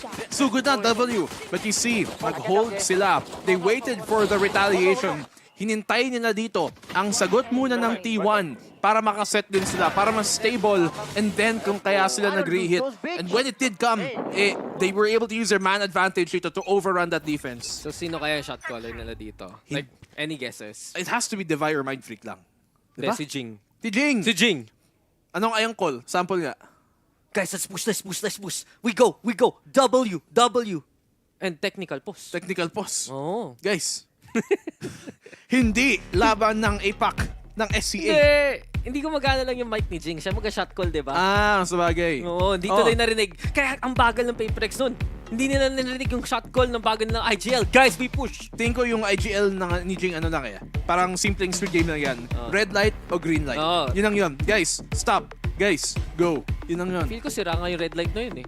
Always, green light, go! Nag-red light naman sila dun eh. Stop naman sila. Kaya nga nag-technical pause kasi di narinig ng iba na mag-green light na. Kaya pala napapigil. Oo. And habang timeout, hype ko muna natin si something real quick. Parang si Forsaken natin yung problema. Oo nga no.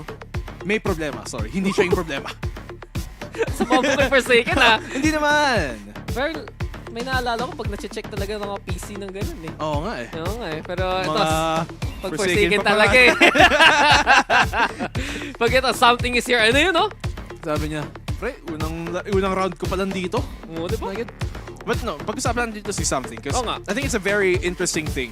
And we saw this kind of happen near the end of last year na a lot of yung mga galing parang sa East Russian side, the Asian Russian side, a lot of their players, dahil nga malapit ang server nila, dahil nga mga competition nila is a bit closer towards the Asia side, we saw a lot of them moving over to APAC teams and especially moving over to Japanese teams. Nakisama si something. And yun nga, history niya, sa totoo lang, you look back at it, it's mostly in the Japanese scene. From Blue Bees to Sengoku, ilang taon na rin siya. Pero dito talaga siya, sa year na to, nag-break ng mga records. Highest ACS sa buong Japanese Challengers. A 1.65 KD ratio, 48 maximum kills. Feel ko talaga, nakikita natin dito kay something is special. And syempre, parang marami nagtatanong, eto ba ang magagawa mo in terms of a lesser scene? Paano kung lagay mo siya sa bigger stage? Binigyan siya ng chance ng Paperex at unang araw pa lang, nakapajama siya on stage. Grabe naman. Syempre, para komportable. On-brand naman, di ba, ng Paperex. Talagang they give this very casual kind of approach sa game. Ba't yung pusa naka-shrug? Naka praise the sun. Ganun ba yun? Kala ko shrug just like, I don't know what to do. Hold W. Asia #1, Jing. Si Mommy ba yan? Asan na yung ano? Hindi yata eh. Asan na si Mommy Pearl? Mommy Pearl? Sakto, nasa Pearl sila. Diba? Kaya pala, willing si Jing lumaban. Alam mo na. Alam mo, what's interesting here is that hindi sila nag-iba ng comp. Paperex coming into this. They keep the exact same comp. Nakita natin last time. Nag-iba lang is pinasok na si something as a jet. Oo nga, tapos meaning nun, si Forsaken, yung mag-Benkai cosplay. Kaya okay lang naman. Baka siya yung IGL. Baka siya si Benkai. Baka siya si Benkai. Nakasuot lang ng Forsaken costume. I would not put it diba? against you. Wala pa tayo nakikita ng Benkai outfit. Oo. Baka yun talaga yung tunay na outfit. I mean, nakita mo na ba? Today, si Forsaken at si Benkai nasa parehong kwarto. Diba? Tama. Diba? Asa na yung proof?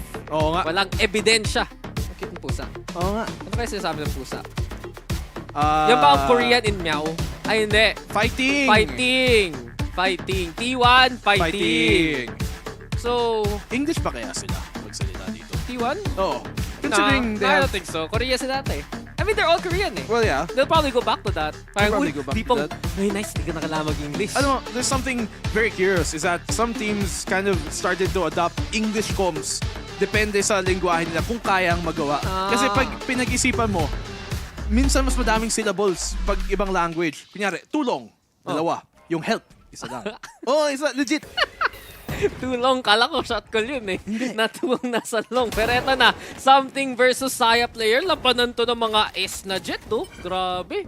And ito yun eh, something one of the best we've seen from Japanese team. Tinalo yung one of the best galing in a Saya player. Lugi ka dyan. Pero syempre, gun advantage dito ang Paperex. And here we go again, B-side sa kanila. I think it's curious to see Forsaken dito on the Killjoy. Paano siyang perform? Because we have seen him on Pseudo Sentinels. Diba? Nakita naman natin siya on that Sage in the past. Minsan, every now and then, he tried to go on the Chamber. But it's mostly been Devi on that role. And for him to be in this case, natalo siya sa classic. Nahulbang eh. Ang gagawin mo? Si Munchkin, nagmukhang donut. laki nung kagat na yun. Pag ganun eh. Pero ito na, something. Huli pa nga si Carpe. Something talaga eh. May something special. May something eh, no? Di mo masasabi. Something na lang. Never mind. I'll find something like you. Something like you. I wish nothing but the best for you. At yun, sabi nga ni Mindfreak, goodbye na lang sa'yo, intro. Aray. Patay. Binalikan eh. Kaya naka-sheriff na maayos. Para sa akin, yung singularity na skins, isa yun sa pinaka BM na finisher sa lahat. Kasi Bakit? parang nafe-freeze lang sila in motion. Top stop ka na lang. Parang stop ka, May sound effect ka pa talaga eh. para Replay tayo dito. Something eh.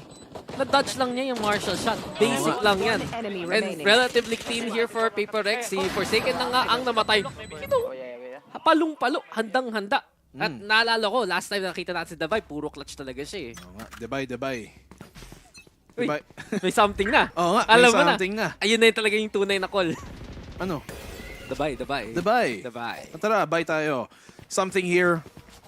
Siyang makakuha ng space para kay Jing. The same way Forsaken used to do a lot of times. And Jing, on a bonus, may ulti na agad siya. Yung gano'n naman talaga pag Phoenix sees sa Pearl, diba? Get that orb control, lusob lang ng lusob. Use that run it back to do the same thing twice as good. And Paper Rex sa pwesto na naman. Kailangan na itong copy na to para na lang may pwesto maayos si Jing para mag-run it back if ever. And case in point, Trailblazer. At mukhang mauna na nga yung Phoenix sa likod lang nung ating aso na yan. Through main, we go into the link right now. And mukhang naghahanap siya ng target. Pero since alam na ng T1 na may ultimate ditong Phoenix na to, hang back muna sila. Oo, at saka binigay nila yung B-Link. The most common position for a Phoenix ult para i-push dito. Zeta, bago umangat ang smoke, naipatas pa nga si Jing. Diba, second life, wala ka rin magagawa. -1 kagad dito ang side of Paper Rex sa T1. Ito naman, mag-retake na naman. Something though, handang-handa, palong-palo, isa mawala. Pero si Zeta, nandyan rin to make the trade happen. T1, syempre, ibang experience nila. Galing NA pa nga. Ayan yung high tide, may konting angle pa dito. Crawl on in, Forsaken, manglalason, dinikitan mismo si Munchkin.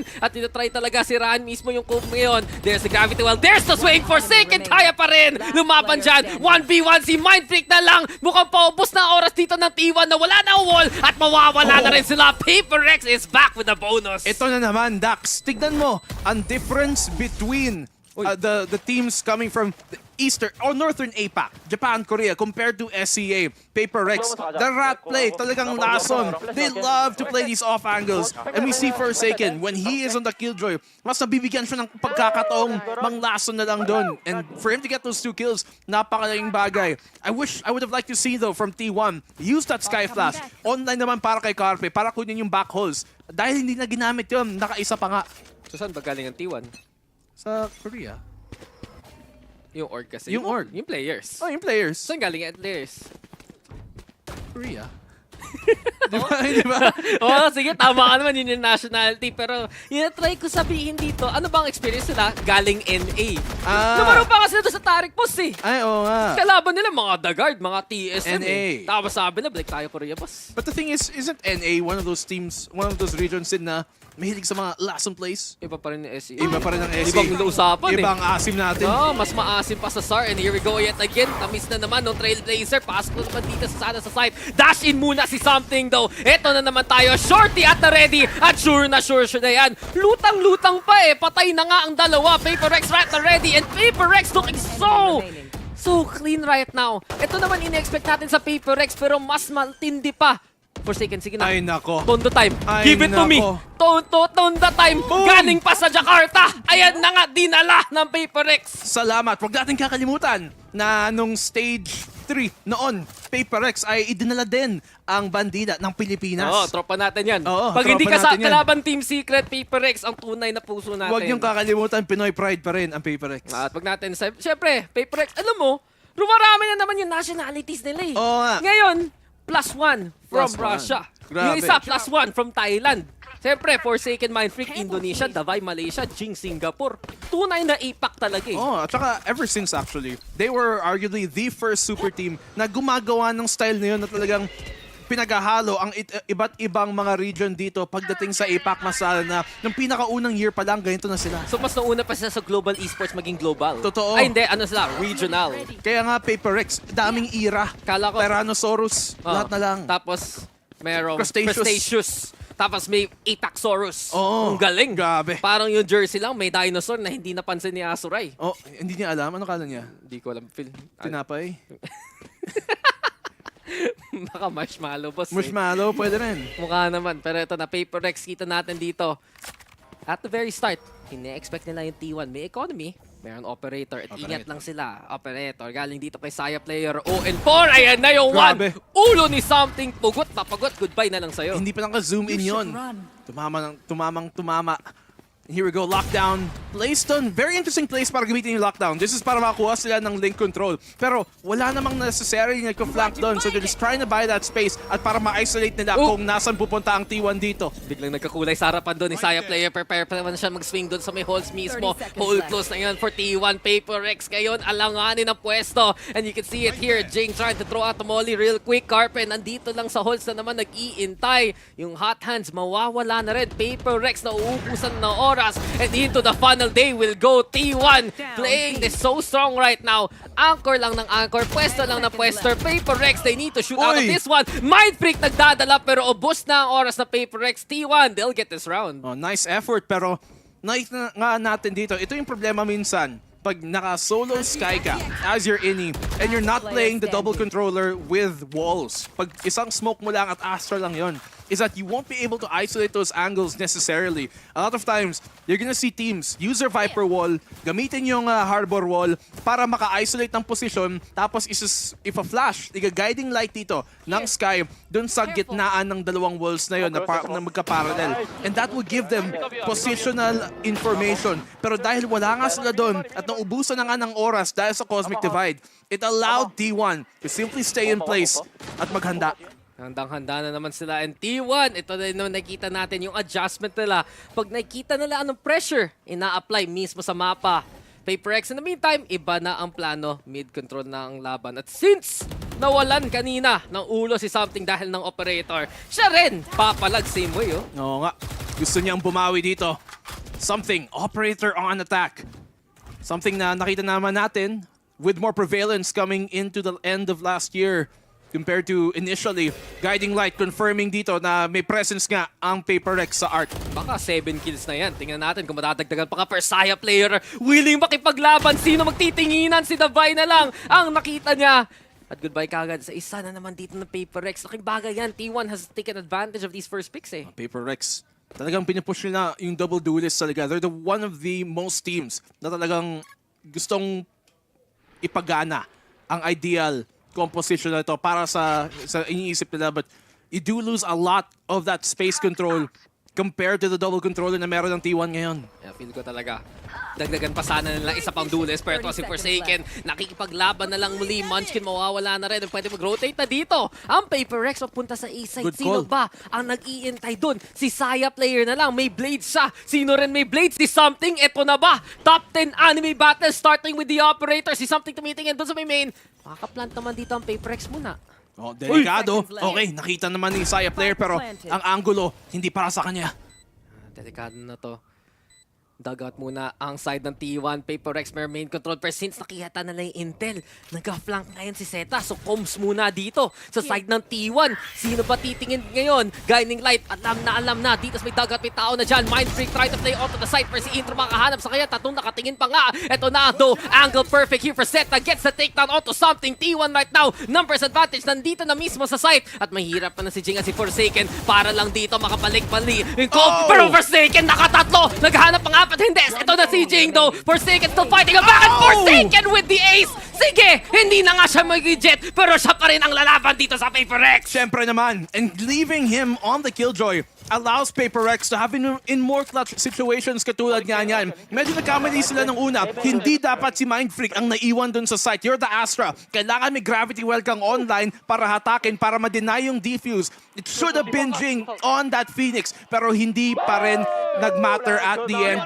because Forsaken can go big. Baka Forsaken yan. Baka Forsaken naman yan. Baka Forsaken yan. Bakit mapapalitan naman siya, boss? Oo nga, check PC. Oo nga eh. Tingnan nga kanina. Kaya nga, di ba nagka-take pause, sabi na, sure na ba to? 100% sure na sure. Ayos na ayos. And because of this, mapapatime out patiwan kasi hindi nila ni-expect. Ang ganda ng plano. Nahuli na si Something, nakapush na sa site, but just the firepower alone and the prowess mismo ng Paper Rex, alam mo ni.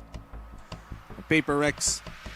Ito na ba ang the return of the comeback of the Paper Rex?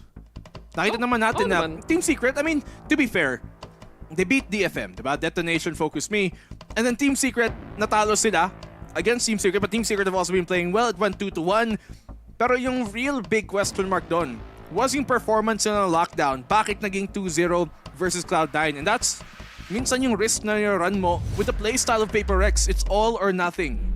Ito na ba ang all? Ito na bang all? Feel ko, ito na yung all eh. All in? All in. Lock in. Lock in. Kaya pala, nahirapan dun kanina. At dalawa na lang, lockdown. Lockdown. Para sa PaperX. Ay, may lockdown na yung Munchkin. Donut na yan. Feel ko, nakagat na masyado, naging Munchkin ulit eh. Choco butternut. Bumalik? Oo, choco butternut boss, pero masarap talaga. Pero ito yung naging problema ngayon ng T1, PaperX. Nakita mo talaga eh.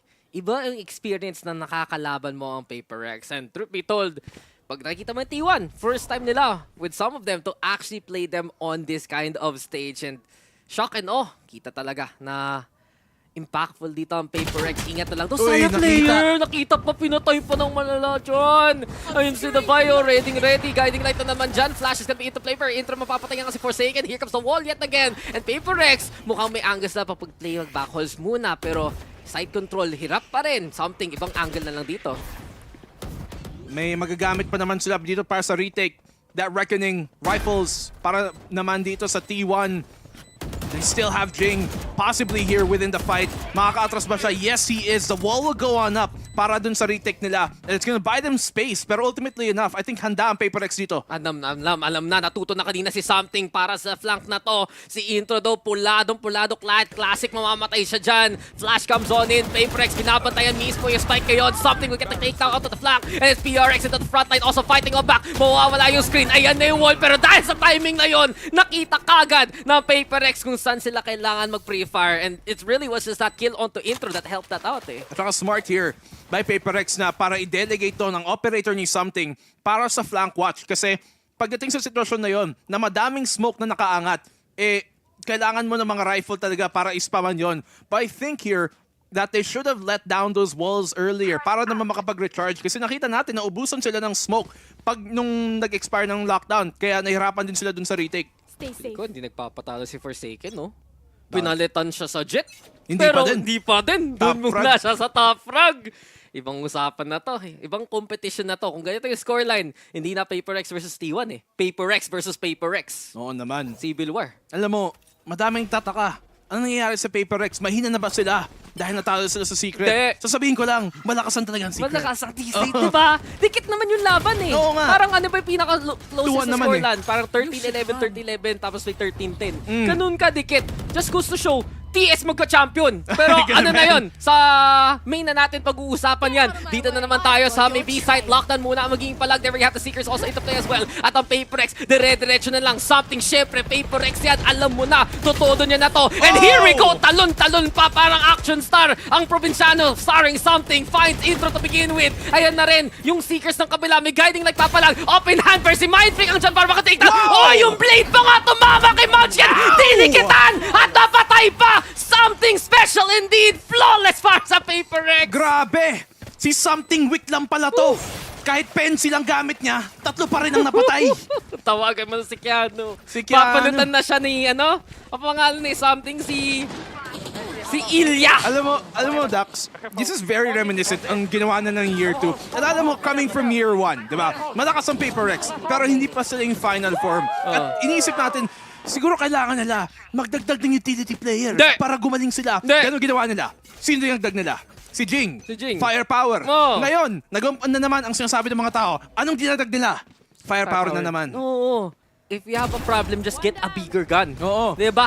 Sabi nila, huwag mong kakalimutan. Valorant to, may skills. Pero at the end of the day, barilan pa din. Paano manalo? Patayin nyo sila lahat. Tama. At Ang unang maka-5 patay. Oo, mananalo. panalo, diba? Alam mo na, count to 5, isang kamay lang yan. At kita natin dito, we're trying to count down these runs. 1-7, pwede pa. Mag-1-11 to. Pero gusto ng T1 na isa pang point.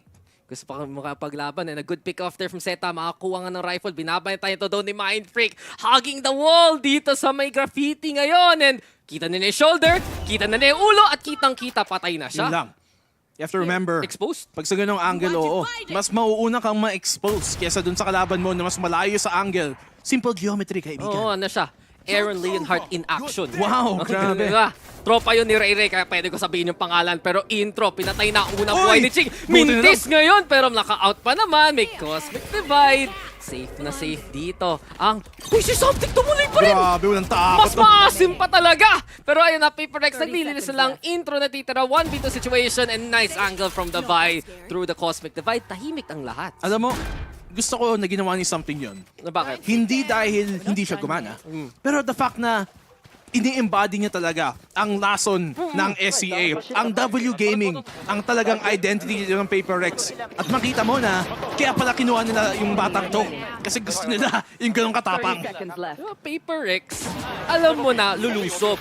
Bakit mo dadagdagan ng aatras? Hindi. Sa bagay. Pipili ka ng fellow sundalo. Oo. Lusob lang ng lusob. Laban lang ng laban. Comrade talaga. Comrade talaga.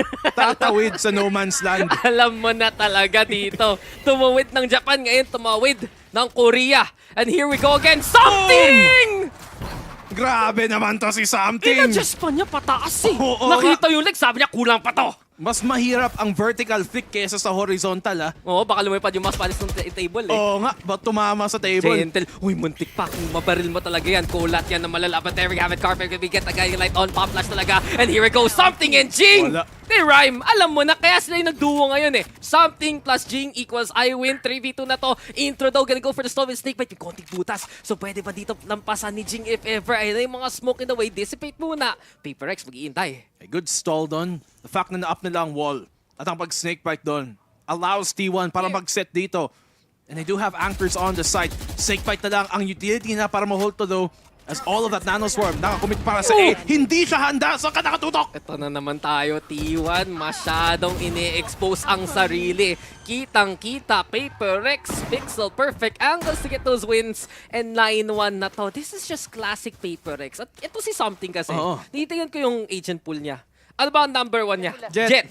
Number 2 niya? Race. At syempre nung panahon, Reyna. So alam mo na, pag pinaghalo mo si Forsaken at si Jing, you get Something. Tatlong duelist pwede dito. Huwag natin kakalimutan na dati si Divine nagdo-duelist din.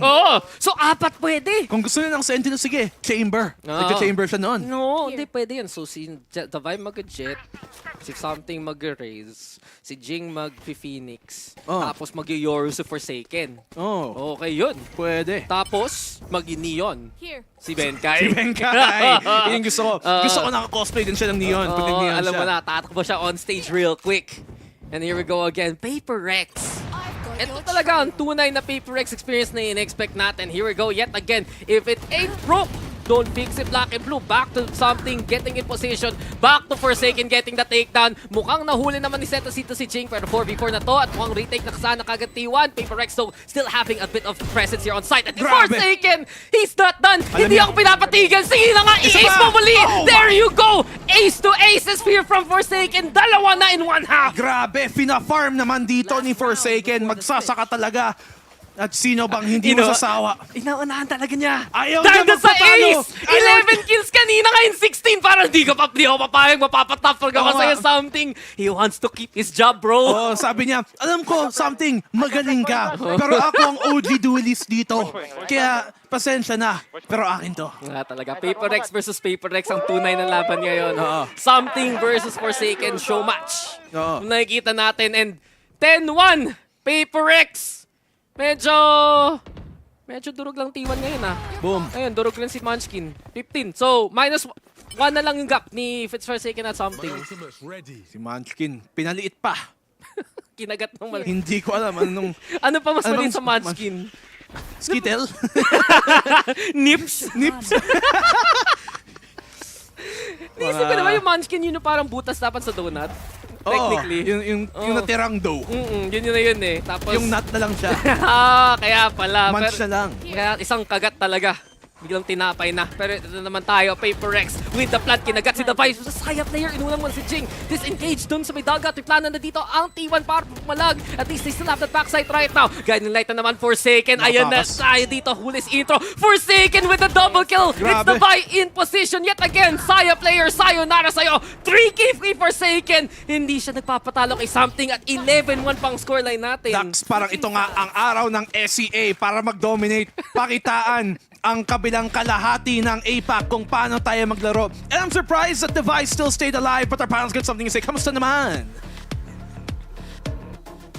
Kamusta naman? Okay na okay kami. Kasi tingnan mo naman yung Paper Rex. What a debut from Something. Pero what a debut din kay Forsaken on the Killjoy. Grabe, ang dami ko na pala sabihin actually na sa round na ito. No? Because there's just so much going on from Paper Rex. Yeah, definitely. Imagine that was a double ace na nagmula kay Forsaken kanina. It's just really commendable dahil syempre para siya nagiging ultimate last lord or final boss dito para sa side ng Paper Rex na kailangan pa katapetin ng T1. I'm really rattling here dahil it has been really explosive para sa Paper Rex na magpatuloy nga tayo dito. dyan eh. Kanina, diba? Nanonood na tayo. We're just really screaming our lungs out dahil kitang-kita mo that something has been really doing something. Well, not something. Everything a lot para sa side ng Paper Rex para magpatuloy sila to an 11-1 score line. I know it's very early to mention this then, pero it feels like hindi nagbago yung playstyle ng Paper Rex with the, you know, with the, not really Exodus, but yung pag-sub out nila kay Benkei. We were wondering na baka magka-problema to, but we were also mentioning then, you know, during just watching the matches or watching the rounds na Paper Rex, they just know the body language or yung muscle memory of how they approach yung fights. And because of that, it feels like these hot rod na players nila are put into positions where they can even get more impacts. How can you even deal with the flank or alert? Kung si Forsaken yung nag-alert. Diba? Paano ba yan? Paano ba yan? The W gaming just got even more W-er? Kung adjective man lang yan, pero you get what I mean. We'll throw it back to our casters, Dax and Black and Blue. Alam mo, nature lang yan talaga ng Paper Rex sa gaming. Parang human. Human talaga. Heart nature. Tao lang sila. Yung isa. Oo nga. Sino kaya yun? Oo Si nga. Mika Fabella. Alam mo, may isang time, dumaan ako sa isang human nature. Tapos nakita ko, sabi ko, tingin kaya ako ng mga items dito, bili ako. Tapos nakita ko, wala si Mika Fab's poster dito. Ayoko na lang. Diba? Nakita ko, uy, yan ba yung host sa VCT PH sa Valorant Pacific League Philippines? Ang galing talaga. Pero ang galing rin ng Paper Rex that 1 in T1 stands for 1 round lang nakuha nila no first half. And as of now, mukhang ang gusto na gawin dito ng Paper Rex ang tapusin ng laban na to. T1 equals talo 1. Yun na yun. PRX equals press X. Kasi escape na. Kasi talo na. Kasi back up. No. Please stop. Please. That was actually really lame. I'm so sorry. Like, where were you going with press X? Sorry, naisip ko ult at least eh. Pero, Ganon? Yeah, Ult ba? Wala namang ult kailangan dito na, eh. please, just stop. Okay, now we continue with that. I stopped. Balik na tayo dito sa laban na to. Red light. Wala akong narinig sa'yo, boss. But, really, T1, they need to win this pistol, obviously. Kasi kung talo pa sila dito, medyo mapapa-force by sila. At sino katapat nila ngayon? Si Something, si Forsaken, na nag-shooting gallery lang dito sa mga kalaban. Sino unang biktima? 1 HP, naka-out pa. Pero hindi, Munchkin, mahuli na yan. And T1 actually good exit towards the site so far. Uy, kala ko na-touch pa nga. Tatamaan pa rin yung Forsaken. Buhay pa rin siya dito. Mag-anchor sa back holes. Forsaken still doing it. Forsaken still alive. Siga pa sila lalaban. Lumikit na si Saya player. Pero sakto lang talaga. T1, they say, tara, W Gaming ha. Papalagrin kami sa inyong mind freak. Nandito na sa site mismo. Nagpa-plant na kagad ang isa. Pero wala eh. Walang kwenta yung lason kung ikaw na lang ang natitira. T1, make it to 2. Huwag natin kakalimutan na tayong mga taga-SCA, talagang very hospitable. Tama very yan. accommodating. Kahit bansa nila yan. So, eto na ba? Binabas mo na ba ang Team Secret Copium book natin? Oo. Tama. Siyempre, Pinoy pa rin yan. The P in Paper Rex stands for Pinoy. Kaya Pinoy Rex. Kaya sila nagdala ng Philippine flag noon. Pero, sige ka muna. Hindi, pinipero lang kita. Okay, thank you. Pero chicken. Pero chicken. Pero aso.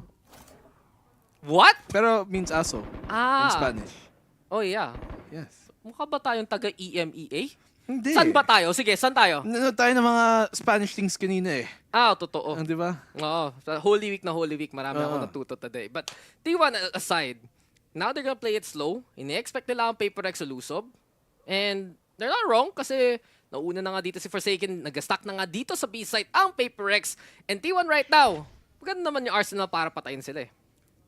Yan naman kailangan nila, di ba? PRX. Basta may barrel, pwedeng lumaban. And they're looking to fight towards his B long. And T1, you can tell they have some notion to expect this.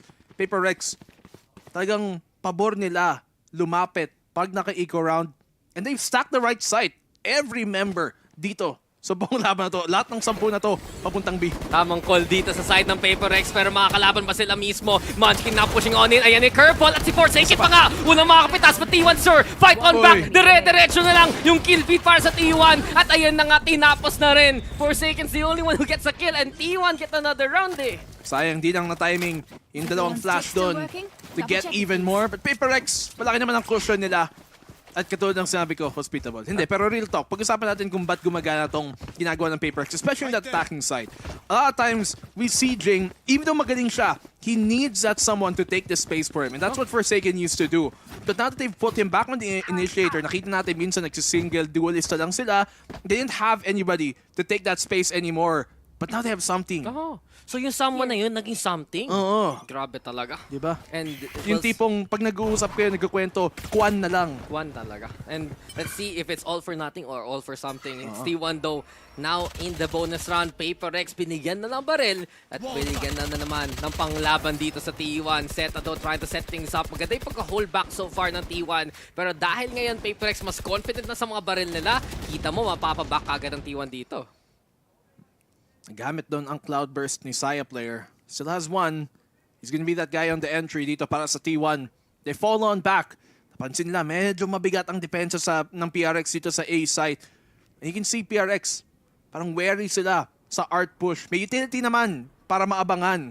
But seems like B-Link talaga ang gustong subukan dito ng T1. Yeah, ingat pa rin at Forsaken, binabantayan parehong side really of this connector. Dito na siya sa link to. Guiding light, tatama na rin yung turret mo na magpapakita. Pero sa sulok na naman si Forsaken. Mababantayan ba to ng T1? May taga-check pero nakaline na pa rin. Saya player and Carpet, dalawang mahulog. Slight transfer lang. And it's already Paper Rex with the advantage. Snake bite to at may nanoswarm. Something ipit na ipit in between the rock and the hard place. Pero nalaban pa rin siya no matter what. Something special indeed. Still fighting, still there. Jing will fall to intro as well. Maganda na sana yung angle pero naging 2v2 pa to. Nice pre-fire dito. Galing kay intro. Saan naman si Zeta? Nakalusot siya sa city. Pero hindi niya chinek yung sim. Tapos ngayon babalik siya. Hindi siya umangat ng heaven. Hindi siya umangat. Sayang. Rin talaga. Timing is everything. Ubus na oras dito. And here we go the cove. Alam na kagad ni Davai na may tao dyan. Tatalon baka kakancel yung plan. At sinabayan pa ni Mindfreak dun sa kabila. Paper Rex on match point. Alam ko na yan. Sabi dito ni Davai. At yung OG na magduo. Galing talagang Paper Rex. Namarkahan eh. Oo nga. Tapos na low HP mga agad dito si intro. Yung dalawang controller na tira. Pero sila pa wala ng control. Tumalon, nanalo, pinatay ang kalaban. And Paper Rex, talaga, medyo special yung mga pagpapanalo nila. Palaging may pang highlights eh. Palaging pag TikTok, would you believe how they won this round? Check it out on tiktok.com/PaperX. Members ng Paper. Grabe. Plug pa talaga. Hindi ko alam. Wala akong TikTok eh. I assume so. Parang sila yung team na would do something like that. But it's a bird, it's a plane. Hindi, divide lang pala. And let's not forget though, it is a bonus ng T1. So ngayon, may panglaban sila. Pero problema, medyo match point ng Paper Rex. So isang pagkakamali, goodbye na sila sa Pearl na to. Medyo 9 rounds on. At medyo ito ang map pick nila. Medyo lang. Medyo lang. Medyo slight na durog sila. Posible. Posible indeed. Oo nga. It really just goes to show, iba talaga yung look dito ng Paper Rex with something on hand. Kita mo, naka-bulldog pa siya. Susugod pa siya. Siya pa yung nalapit dito. Kala ko stinger nga, noong tingin ko, buti may, may UI eh. But something? Nahuli pa si intro. Andyan rin si Forsaken. Here we go yet again. And now, even though A site is wide open, Paper Rex, nakuha nga nila yung man advantage dito eh. Oh, they have a 4v3 retake. Pero, importante dito is Munchkin is one away from that lockdown and they have the Reckoning para makakuha ng further space.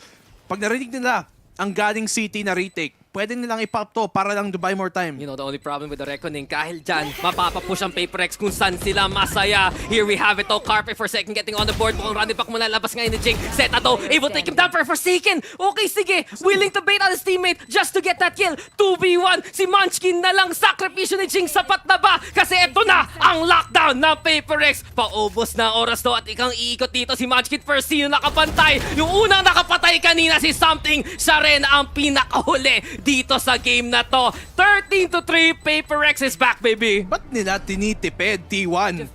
Titipiran nyo ba ang PRX? Ayaw nyo pang ultihan. Meron naman kayong Reckoning para paglabanan yung city control doon. 3v4 nga, sila ang hindi lamang at nagtitipid pa. Baka pang next map. Pang next map daw. Baka magamit. Yun ang eco. Oo, diba? Talaga. Tunay na eco, save for fracture. Tipid But here we go again. Paper Rex, Saan ba tayo magsisimula? Andyan si Something, andyan si Jing to set things up, but Forsaken also. Gusto pa niya ng trabaho, pre. Ano nga, ba? and considering nagbago siya ng role dito, di ba? Playing on that killjoy and still being that effective. And as we saw, napapagana pa nga niya because with him being on the backline more, mas may maraming pagkakataon na pwede siyang maging clutcher. Di ba? It feels like right now, kasi masyadong nawabasa ng lahat yung galawan ni Forsaken. Everyone has his eyes kung paano siya mag-entry, kung paano sila pumalag, especially Vaporex. Bringing out Something who is also as sharp, if not even better sa mga ganong klaseng entry positions na ipakagad ang dynamic na Vaporex. And then, it gives Forsaken to do condolences, to just play into a safer spot. Nakadalawang ace pa nga siya. Sabi mo, condolences? Oh, kasi yung pagkagawa ni Taylor at ni Villion, hashtag condolence from Jakarta pa. Grabe naman. Worldwide team talaga. Ito ang global team. They have different players from different influences. And you can see that dahil nga ngayon, iba na yung ipinapakita na in Forsaken. Dalawang ace sa isang laban. Grabe naman. And then, he keeps getting double kills. He just always gets those first frags.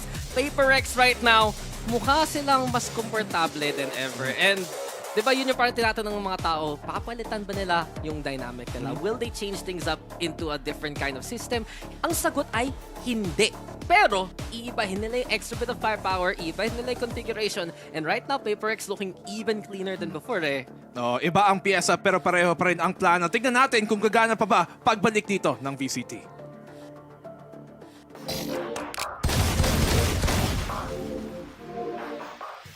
Okay? Let's go.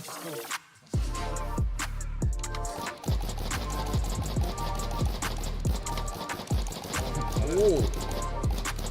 천천히. 잘하는데? 10만으로 가나? 오? 돼? 오오오오! 네. 전혀 안 될 것 같은데? 뭐야? 오! 가까웠네. 오케이. 갈까? 벤달도? 야, 고. 벤달 렛츠고. 파이프 들어가야 돼.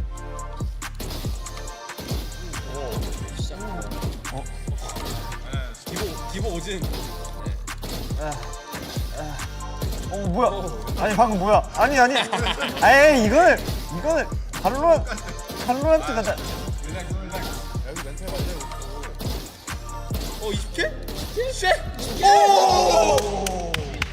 이런 상황 속에서도 20킬 했다. 왜 플레이.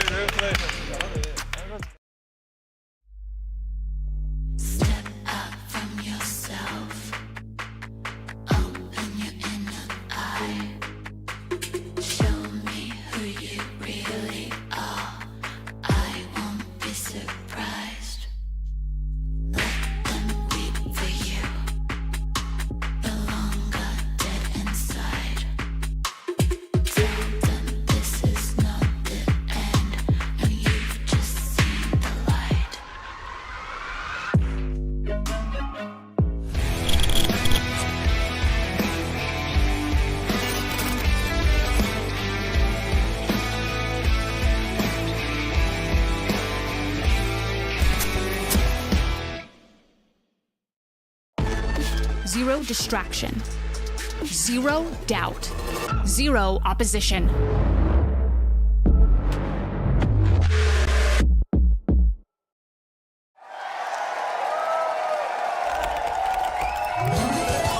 Red Bull gives you wings.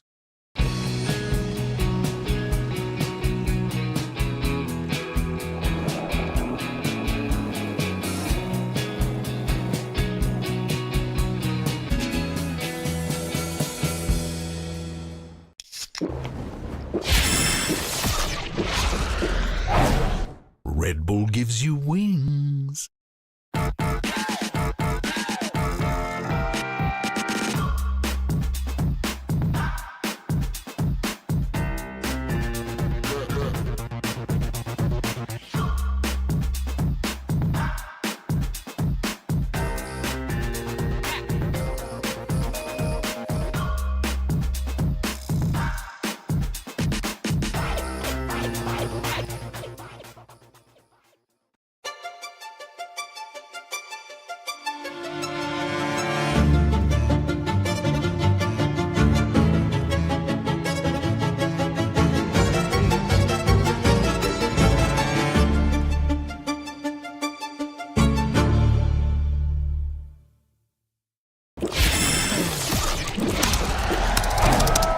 Red Bull gives you wings.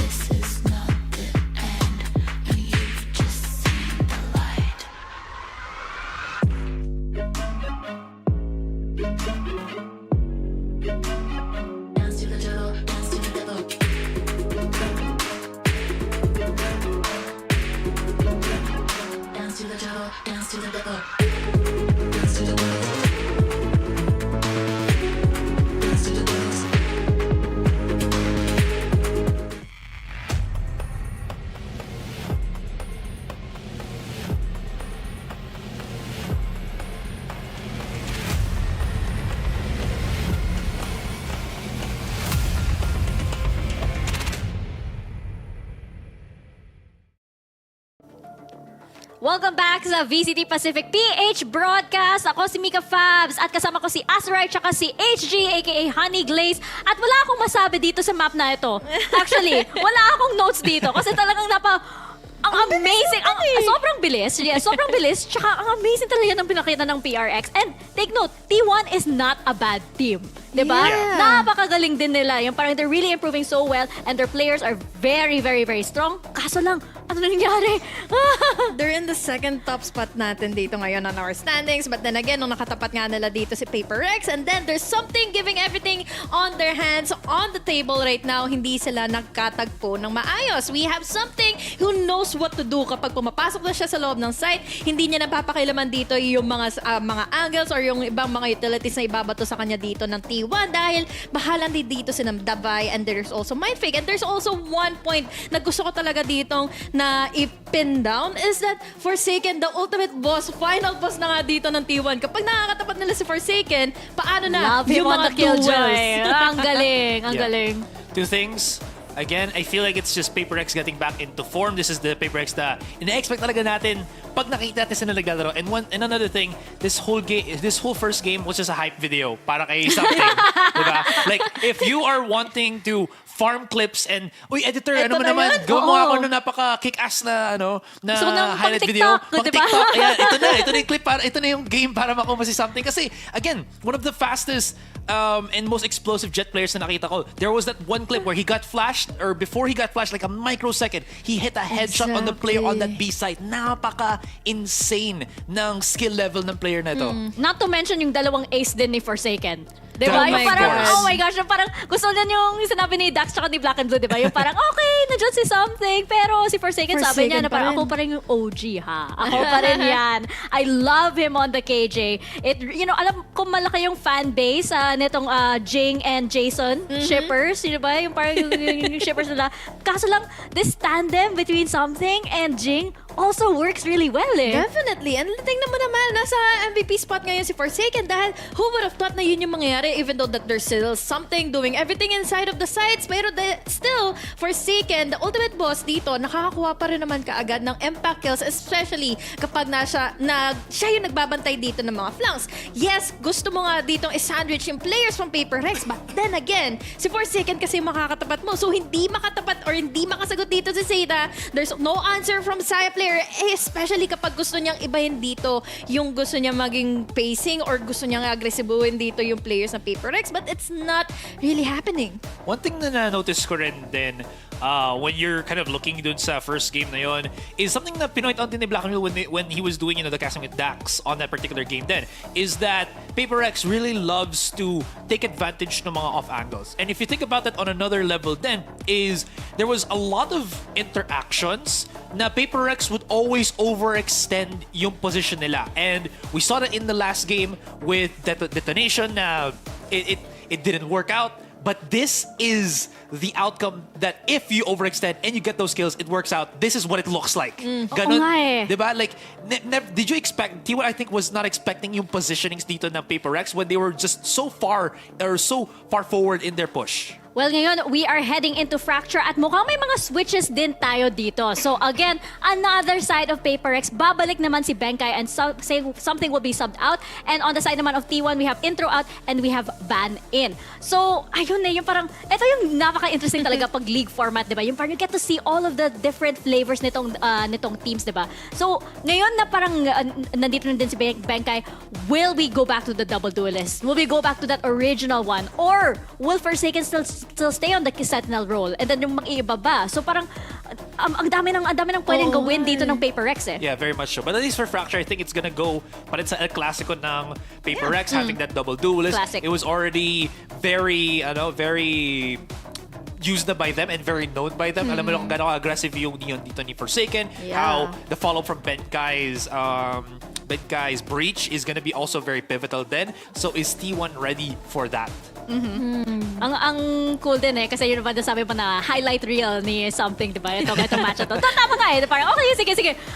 Every round meron eh. Pakitaan mo sila. Okay, sige, balik na ako. Ganun lang din eh. Tapos na-appreciate ko din, tropa pala talaga ang Paper X, guys. Tropa talaga sila. Kasi buti na lang hindi nila pinalabas si something nung match natin Team Secret, di ba? Yung parang, okay, save na muna natin si something, di ba? So parang ayun. Pero, ayun nga, nakita nga natin yung the thing that we've all been waiting for, the something that we've all been waiting for. Pero ngayon, babalik na si Benkai and we're going to still see the W gaming that we all know and love. Oh, ito yung gusto ko yung double duelist nilang setup dito with that race and even that Neon. A lot of jumpy plays can really be happening here for the rest of the players of Paper X dahil sino ba talagang hindi i-expect na magiging ganito yung gagawin nila dahil we have those kind of pushes na kaya nilang i-amplify dito throughout the jumps ni Forsaken and everything else mula dito sa Paper Rex. Alalayan mo na lang dito with Benkai with the use of the utilities. Ang tanong na lang dito kung kaya pa bang maka-keep up ng T1 dahil T1 from that defeat parang magiging shaky na rin ako kambang dito pumasok dito sa Fracture eh. It sounds a little bit bad kung sinabi ko na I'm gonna say it pa rin na Paper Rex is doing the same thing T1 is doing but just a level above. Better talaga. Yun yung biggest problem ngayon ng T1 is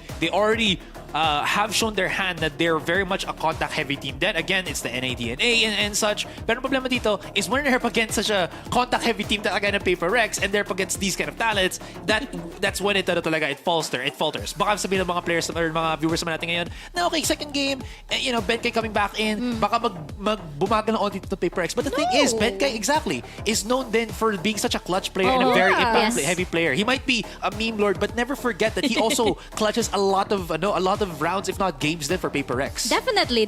And dito sa side naman ng T1, they are still a very new roster, diba? Versus itong roster ng Paper Rex na since kailan ba sila naglalaro together, diba? Something is, yes, a little something new. They also have Cigarettes, who is also a new player. And this is how they're testing the waters, diba? Yung parang, sige, laro ka ng isang map. Get the feel of it. Let's see how it works. Tapos yung parang sub out na muna. So it's nice to see that talagang maganda yung balance na ginagawa ng Paper Rex dito eh. And it's really showing na nag-grow talaga yung flavor ng APAC dito, di ba? Sila talaga kasi yung nag-set ng itong identity and yung reputation ng APAC, di ba? They were the ones who really made everybody take a look at APAC, di ba? Kaya nag-APAC Rising nga tayo last year eh. Yun nga yung sinasabi nila, di ba? Kapag APAC, all players are cracked. They're just really cracked upon getting those entries happening, especially dito for the side of Paper Rex. Gusto ko din sanang i-point out dito na Benkai, hindi mo talaga masasabing magiging passive siya as a player for Paper Rex dahil siya yung mismo nagbibigay ng runway dito sa dalawa para magwala eh. Imagine him on a bridge dito on Fracture. Natalo man sila ng Team Secret last week, but then di natin mag-disregard that it has been a really close of a match. Pwede nila may 2-0 yun, but then syempre nanayag yung Filipino team eh. Tsaka yun, di ba nasabi mo na si Benkai talaga yung yung nag-enable nitong double duelist na W gaming, di ba? Yung parang yung isa sa favorite kong memes na parang si Benkai na parang hawak niya yung dalawang leash na si Forsaken tsaka si Jing yung nasa kabila, di ba? Yung isa sa mga favorite ko. Pero it really sums up yung that's actually how he deploys them, di ba? Yung parang Forsaken, go go kill. Jing, go kill. At doon na tayo dito sa stage. We are on to map number 2. Pupunta naman tayo dito sa Fracture. And I think Fracture is a map na talagang bagay na bagay sa playstyle ng Paper Rex. Absolutely. Kasi again, it's all about map control. It's all about speed. So with all of that, speed, diba? They are speed. I am speed. Anyways, maalala ng mga queen dito ang Paper Rex. One thing that I wanted sana to maybe, hopefully, we probably see once again is not this iteration of Paper X's agent composition. It's the Harbor with the Phoenix as well as the Reyna. I know it's a lot slower in terms of like how it does the setup compared sa Breach at sa Neon, but it is something na I will always want to see sana from Paper X. Really? Yeah. Even like now. Because it's very entertaining to watch it, like how the combos work. Kasi the thing about Harbor kasi that I don't really see too much now is, bumalik na siya. He's kind of disappointed that he wasn't able to play game number 1. Pero, ang gusto ko lang din i-point out dito. Oh my God, that's so low. Is, again, I don't want to sabihin ko, is yung setup ng Harbor with the flashes. I don't think we see that too often kasi when you play Harbor on a different map, just because of how well the combination works in Fracture. Gusto ko na lumayo na yung camera pero nakatingin pa rin si Frank. Parang may sama ng loob na hindi siya nakalaro in Pearl. Masaya na kayo. Pinalabas na namin si Something. Masaya na kayo. Pero ito na nga. It looks like we're going with a classic here from Paper Rex. And on the side of T1 as well. Alam mo, so they have ban in, diba? Yung parang, the reason why I prefer intro compared to ban is that parang nafe-feel ko minsan na hindi pa na-gel si ban dito sa side ng T1. Parang palagi siyang may parang there has to be something else. Pero let's see. As we step into Fracture dito, ang ating second map of this series. Casters, over to you guys.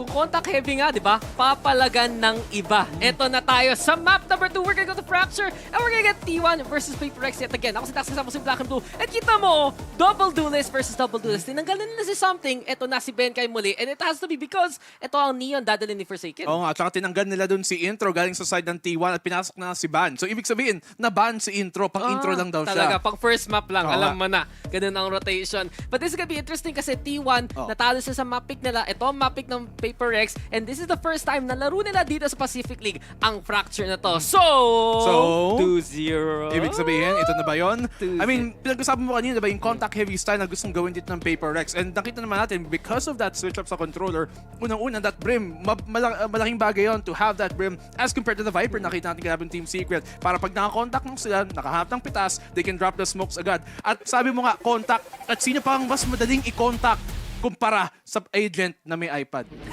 Ganun diba? ba? Sige, smoke. Masyadong muibili ng na microtransaction dyan May DLC. Isipin mo yun, paano kung nabibili mo yung ability ng ganun? Nabibili naman, pero in-game credit. Hindi, pay to win. Pay to win. Pag simula mo, may ult ka na. Kita mo, 50 pesos, biglang meron ka pang extra smoke. Grabe Ibang usapan na yan. Apat? Apat yung smoke. Imagine mo yan. Kala ko sinabi mo dapat. Sorry, my bad. Dapat. Hindi mga kaibigan. Kala ko kaibigan. nag-approve ka dyan. Pero ito nga, si Ban yung mapupunta doon sa Jet. And sa T1 nga, marami silang may history ng duelist experience actually. Kung tama pagkakaalala ko, all the way back then, parang Knights pa yun yung team pa niya. NA pa so medyo hindi ako ganun ka-familiar Alam mo, pag pinagkumpara mo yung dalawang team na to, ang isang team lang na makakumpara in terms of number of duelists na meron sila is Global. Pero na nga ang laban, PRX, Forsaken, umakyat dito sa 2F. Siya pa lang stun. Tamaan pa dun. Kailangan mag-ingat ng Paper Rex. Gonna be very dangerous in these kind of scenarios kung nauna dyan si Forsaken. And this is the problem right now. Yun naman iniisip ng marami. Mind Freak though with the frag. Jinx could be there as well. Magiging 3v3 na to. Si Carpe nga ang papalag dyan on the Brimstone. Si Mind Freak na lang papalag muli. Isa pang labanan ng mga Brims. At si Saya player doon pa rin sa second floor. Lumalaban lang at lumalaban. High ground, the best ground para sa T1. Wala, medyo na na team stun dito ni Ben kay si Forsaken.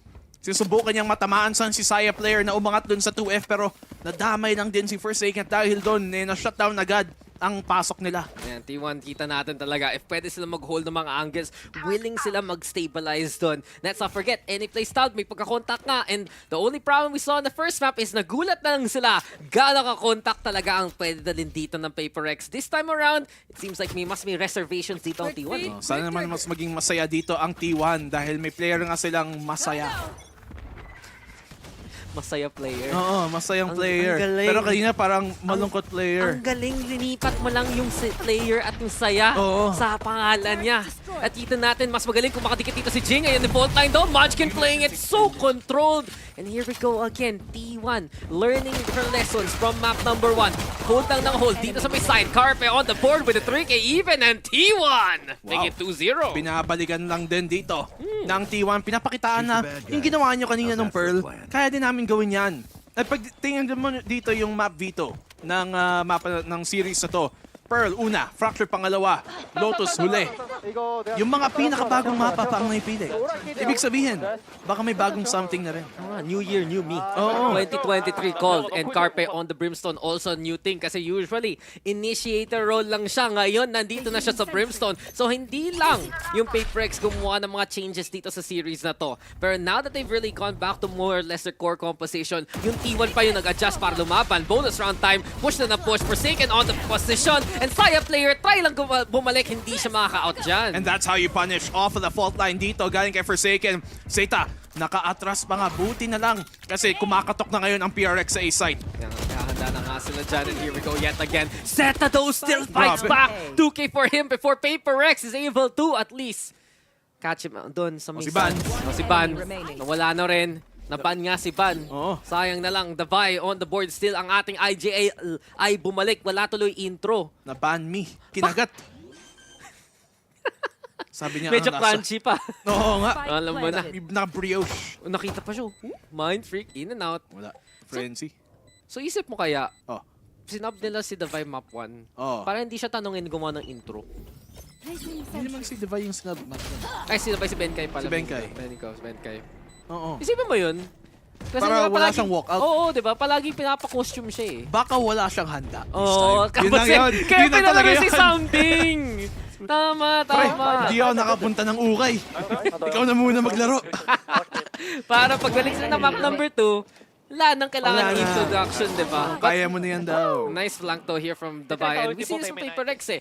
Pwede sila mag-hard contact sa isang site and a map like Fracture, pwede ka mag-slip in para lang sa ibang angle eh. Pero Dax, nakita naman natin dito na, with the change-ups in terms of who is playing what, Forsaken na naman dun sa duelist, we see sometimes, especially with teams na may 6-man rotation, especially when those players ay nag-iiba-iba ng role na parang nadadala nila ang instincts ng isang class, ng isang agent dun sa kabila. Naka-sentinel kanina si Forsaken. I wonder how that's gonna affect him coming to this. Honestly, dun sa kabila naman isip ko kasi palaging nasasagot si Forsaken on the duelist. Baka nga, mas handa pa ang T1 with him into the front line. But here we go yet again, the Vi stepping on up when they need to na most. Ito na rin tayo, ang setup dito ng Paperex. Saya player able to step all the way to the other side of fast lane. At ito nga si Benkay pa at si Mindfreak mga kapinas instead. It's 3v2, make that 4v1 rather. Magic sa Paperex on the board para mataya pang scoreline. Grabe, yung parehong duelist pa nang galing dun sa drop at hindi talaga naipigilan ni Saya player dahil napakabilis ng entry. You got that raise with the blast back. Kayang mag 2F agad. Forsaken, kaya niyang kunin naman ang ilalim. And that amount of pressure. At tama din ginawa dito to have Devi be that guy para to initiate contact, para siya mag-entry frag, para dun sa dalawang support galing sa A-main. Yeah, Devi looking really clean right now. And eto na naman, Paperex, binawian kagad ang T1. Napapaikon na dito ang T1. Saya players, sige mag-marshal. At mukhang mapapaasa nga sila sa mga ultimates dito if they wanna try and win this. Here we go, hard aggress, fault line muna, Forsaken. Magandang footwork para maka-back away in time. At mas maganda read dito ng Paperex. Isa lang nasa A-site. Oo nga. And to have this read, in momentous rounds like this, isa sa mga kalakasan minsan dito talaga ng PRX. Benkay, good shutdown there. Galing sa confusion ni Saya player. That should give them the sight. Walang kalaban-laban naman dito as nakaiko ang T1. The retake has to come on in. Smokes on down. They have that orbital strike. Pero sa akin, suggest ko lang huwag niyong gamitin muna. Paano gusto nila? Sige. Sige na nga. Matalo kayo. Wow! Inaaway kahit yung mga Koreano dyan. But T1, ayun na nga, na-overrun si Saya player. Basang-basa na yun ng Paperex. Benkay daw, dito sa site mismo. Sige, labas ka dahil sa aftershock. Mapipilitan ka. Mag-swing ka laban si Forsaken. The Vido, hold close. Try spray down, di gagana. Munchkin nakadalawa, pero yung pain chest, dinala siya sa Imperial with him. Holding hands kasama sa Satanas. But there you have it. Mind Freak, the Slayer himself. Dalawa para sa sa kanya. Paper Rex with the 3K now. Grabe pre, ang ano mo naman. Oo nga eh. Huwag mo kakalimutan, Holy Week ngayon ha. Oh, sorry, my bad. And Pinoy tayo. PRX though. Opening up here dito para makabawi. Attacker's side of this map can be quite heavily minsan.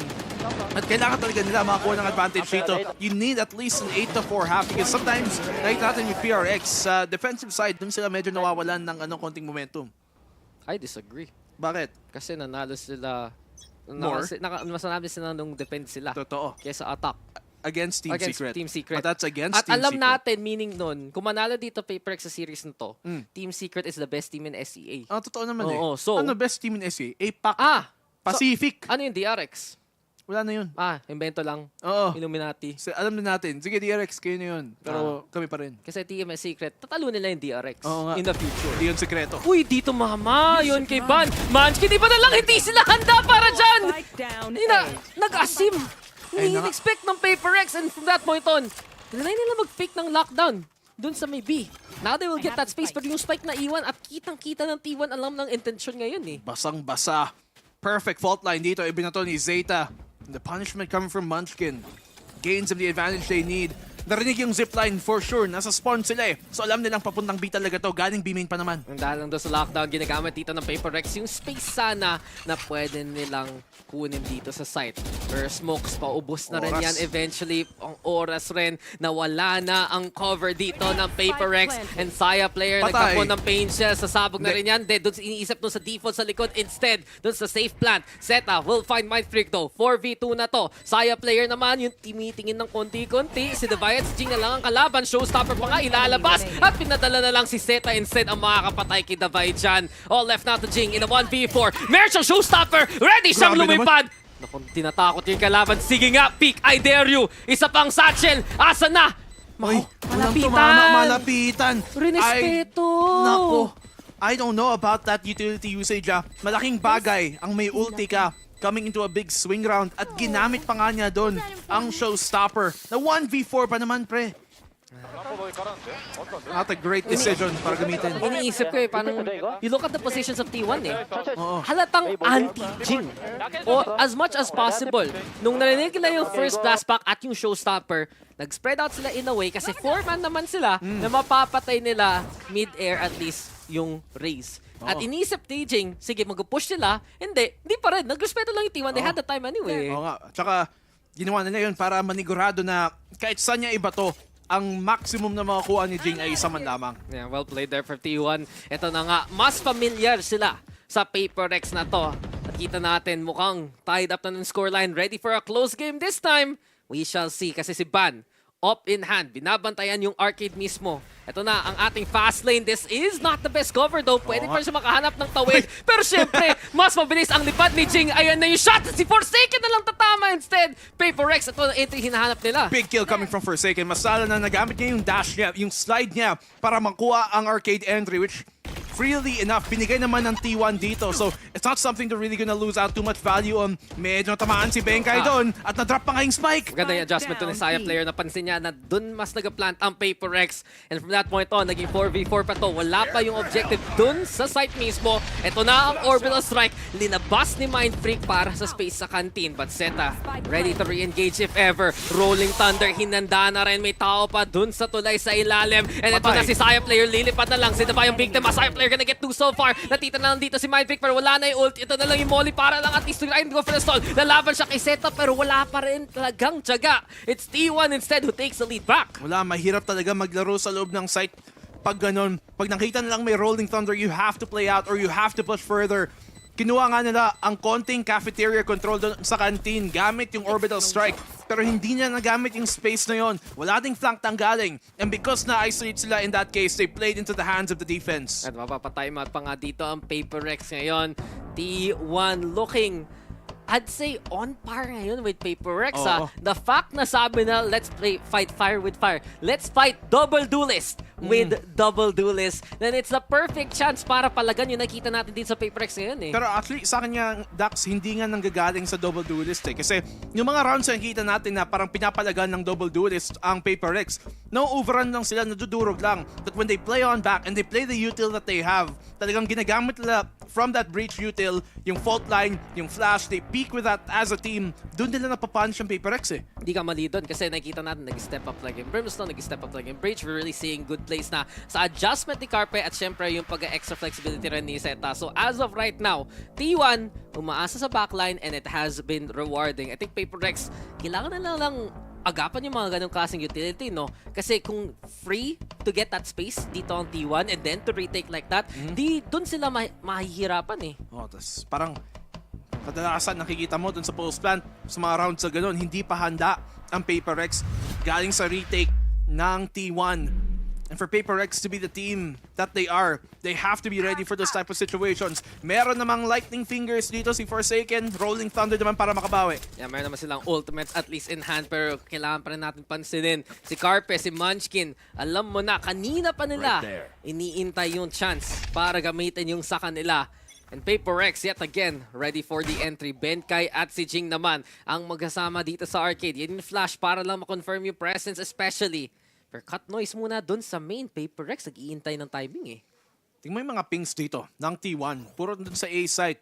Akala nila na fake na naman dito sa B. Yeah, but then again, yun na nga may host controls dito si Ban. The execute comes towards B. Si Munchkin nandito mismo sa side. And nagamit pa nga niya yung fast lane mismo for cover. Hindi alam saan ni Munchkin kung saan mismo titira dyan. And it's PaperX putting Forsaken on plant duty. I like this. Kasi naka-slide out pa siya eh. Oo, ito yung adjustment na ginawa naman nila. Nakita natin kanina na napapunish ang T1, yung planter. But now it's Forsaken, may mobility siya. Pwede siyang umatras. He gets the one before taken down. Yung problema, committed position na siya dun sa sulok at Mindbreak instead. Anchoring in towards the main angle instead. Ayan yung Rolling Thunder. Si Van mukhang natamaan pa nga. Malapitan shorty. Sige, sigurado na yan. But beyond that, PaperX ngayon, inipit ang T1 at sila pa manalo dito. Grabe, isang timeout lang. Nakapag-adjust na kaagad ng PaperX. And that isn't something new. We saw this last year na a lot of times binibigay talaga nila ang spike dito kay Forsaken para siya mag-plant, especially dun sa A site, para sa A main plant. Pag nakipansin nilang nahirapan sila maka-post-plant adjustment. No, kawawa lang kanina si Benkai, diba? Napayin chills eh. Sabi niya, bumalik ako, maglaro para lang dito. Hindi ako papayag. Jason, ikaw na. No, kasi nakita natin, diba? They've been leaving Devi and Benkai para makapag-plant. At dahil namamatay yung planter, wala tuloy silang post-plant utility. Uy, papalag si Forsaken. Eto na nga, Meralco, saan ka na? Kasi si Saya player ang mawawalan dyan dahil sa kuryente. Lightning fingers at the ready. PaperX, simula pa lang nakahuli ng isa. But syempre, meron pa rin pagkadelikado dito kasi T1, meron pang retake na ultimates ngayon eh. Oo nga. Orbital, lockdown. Kailangan na kumuha ng space. Kahit 5v4 to, mawawalan sila ng plesto kung pinabayaan lang nila. Luckily for them though, smart enough for them na i-plant nila para sa A-main. Yeah, tower control naman taken here by T1. Stands rin papalagan. At kitang-kita yung lockdown pero Munchkin ginamit ka ng bait. Here comes Set also with swing pero Forsaken binabatayan yung high ground na yan. And PaperX on clean-up duty. Sige palagban. I dare you, Forsaken. Ready na sana. Dash in muna. Tiningnan yung turret. At hindi nakita yung killjoy sa site. PaperX take the lead back. Very smart here coming from PaperX. At sakto din yung timing. Yun yung pinakamalaking problema doon sa retake dito ng T1. Nilagay mo sa Sands without having much A-main control. Alam mong doon sila pupunta. And because of that, they didn't even need to fight on si PaperX. All they had to do was throw those paint shells doon sa may lockdown. And that would have been enough. Pero hindi, pinush pa rin nila at sinigurado nila na ubusin ang kalaban. Diba na fake pa nga dyan eh. And now, it will just be time out here for T1. Now, kung na-overrun yung backline nila na pinag-usapan natin kanina as their biggest strength, right? Ano pa ang magiging plano dito ng T1? It's back its ugly head na yung kanina sa Pearl, masado silang nagulat dun sa contact dito ng PaperX. And yes, T1, incredible players at the same time, pero iba pa rin ang PaperX na kalaban eh. No nga, but as you said, paano mag-counter adjust naman dito ang T1 in momentum shift-wise? This has gone PaperX's way once more. Bumalik na naman sa kanila dito ang pabor. Especially with the lead. But they are on the attacking side. And even if T1 here, kumakuha lang sila ng kahit isang round pa para 7-5 matapos ang half. That's not a bad half at all. So even though so far lamang ang Paper X. This is not out of the question yet for T1. Oh, may chance pa naman eh. Yun talaga yun. Dikit ang labanan compared to Pearl na alam mo na. Parang tapos na nung simula pa lang. Really just goes to show for T1. Kailangan nila mag-adjust again in terms of position. Delikado ang pag-anchor. How will they see it this time? Mukhang nag-reinforce nga sila sa A instead ng utility. But they have that orbital strike dito para i-deny yung lockdown. Now that the lockdown's available on Devi. Sinabihan mo kasi, yun tuloy, kanina pa hindi niya ginagamit. Oo nga. Mas matagal pa yung orbital strike ni Carpe na konti na lang, magkaka-orbital na ulit si Mind Freak eh. Mas tagal pa yung orbital strike na nasa kamay niya kaysa sa map 1. Oo nga eh. Saving ult pa rin. Oo nga. Ito ba yung tinitipid nilang recording kanina? Ibang klaseng economy na yan ha. Pero sige, pasok na dito na naman si Forsaken. Mahuli pa nga, dalawa through the smoke. Zeta also falls alongside Munchkin. Nandito na siya sa Sazed Paper X. Alam mo na yan, tatak Paper X eh. Oo nga, W Gaming talaga. At mukhang isa namang W na round ang gusto nilang kunin dito. 4v2 retake. Unvaluable. We're done. We're done. Tapos na yung round. O, sige. 6-4. Tangkad ah. Oo nga eh. Pwede pang basketball. Sayang tangkad, sabi ni Tito. Sino pala yun? Dwayne Wade. Wow! Hall of Fame! Ayan na nga! Singing in the Hall of Fame, Forsaken. 4K naman ngayon. Di naman ace. But here we go again. Forsaken still in fine form eh.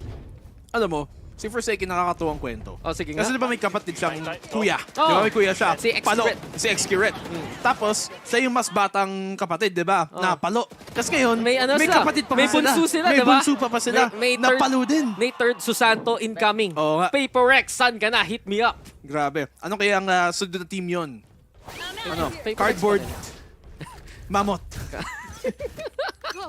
Yung mga Ice Age animals naman. Gumawa ka pa eh. Ibang ano eh. Ibang era. Oo. Ibang historical day and age. Pero sige, ibang kwento na tayo dito. Paper X na naman. With the 6-4 scoreline, pwede sila mag-snowball from this point on at wala pang gumagana ngayon sa T1. Sige, pwesto dito na ang ating Breach at Killjoy. You can see dun sa drop pa nga. Naglalaro si Munchkin for hard contact. Vanities shutting down Forsaken. Hindi pa nakakuha ng Paper X yung space na sanay sila. Pero drop down na kagad dito si Zeta who wants to play onto the site itself. Nanoswarm, walang pakilipat muna dyan si Ching. At Zigsta patingin talaga dito. T1 instead. Finding the targets with the lesser guns. 3v2. The vibe puladong-pulado. Benkai here on the side picking that up. Pero okay yung shutdown nila so far. Naspawan pa nga doon with a stinger. At buti pa nga, nakakuha pa sila ng tatlo dito. Lockdown para makakuha ng space kasi medyo nasasakal na sila. Orbital strike dito at mahuli pa si Benkai onte. Puladong-pulado na. Mas masakit pa sa hurt na hurt dito ngayon. And Benkai and Davai, they need to hit some nutty shots. Wala pa rin. Munchkin is there. Davai na lang natitira. Hindi pa nga na-plant yung spike. Ito na ang T1 nakapwesto at may turret sa kabila. Black and blue. Pag lumabas, patay. Patay. Wala kang laban sa auto aim, boss. Check PC dun sa turret. Literal. Nako! Tore. Nako! Pick mo nga. Pick mo kung matapang. Davai. Partida, binabakasan na ng HP turret. Davai, hindi yung players yung kalaban, yung turret kalaban mo dito. PvE experience. Parang sa League of Legends lang yan, di ba? Baka mapatay mo yung player, pero yung Tore papatay sa'yo. Yung mga yun tuloy, na-wallbang ka pa kasi alam mo na, ipit ka. Dahil sa turret. Turret MVP, T1 with a round. Oo nga, galing mag-hold ng angle. Galing no turret.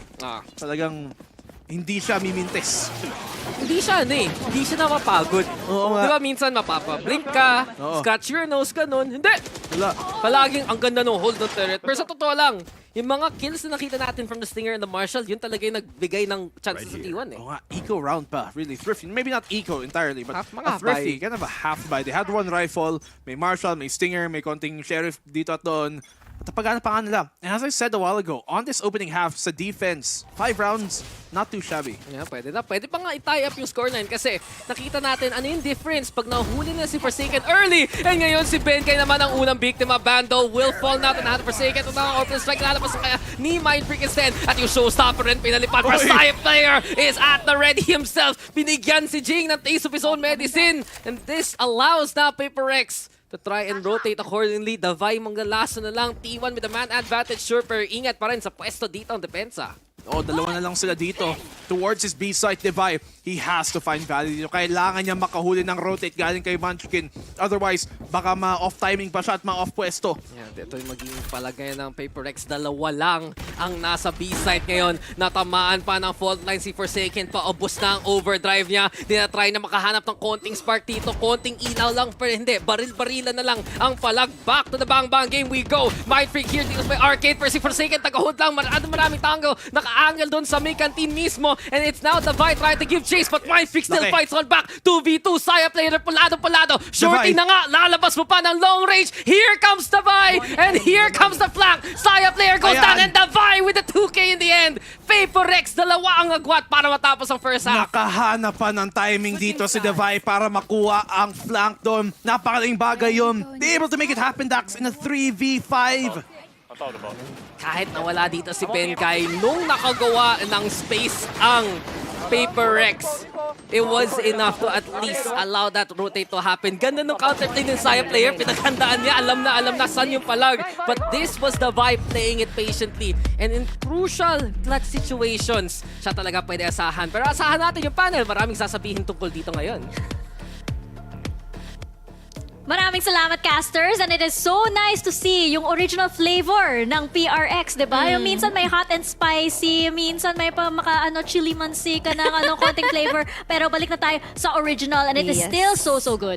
Definitely. At nakita mo naman kung paano nahirapan dito ang players from the side of from Saya player and from the rest of the team of T1 na paano nila dito matutuntun or paano nila dito makukuha yung pag-shutdown na nga dito kana Devi pagdating nga doon sa mechanical skills sila. Nakita natin at previous round na ano lang sila na first contact play lang dito nila Forsaken. So unfortunately, dito pa rin tayo tutungo kung saan may lead pa rin naman ang Paper Rex. Napaisip ako, since MISG yung Paper Rex, bakot eh.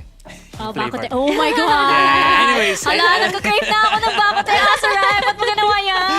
Yes, that is how I do. Pero I just wanted to add lang din na it's a very good job on the side naman ng T1 as to they never really lost yung willingness nila to face yung tempo na binabato ng Paper Rex. There was one play nakita din from Munchkin where he was beautifully set up by his teammate with that fault line, gets 2 kills, and it kind of showed throughout the rest of the game that again, T1 still going to fight what Paper Rex is trying to utilize. Even if Paper Rex is looking a lot with the W Gaming, a lot of stuff from Benkai dito, you still see T1 willing to disrupt that or at least retake very efficiently. Kahit masasabi ni HG na maganda first contact dito ngayon ng Paper Rex, it still is T1 who is willing to go for that duel. And anyways, willing na ba ang cash natin na bumalik sa ating halftime?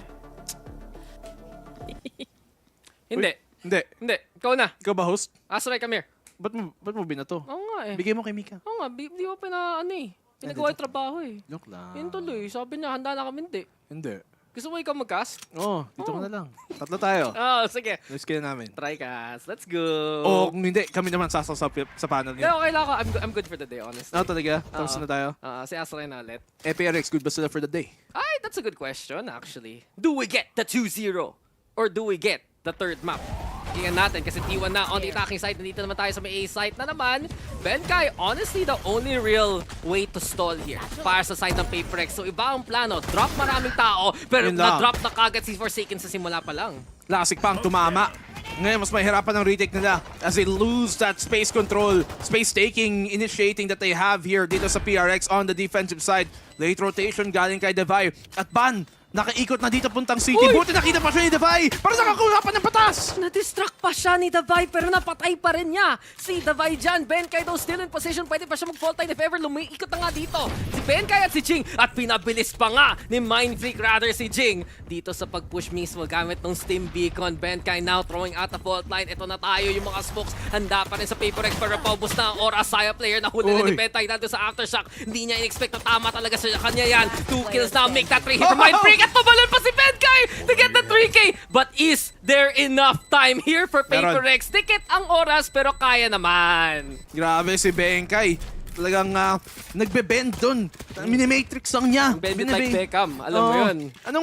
Anong palabas yun? Yung pinapaikot na yung bala? Wanted. Yung kasama si Angelina si Jolie. Angelina. Ganon mismo siya. Kala niya mapapaikot niya yung bala. Pero biglang Keanu Reeves pala to. Si Benkay. Ano may tunan na matir dyan? Si Davay. Si Davay, Kundi bakit? siya nagtumingin dun. Sa timing na yun, patay si Benkay eh. Totoo. Si Ben, napa-flick, napa-good shot eh. Pero napansin mo dito, Dax, madaming mga round na may mga martyr galing sa Paper X. Talagang selfless.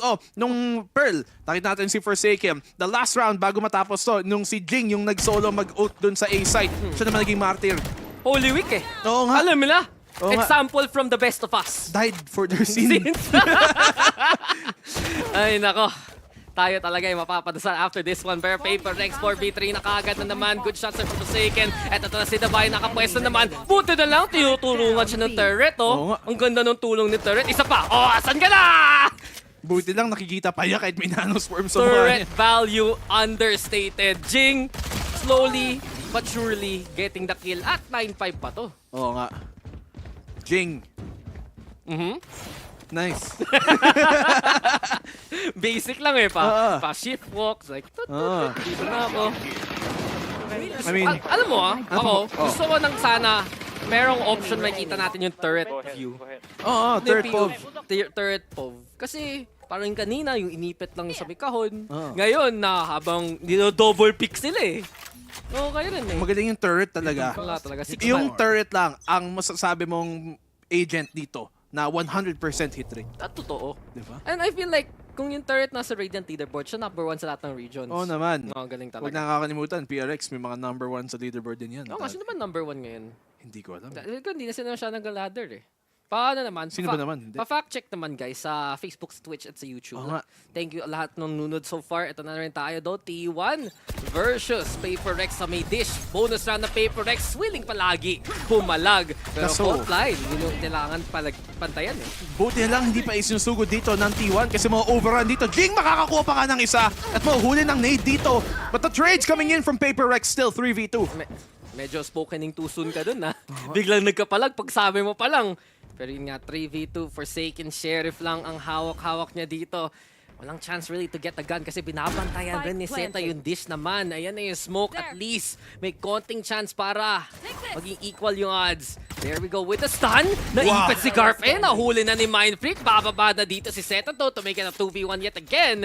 And it's T1 right now. Still in a good spot. Pero maganda na ang damage na gawa dito na Paper Rex. Nasira na yung turret dyan. Here comes the Molly as well para lang mapalayo dyan si Zeta. Pwede pa niyang sulukin dito. Si Munchkin mismo na nasa site. Mindfreak try to play it smart pero Munchkin has the better angle. Nice para sa T1. Nice. 6-9.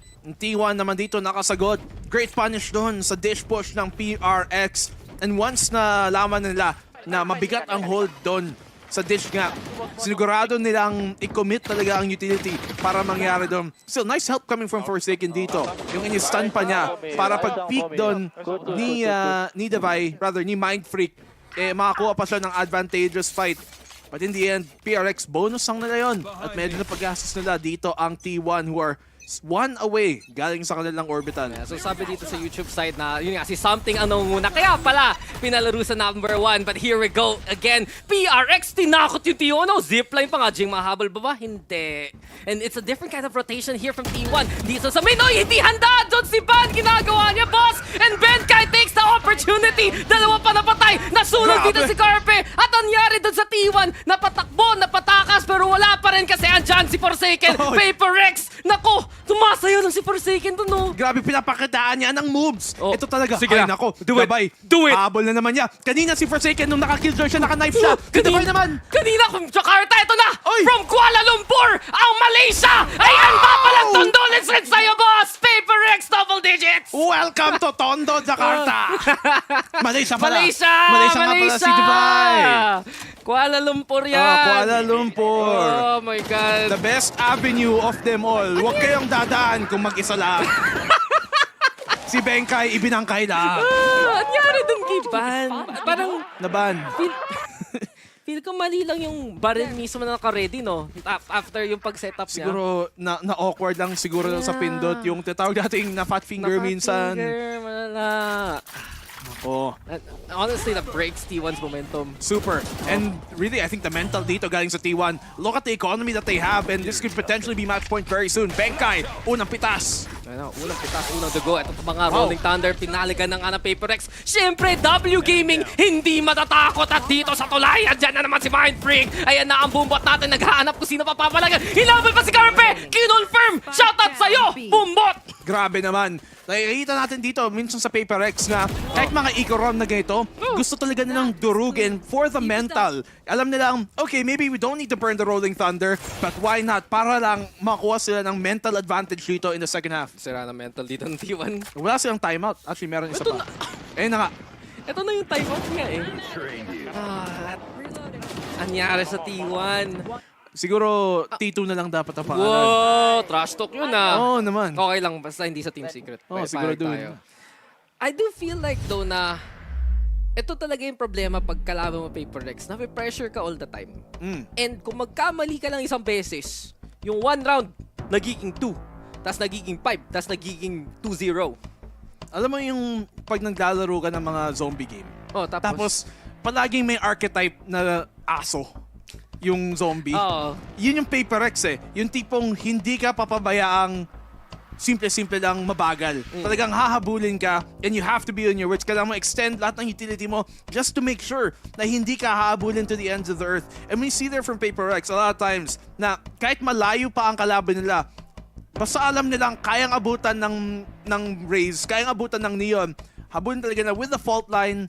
And we see that many times, pakadulad ng ginawa doon. Alam nila ang malalim sila sa arcade, pero walang pake kasi kaya namang i-closing distance agad. Alam naman nila eh, because of the composition they have, kaya nga sila may Neon and kaya nga dinabas muna nila si Something. Ito na si Forsaken na naman dun sa frontline and it's still as effective. Pero ito, kita mo si Mind Freak, the legendary double-double na hindi kasama yung deaths. 18 kills, 18 assists.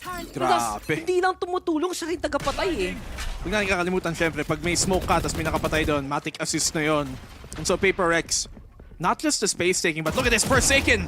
Great kill he finds dito galing sa underpass. Hindi nila in-expect. Huwag niyong kakalimutan, sa under at overpass, dun madaming abangers. Ito talaga yun. Meron na tayong toll gate dahil lang dun sa lockdown. And Paper X, mapapabigay talaga tong site na to if ever Jingdo. Pipik mo ba to? Tina-timing sana pero dito mama. Minsan lang yun. Partida na. Galing kay Jin. It's T1 though. Getting on site slowly but surely. Di pa nila nadadala yung spike kami. Pagkaalanganin pa. At dahil lang doon, si Benkai nahuli pa nga si Carpet doon sa may canteen. Perfect timing for Paper Rex. Persaya player lalaban pa rin. Gulat na lang may isa pang magagaling sa arcade. Yun si Mindfreak nga. Magiging 3v2 na to. And Benkai yet again still in position. Fault line. Dinabas na. Si Munchkin nakailag doon sa sulok. Swing pa nga para makakuha nga ng isa. But in a 2v1, kailangan niya isolate itong mga angles. Nice try out to Benkai. 40 HP. Natakas rin dito sa main. Tamang decision to para kay Munchkin. Tignan naman natin kung makaka-deliver ba naman siya dito in this clutch situation, kung kailan crucial na crucial. 30 seconds left. Ito na tayo. Go lang ng go dito sa may AC Munchkin. Mahuhuli ba niya? Kagad si Benkai. Nakapwesto na nga dito si Benkai. Ito na naman tayo. Si Kapitan! Kwento man naman! At talaga, leading the round with the 3K there. Benkai bringing it to 12-6 na match point. Doble pa yung score dito. Times 2. Times 2. Ganda ng odds.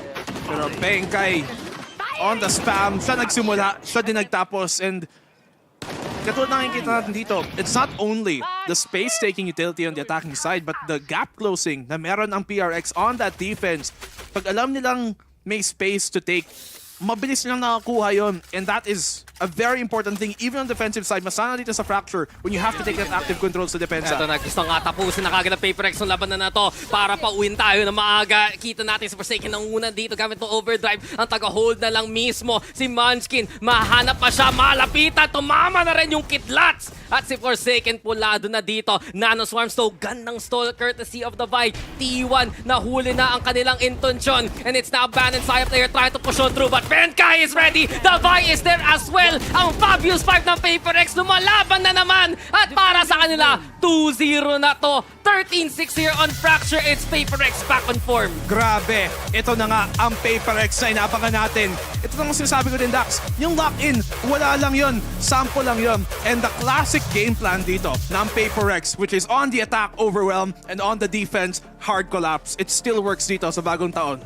Alam mo, ito ang nagagawa pag natalo ka ng Team Secret eh. Napapa-step up ka, napapa-knife ka rin, natuto ka na, at dahil lang dun. Buti naman. Natalo sila ng Team Secret. Dapat lang. Tinuruan ng leksyon. And PaperX right now, ito talaga yung honestly, ni-expect natin na form from them dun sa simula pa lang. Lock-in, very much a disappointing run.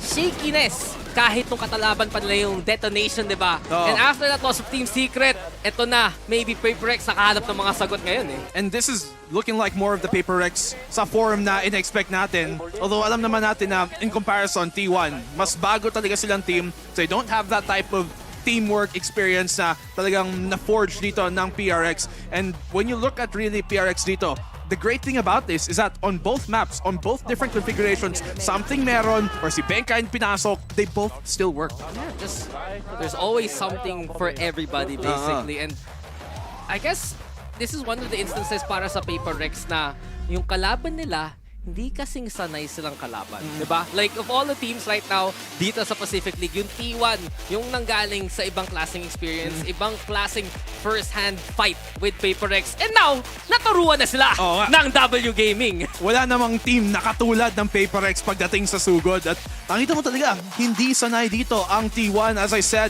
they're getting overwhelmed pag nasa attacking side ang PaperX. Pag nag-defend, yung collapse, napakabigat. Parang biglang malulunod na lang sila.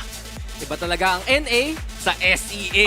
Mas malala pa sa nagagawa doon. Ni Benkai. Siyempre, alam mo na yan. Expect na. Nice talaga ang jersey mo, Benkai. Pahingi na ng autograph dyan. But that was quite a series to watch out para sa PaperX. Ito na nakita natin. Extra firepower check. Classic setup still works. Also, that's a check too. At itong PaperX, kaya ba nila i-keep tong form na to tuloy-tuloy for the rest of the league? And we'll see right now kung yun ang pasasabihin rin ng ating panel. Pasa na namin kayo sa kanila. Ayun nga, no? Tama nga ang mga casters natin. Maraming salamat, by the way, to Dax and to Black and Blue. Pero ayun nga, it's all part of the plan. Kailangan muna matalo pa from Team Secret bago ma-level up, di ba? So, ayun, yun, natuto din sila. Nakita na natin ang mga knife kills, yung mga Tondo Gaming na pasa din sa Singapore, di ba? Nag-research ako, by the way. May area sa Singapore na parang ganun. Yishun. So, Yishun Gaming ang magiging sa PaperX. Bakit ba, Asoray? Ready ako dyan. Yeah. No, completely. But again, PaperX, they walk a fine line. Their playstyle, W Gaming, it's all about high risk, high reward. If it works so well and it is entertaining to watch because there's just, parang fireworks sa harapan natin eh. They're like, ooh, Yun nakikita mo yung mag-play sila, diba? But definitely, yeah. Yun nga yung nangyayari dito. It is a lot of entertaining moments dahil hindi nga ito mapigilan ng T1. What I mean by this is lagi silang napaglalaroan dito. When it comes to the plays, when it comes to the first contacts dito na ginagawa ng PaperX, hindi nila masagutan dahil laging may nakaalalay dito in every single corner na pwede nga dito i-hold ng PaperX. So it's just really clean para makita natin dito yung kanilang standing na 13-6 and a 2-0 para sa series na ito. Yun nga yung nasabi mo, di ba, HG? Yung teamwork talaga. And for going up against a new team like T1, di ba? Nakita natin yung contrast versus a team like PaperX na ilang years ata na sila, di ba? Yeah. Years na naglalaro together. Start, yeah. Exactly. So yung parang teamwork, yung pa si Mind Freak and Davai turning a 3v5 into a win still, diba? The baits, whether it's to clash round. Nakita na natin si Forsaken, diba? Uy, habulin niyo ako para maka-knife si Davai, diba? It's that teamwork that really makes it so beautiful. Kahit na W Gaming sila together. Grabe, tingnan mo yung first blood percentage nila Forsaken of 42%. So that means na...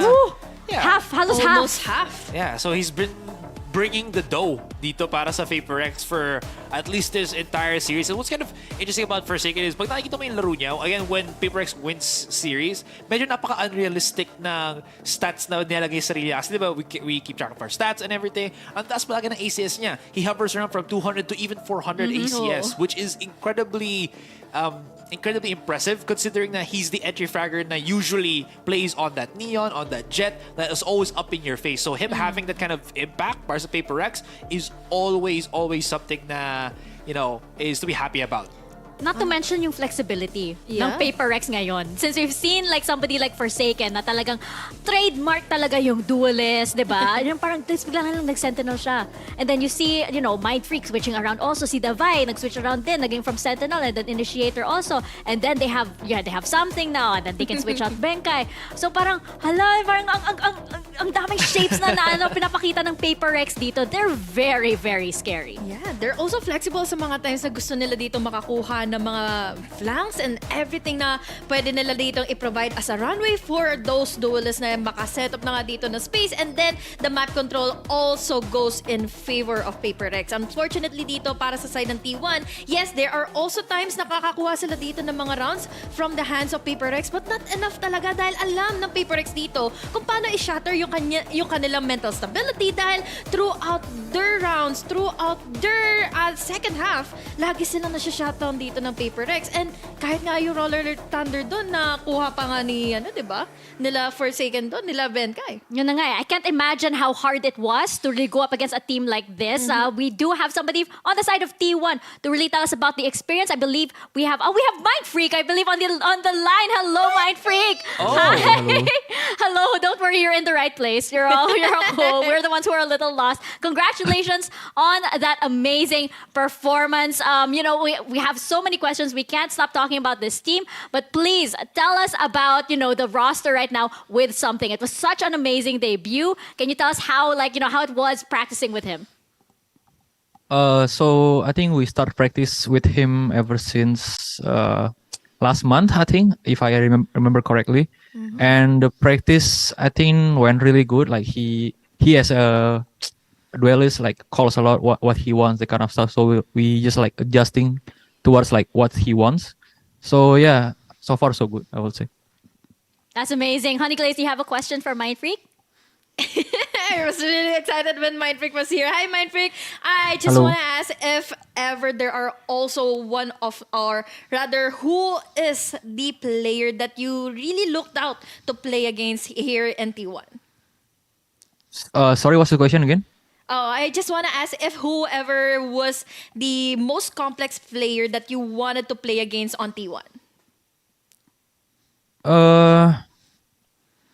To be honest, I don't think I have like any player that I want to play the kind of stuff because I feel like every match is the same for me. So yeah. Okay. All right, so I guess it's my turn.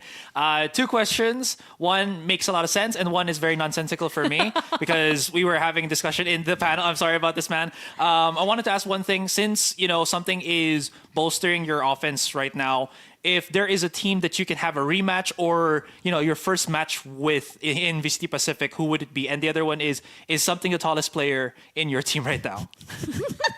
I think for rematch, I would say Team Secret again.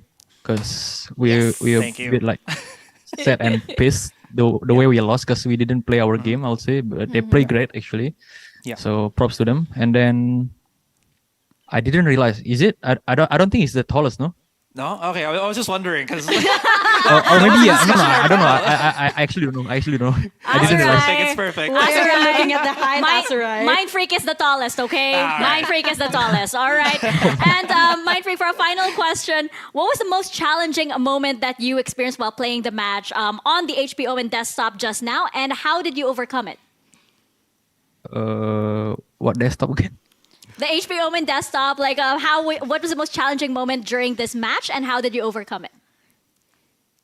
I think like this match we just fixed ourselves because like I said before, like against Team Secret we didn't play our A game and we tried to overthink too much. Then so like coming to this match, I would say like we just like don't really give a, sorry I cannot swear, but don't really give I know what you mean. Yeah, that's it. Yeah, so it's like, yeah, and it kind of show up today. So yeah. Amazing, amazing. Well, we are all here from VCTPH. We are cheering you guys on as our SCA brothers over there. So we're all here. Azrai, Honey Glaze, Ray is also cheering you on as well. Thank you very much, Mind Free. Congratulations and good luck, Paper Rex, on the rest of your games. Laban Binas. Alam mo na eh. He knows his Tagalog. Naratal ako sobra nung gusto ko na magbigay sa kanya ng questions. Sayang talaga, hindi ako masaya ka ba? sa kanya. Masaya ka ba, Ray Ray? Hindi natin napashoutout kay Ray Ray. Sorry, we're professionals. Pero sabi ko, Ray Ray especially. Wait, totoo, Sen, kinilig ako. Kasi hindi ko in-expect na talaga masipahit trick yung ilalabas dito for our interview. So, Ninervous ako, Mika, kilometer ako. I'm so sorry. Wait, yun yung tanong ko dapat. So I had to wrap my brain for like another question. Ililibre na lang kita ng Grab. Wow! Kasi kung gusto mong panood ng favorite teams mo, including Paper Rex as we just saw sa Seoul, South Korea, you can do just that if you join the Grab Only Buhat Challenge. You can win all expenses paid ito, guys. So you can catch the best action during the VCT Pacific Finals with exclusive backstage access to meet Mind Freak and the rest of your favorite players and casters. O, diba? O, kilig na si HG. Remember, you just need to subscribe to Grab Unlimited. Don't worry, the first month is absolutely free. Grab Unlimited gives you free delivery every day from every store. And if you join the Grab Only Buhat Challenge, meron kang Valorant gun buddies, my sprays, my player cards, and syempre, my chance to go over to Seoul to watch the VCT Pacific Championships live. So, I think you just have to scan this QR code dito. Scan this, accept the invite, accept the challenge. Because if you complete a single Grab food order, you'll have one raffle entry to the VCT Pacific for the VCT Pacific Challenge, and you can gain up to 10 raffle tickets by just completing 5 Grab food orders. So, di ba? Buong week na yan. Solve ka na. Through the Grab Only Buhat Challenge. So, again, just scan the QR code, press accept challenge, and malay mo, baka ikaw na ang ipapadeliver by Grab to Seoul, South Korea. Yes, kasya ka ba sa likod ng ni Kuya Grab? Ako kasi kasya. Alam ko yan. Tita. But then again, guys, syempre, sana'y nasuportahan nyo nga dito yung ating mga streams at sana na-share nyo rin ang ating mga live stream dahil sa pagsuporta nyo dito, syempre malaki din ang chance nyo manalo at makapunta nga sa Korea. But then again, it's also in Valorant_PH sa Twitch, sa Valorant Esports PH naman on Facebook and on YouTube. So huwag nyo kakalimutan na i-share palagi ang ating mga streams dahil susunod pa yan tayo bukas. And of course, special thanks to our sponsors, Logitech, Red Bull, Polo by Ralph Lauren, Grab Unlimited, HP Victus, and Zowie for making VCT Pacific League possible. Alam mo, napakasaya ng mga series natin today. We had RRQ with their first win, breaking their lose streak, and we saw victory as well with our SCA brothers sa Paper Rex, diba? So parang napakasaya talaga ng mga games. And we're seeing din yung development ng mga teams, diba? Yung parang nakita natin, napaka-iba yung pinakita ng RRQ versus their first week. Sobrang iba din ang pinakita ng PRX versus their first week. I love the confidence. I love the comfortability dito na nilabas na ng RRQ. Sana magpatuloy na nga ito on the next ones. Lalo na dito na yung ating mga schedules. Yeah. Sorry, para sa naman ang thoughts ko lang doon is I'm happy na game si Mindfreak sa tinanong ko. Yeah. Kasi not a nonsensical one, pero yung question na which team would he want to have a rematch with? Yung sa Team Secret talaga. Yes. Kasi I was thinking maybe DRX, maybe Gen G, pero hindi. Gusto niya ng rematch with Team Secret kasi alam niya. Yes. Alam niya na Alam niya. PH broadcast yung kausap niya. Hindi ba? Kasi alam niya na Team Secret is the best team sa APAC ngayon. Big brains din yan si Mindfreak eh. Alam naman niya yung market, hindi ba? And as you can see, tomorrow we will be having GE versus Zeta at Talo naman versus DRX. Napaka-exciting din na match na yan. If you notice, rematch siya. Yung Talon and DRX. So, hope you guys do tune in. Marami pang Valorant action that we will be having tomorrow and the rest of the week. Alam ko weird yung week namin, pero the rest of the week, basta alam nyo na yan, guys. Especially since on Monday, we will be having another Team Secret match. So guys, Andan nyo na yung yung full bias nyo sa match na yan. Ay, may t-shirt na ako. Ay, may t-shirt Team Secret, padala naman. Oh my jersey na ako. Kailangan natin Team Secret, shoutouts, pangin ang jersey. Oh, yun na nga eh. Sana. Maganda sana kung lahat tayo may jersey, no? Humingi na dito. Pero that will be on Monday. Before that, we will be tuning in to Talon, to DRX, to GE, and to Zeta Division tomorrow. So, hope you guys tune in. This has been our broadcast, and we are signing off for today. Thank you very much for tuning in. Babalik ang VCT Pacific PH broadcast bukas.